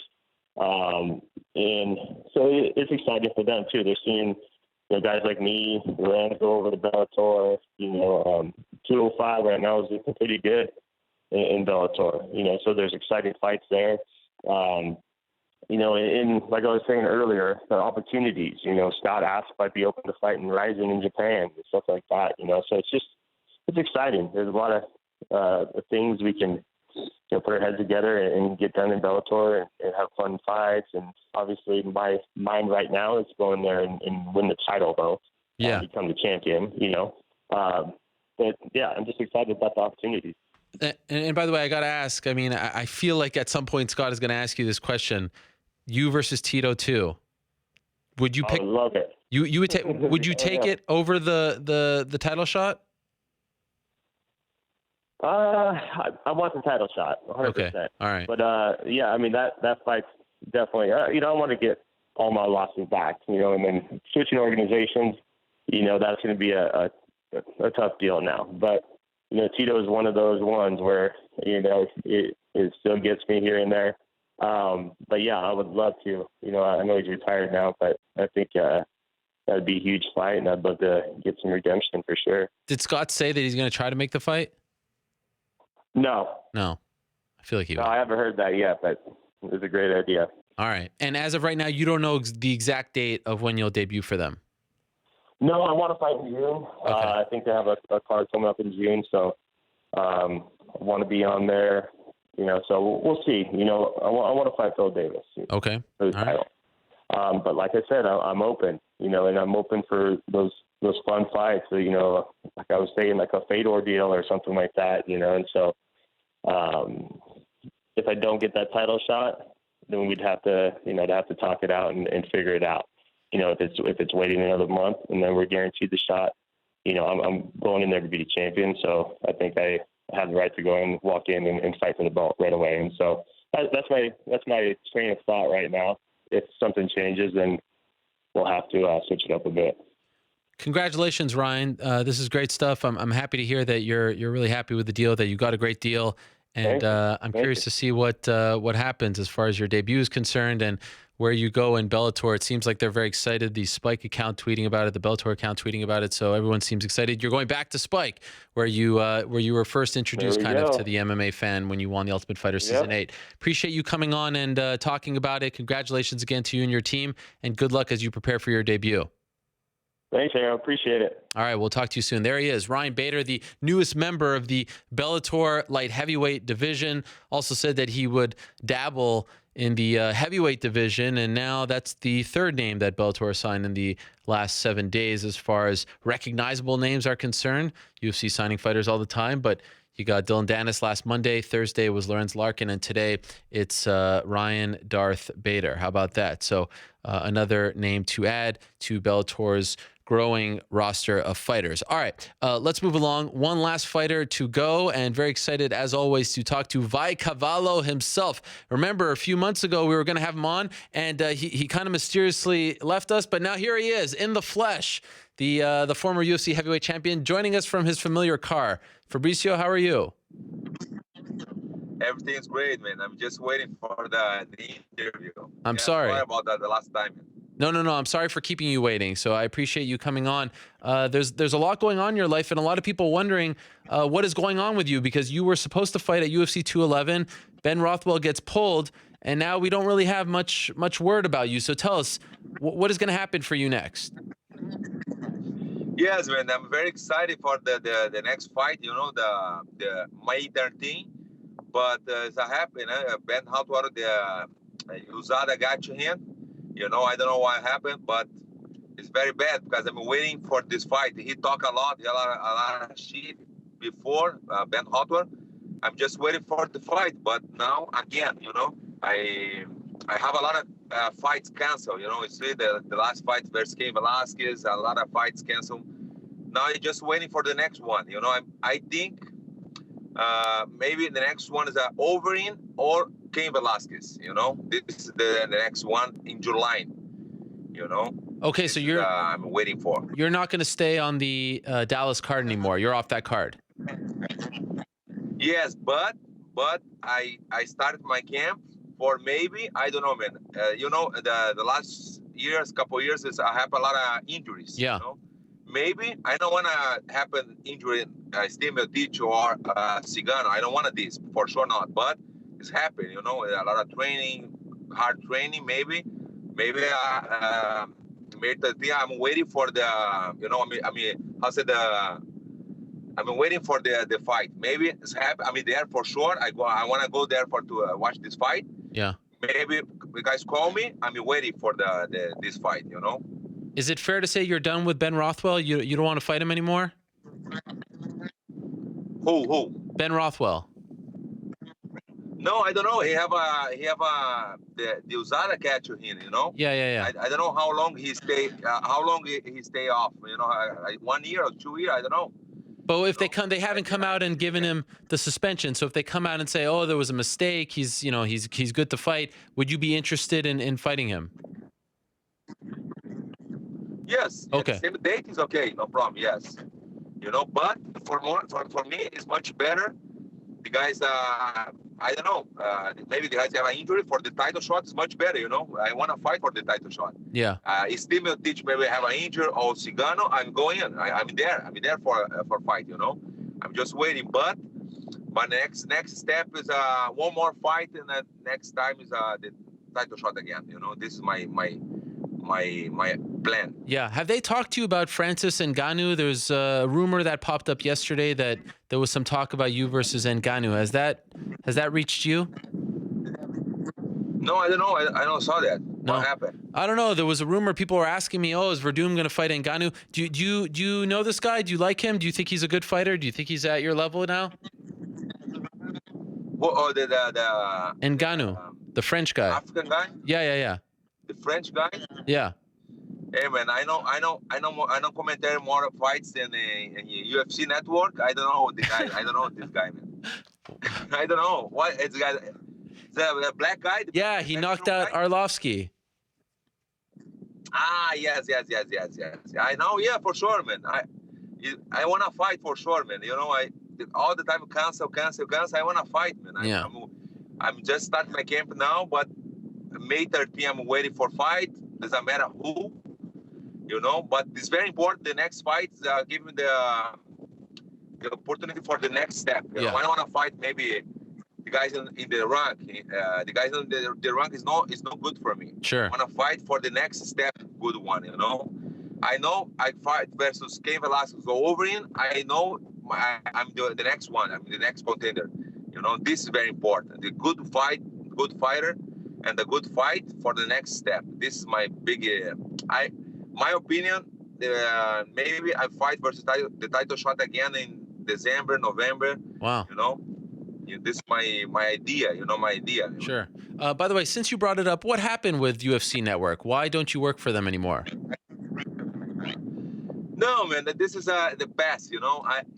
You know me, like 8 years, maybe more. Yeah. You know? I joke a lot, but I think the UFC don't understand my joking because I have a lot of fans, and the guy make.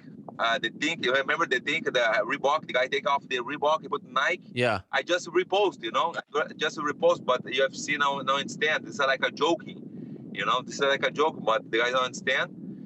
And I want to come back to my job, you know, my job like UFC Network. I love this. Yeah. You know?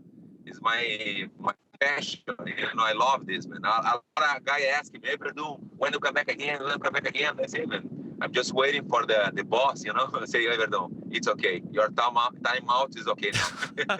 So they didn't like the post about the Nike and they just took you off the job? No. I think it's the different thing. I don't know. Okay. I think the same time maybe, but you know, I just waiting for the comeback because the commentary for Latin America. Yeah. But this thing that I never have nothing bad about the Reebok, you know, man. Reebok is very good. Sponsor UFC, you know. I don't have nothing about the Reebok. You know, I have a good relationship with UFC. Yeah. I mean, UFC 100%. You know, I work a lot for UFC. I go to Latin America. I make a lot of good events in Mexico. You know, I'm just waiting for that I come back again. You know, this is my big go-to. Have you thought, you know, I remember when you were supposed to fight Cain Velasquez at UFC 207, there seemed to be some, I don't know, some misunderstanding with you and Dana White about the offer for JDS, short notice fight and all that. Have you thought about maybe sitting down and clearing the air with him? No, not yet. I wanna go maybe next week. I go to Las Vegas. Me, Ali, and I talk with him. You know, I want to talk with him about everything. Maybe I told you I have a lot of jokes in my Instagram and social media. I joke a lot, but the guy don't understand me. Maybe it's different joking from Brazil and the joke from Americans. You know, I want to go there and I talk with him. I make a joke with him. Maybe I post too. You know, he done it. But you feel like that is something that you should do? Maybe sit down and talk face to face with him. Yes. This is very important. I want this. You know, I want to go there and I talk with him. I want to, you know, man, how long I'm in UFC, man? Yeah. For a long time. You know? I've been working for UFC. I'm an ambassador for Latin America before. Yeah. I work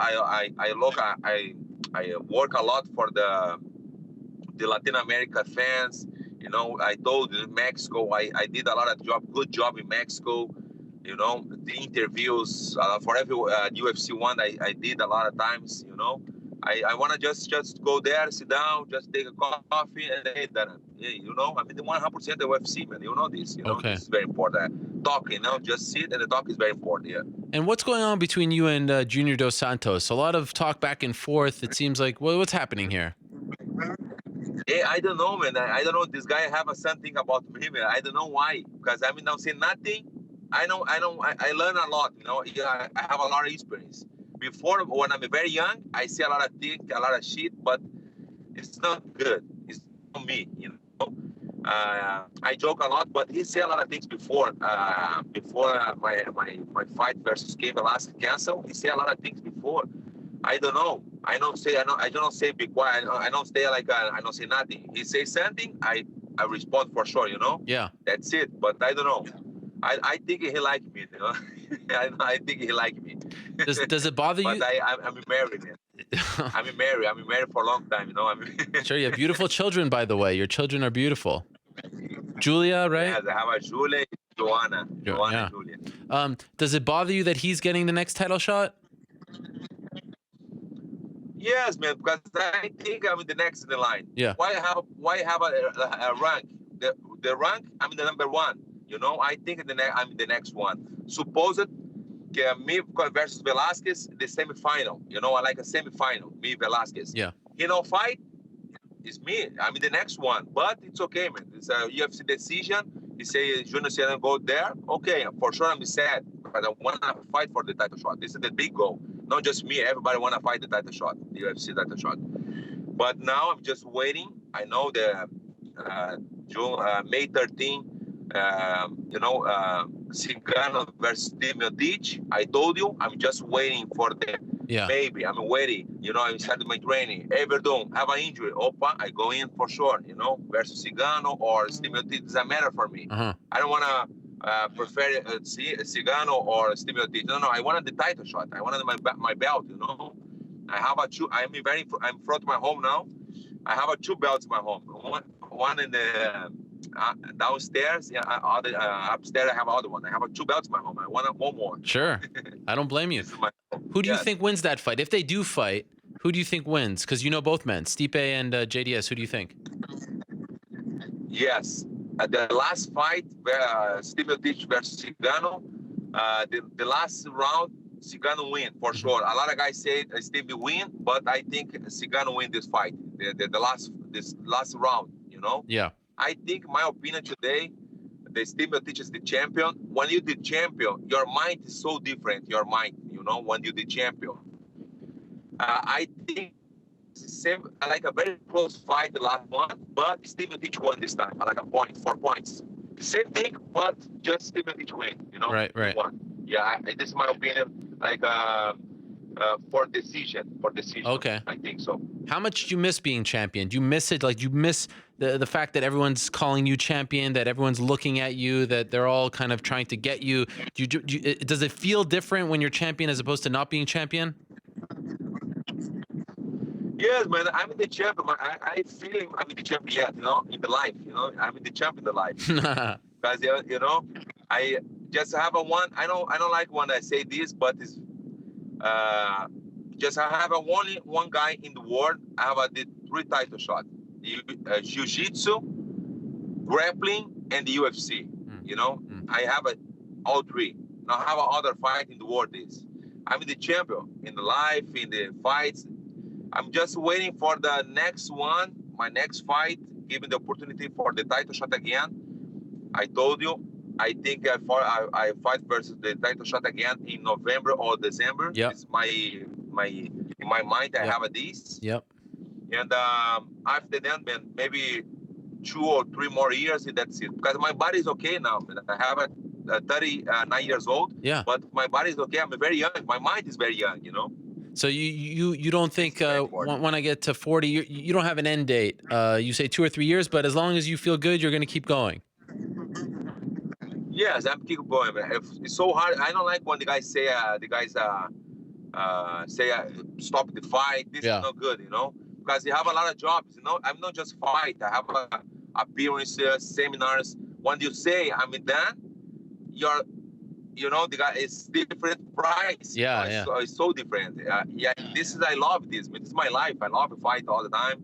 I don't have a date, and I say 3 more years, but maybe more. I don't know. You know, I told you I'm 39 years old, but I'm feeling very, very young. My mind is very young. You know, everything. And speaking of other things outside of fighting, you recently opened a comedy bar in Sao Paulo, right? The Beverly Hills Bar, correct? Yes, you're right, man. It's very important, man. It's very important not just fight, but investment in different things. Yeah. I don't have the dream. I want to hope in the big gym. This is not my dream. I know a lot of fights have a dream like I open a nice gym, blah, blah, blah. I don't like this dream. I like the different things. I like a comedian, a stand-up comedian. I like this. I love this.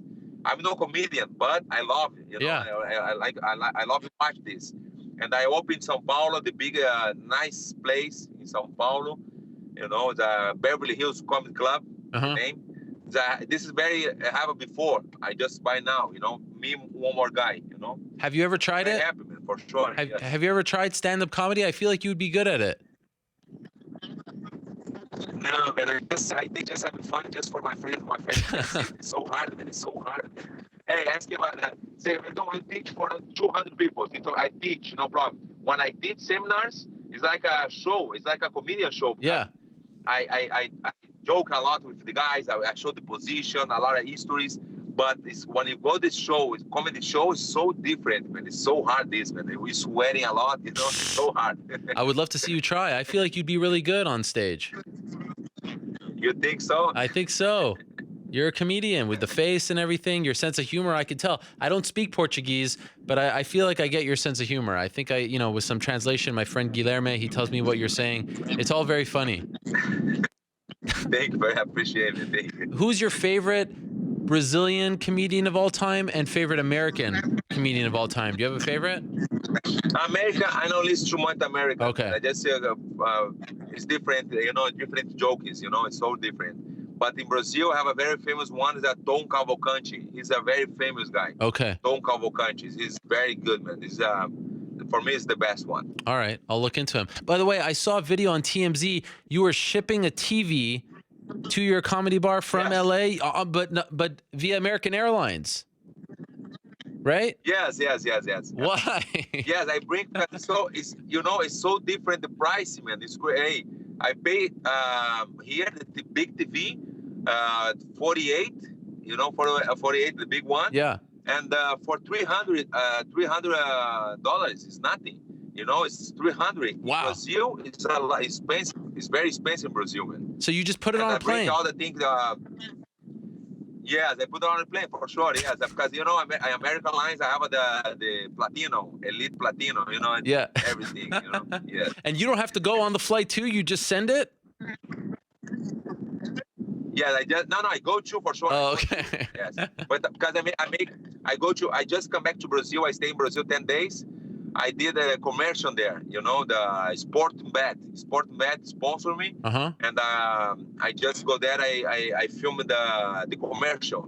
Just 3 days. It's very good. Very wow. Good. Yes. And you're not worried that they're gonna break the TV? No, it's okay. Everything's okay. No, it's no break. No, it's good. It's good. Wow. I fix in the bar. I post my Instagram. I fix the TV in the bar. It's good, man. It's good. It's not too big, but for the 170 people inside the bar is good. The full house. Wow, that is great. That is great. And are you going to open one in the U.S. as well, or just in Brazil? No, just Brazil. I make more fights for that. Okay, yeah. That's right. By the way, I want to see while you're taking, because you've been somewhat inactive with these fights falling through. What about finally seeing Werdum versus Rockhold grappling match? What do you think about that? Versus who? Luke Rockhold. Man, I think this guy's a bitch. This guy's I think I'm gonna fight with him like just grappling, but I don't like this guy. I slap his face for sure. I've slapped his face because this guy's this guy is I don't know, man. This is a bullshit guy. He say a lot of things, bad things. I love when his beast been knocked down, and I love this, man. I love when beast been knocked down here. I love this, man. I open the champagne in my home here. Oh my God. But he's talked about grappling John Jones. You want to be active. Has anyone tried to make this happen, considering you guys have this history together, you and Luke Rockhold? Maybe Eddie Bravo? My next idea is maybe me versus John Jones, just grappling. I like John Jones. Is a very nice guy, man. I have I saw him in Russia, in different places. Yeah, yeah. Very nice guy, man, John Jones. But just grappling, I think everybody want to see me, John Jones, good grappling in Chechnya, because, I have a good relationship in Chechnya. Yeah. With the president. I'm the ambassador there, the MMA ambassador for Chechnya. What does that mean, And, MMA ambassador? It's okay to have a... What say again? What does it mean to be an MMA ambassador of Chechnya? Yeah, I'm the ambassador. My job is like promotion. The guys know in USA, in the world, have a good event there. And promotion this event. They have a nice event there in Chechnya. The president is different, man. I have only one president in the world love MMA. He have his event, Ahmad thing, Yeah. Ahmad event is good fights. It's a show very well. I think my idea, just me versus John Jones there in Chechnya. Okay. It's a good one. So no Luke Rockhold. Yes. No, because I slapped for sure he's the pay, just the grappling, but for sure I slapped him. I want to just like a pitch, just one. So if you had your way as far as July, if you don't get the opportunity in May, who would you prefer? Kane, someone else? Who's the best idea for you? Hey man, I think both give after this victory, I go to the title shot. I like both. Both is the rematch, Yeah. I finished Overeem in Pride in 2006. I finished him in the Kimura. You remember this? Yeah. And he beat me in Strike Force when I have only one time I have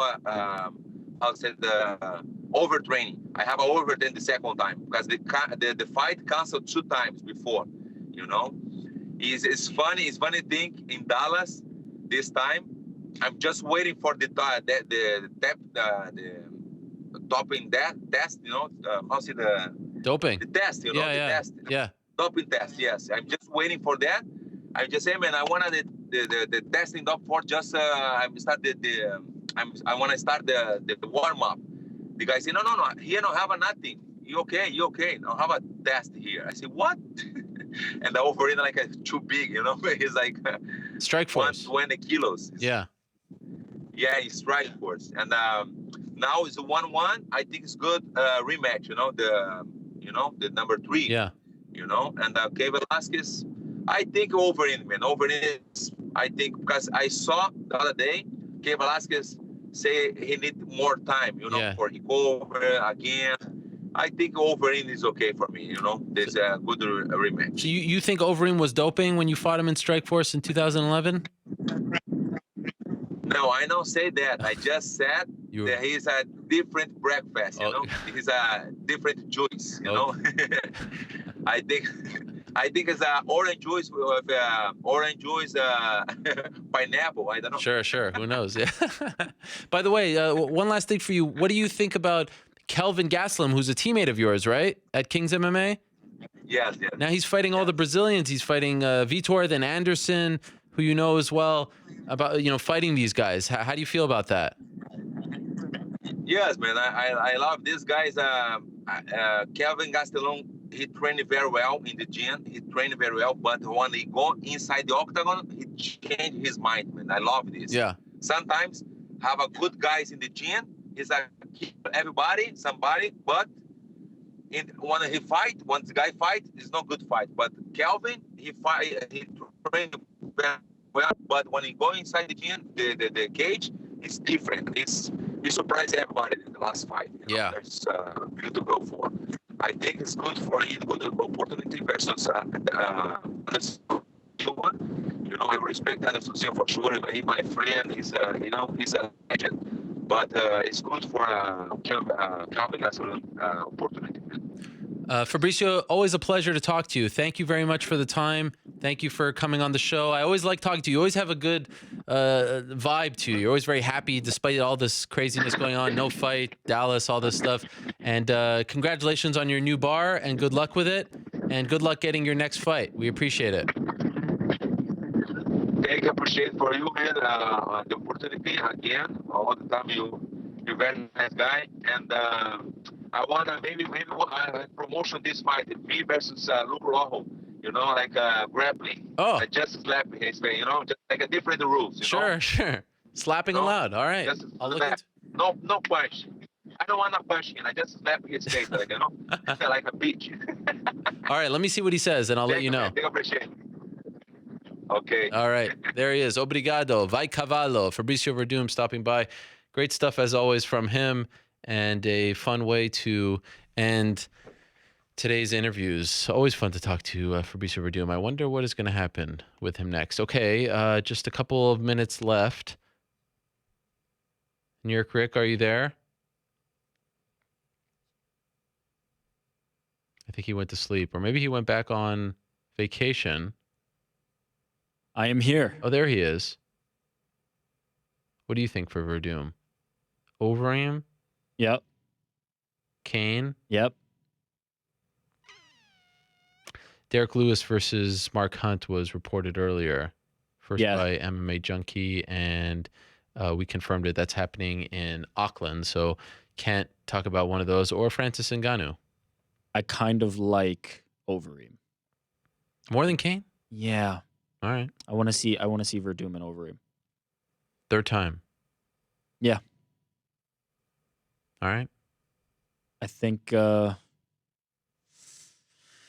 it's tough.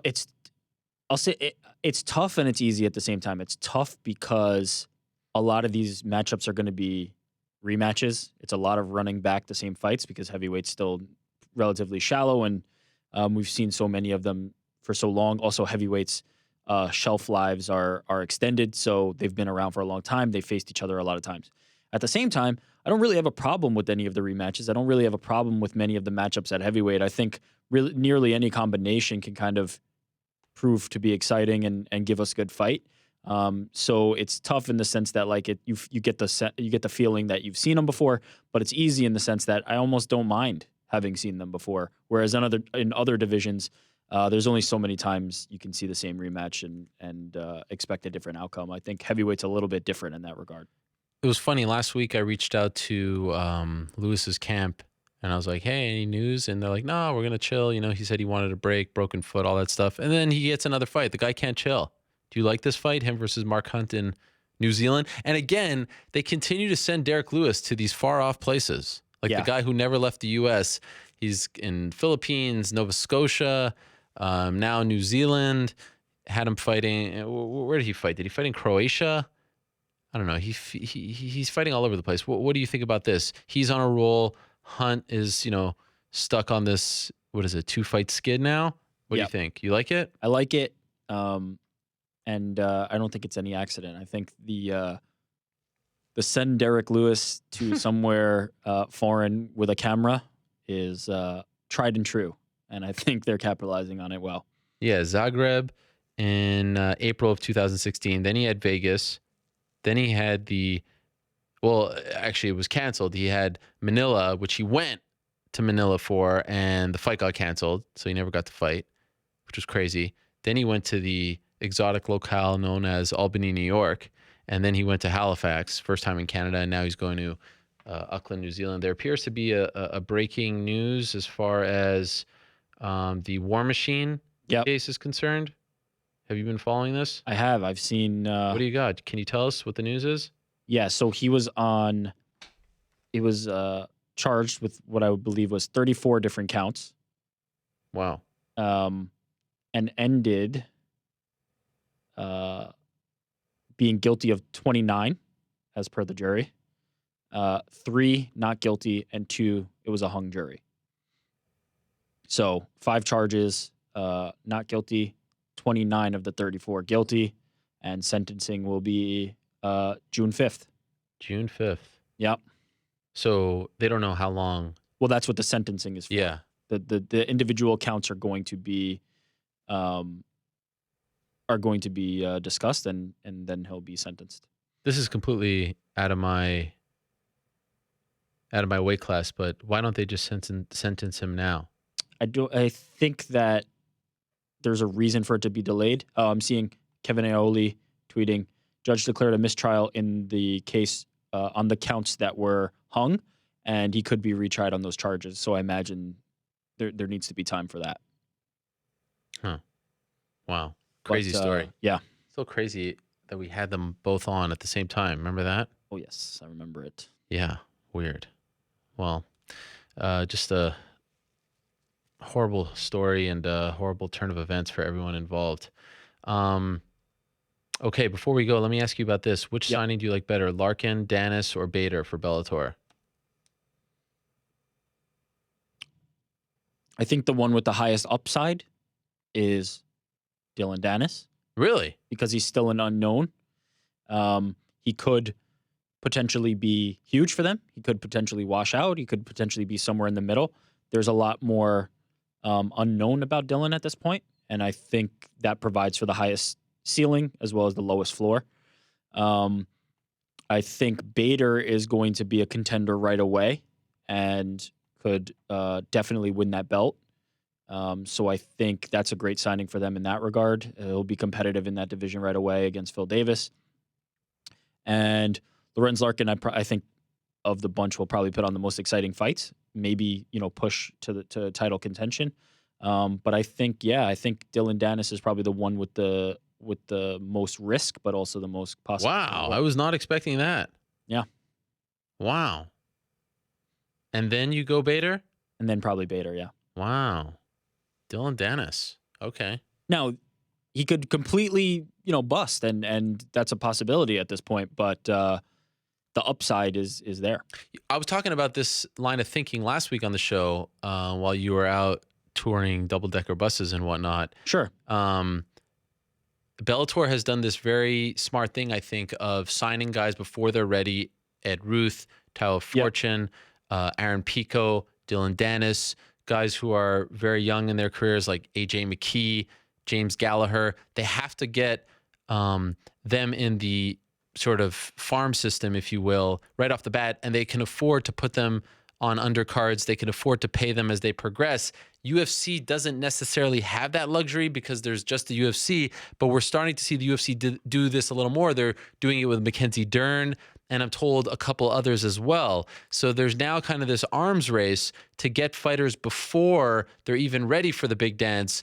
Bellator has the luxury of putting them on their undercard because their undercards aren't as prestigious, if you will, not as, talent-filled as the UFC undercards, so they can slide them in a little more seamlessly, but the UFC kind of has to get a jump on these guys as well. So it's kind of a fascinating thing happening behind the scenes. Yeah. It's the ecosystem is completely different, and it's interesting to see how that will kind of play out. But yeah, it provides an opportunity at this moment for organizations, including Bellator, but others as well. Speaking of re-signings, World Series of Fighting re-signed Blagoy and Lance Palmer. This is before their title fights this weekend, and I think that's notable only because it seemed like all the champions were going away. So maybe with some new investors, they've had a chance to, restock on some of their their budgets and their salary cap, if you will, and try to secure these people. Although unfortunate that Palmer ended up losing the fight to Andre Harrison. Also, EFN is getting very active in the signing world, picking up Husimar Palhares. Also, who else did they get that I reported? Ali Bagautinov, Josh Hill, and some other interesting names as well. So that I thought was notable. Michael McDonald no longer with the UFC, getting his release. So do we have interest in Michael McDonald? Do you think that there's still a ceiling there for him that's championship level, or do you feel like he's kind of reached his potential? Yeah, I think due to the time off, it's kind of hard to gauge, but immensely talented. I think there's still a lot to get from him. And of course, let's not forget about the great Edith LaBelle signing with Cage Warriors, the former UFC Octagon girl. What weight class is that? I'm not sure. I think money weight, but I think that's a big signing for Cage Warriors. She's debuting in April. What do you think of Matt Hughes? Are you interested in Matt Hughes versus Royce Gracie? I think Bas got it wrong as far as his hint was concerned. I think he thought that Hughes was talking about GSP. He was talking about Royce Gracie. Any interest? Did you hear my question? Zero. Zero interest. Less than zero. Oh, wow. Any interest in Anderson versus Gastelum? A lot. Okay. A ton of interest. Some people didn't like it. Some people were like, oh, why are you doing Yeah, that? but I think that's because they're, considering all the alternatives. They have their favorites and whatever the case may be. But definitely a compelling fight. Whether you think it was the right fight to make from a matchmaking perspective and rankings perspective aside, clearly there's some intrigue there. Buy or sell CM Punk versus Vitor Belfort? Could not sell it. I think that he was joking. I think people took that comment a little too literally. Yeah, sell. Buy or sell Frankie Edgar versus Yair Rodriguez? Mortgage the house to buy it. Love that fight. Really? Oh, yeah. Okay. It's going to give us a real answer to where both those guys are at. I think it's the perfect fight. All right. Roy Nelson versus Alexander Volkov was announced. Is it Alexander Volkov? Why am I spacing on his first name? Nelson. As we approach the 4-hour mark, yep, Alexander Volkov. Towards you for this kind of help as a crutch, if you will. But yes, that is happening April 15th in Kansas City. There was also a fifth pay-per-view fight announced for UFC 210. Did you catch this announcement? I did not. Or did I? Yes. Pearl Gonzalez that's versus right. Cynthia Calvillo. Does that whet the appetite? I'm into it, yeah, for sure. What do you know about Pearl Gonzalez? Yeah, I don't know anything about Pearl Gonzalez, but I know about Cynthia Calvillo. All of a sudden, you're on the bandwagon. If you watch the fight, you're in. That was good. Are you going to Invicta, speaking of women's MMA? I will be there. Wow. Yes. Back on the Saturday. Wow. It's a Saturday card, right? Correct. Why not Friday? I like when they do Friday. Yeah, Saturday's I think a better day. It's the Tanya Evinger rematch. Friday we'll be back, yeah. You're going, not Glory. Kunitskaya. No, Glory in Brussels, also same day, earlier in the day, but I will be in Kansas City. How do you decide where you go? Flip a coin. Flip a coin? You and John split up? Exactly. Your mate? The great John Beer. Yeah. Did you agree with what I said at the top of the show about Floyd and Connor just doing, I thought, a marvelous job of boosting the interest in this fight in a well-timed, well-placed, perfectly timed, I would add, or correct myself, rant, if you will. Yeah.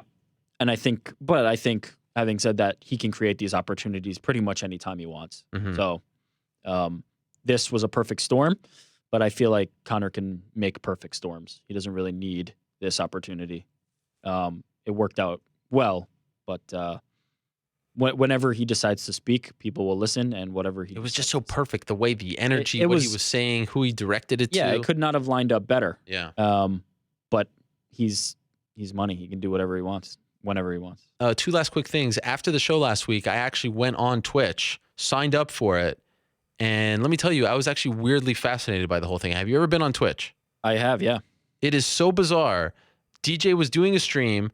I was walking home, and I was just and it was actually quite soothing. And he's talking, and I got to say, like, the whole thing is just so weird to me.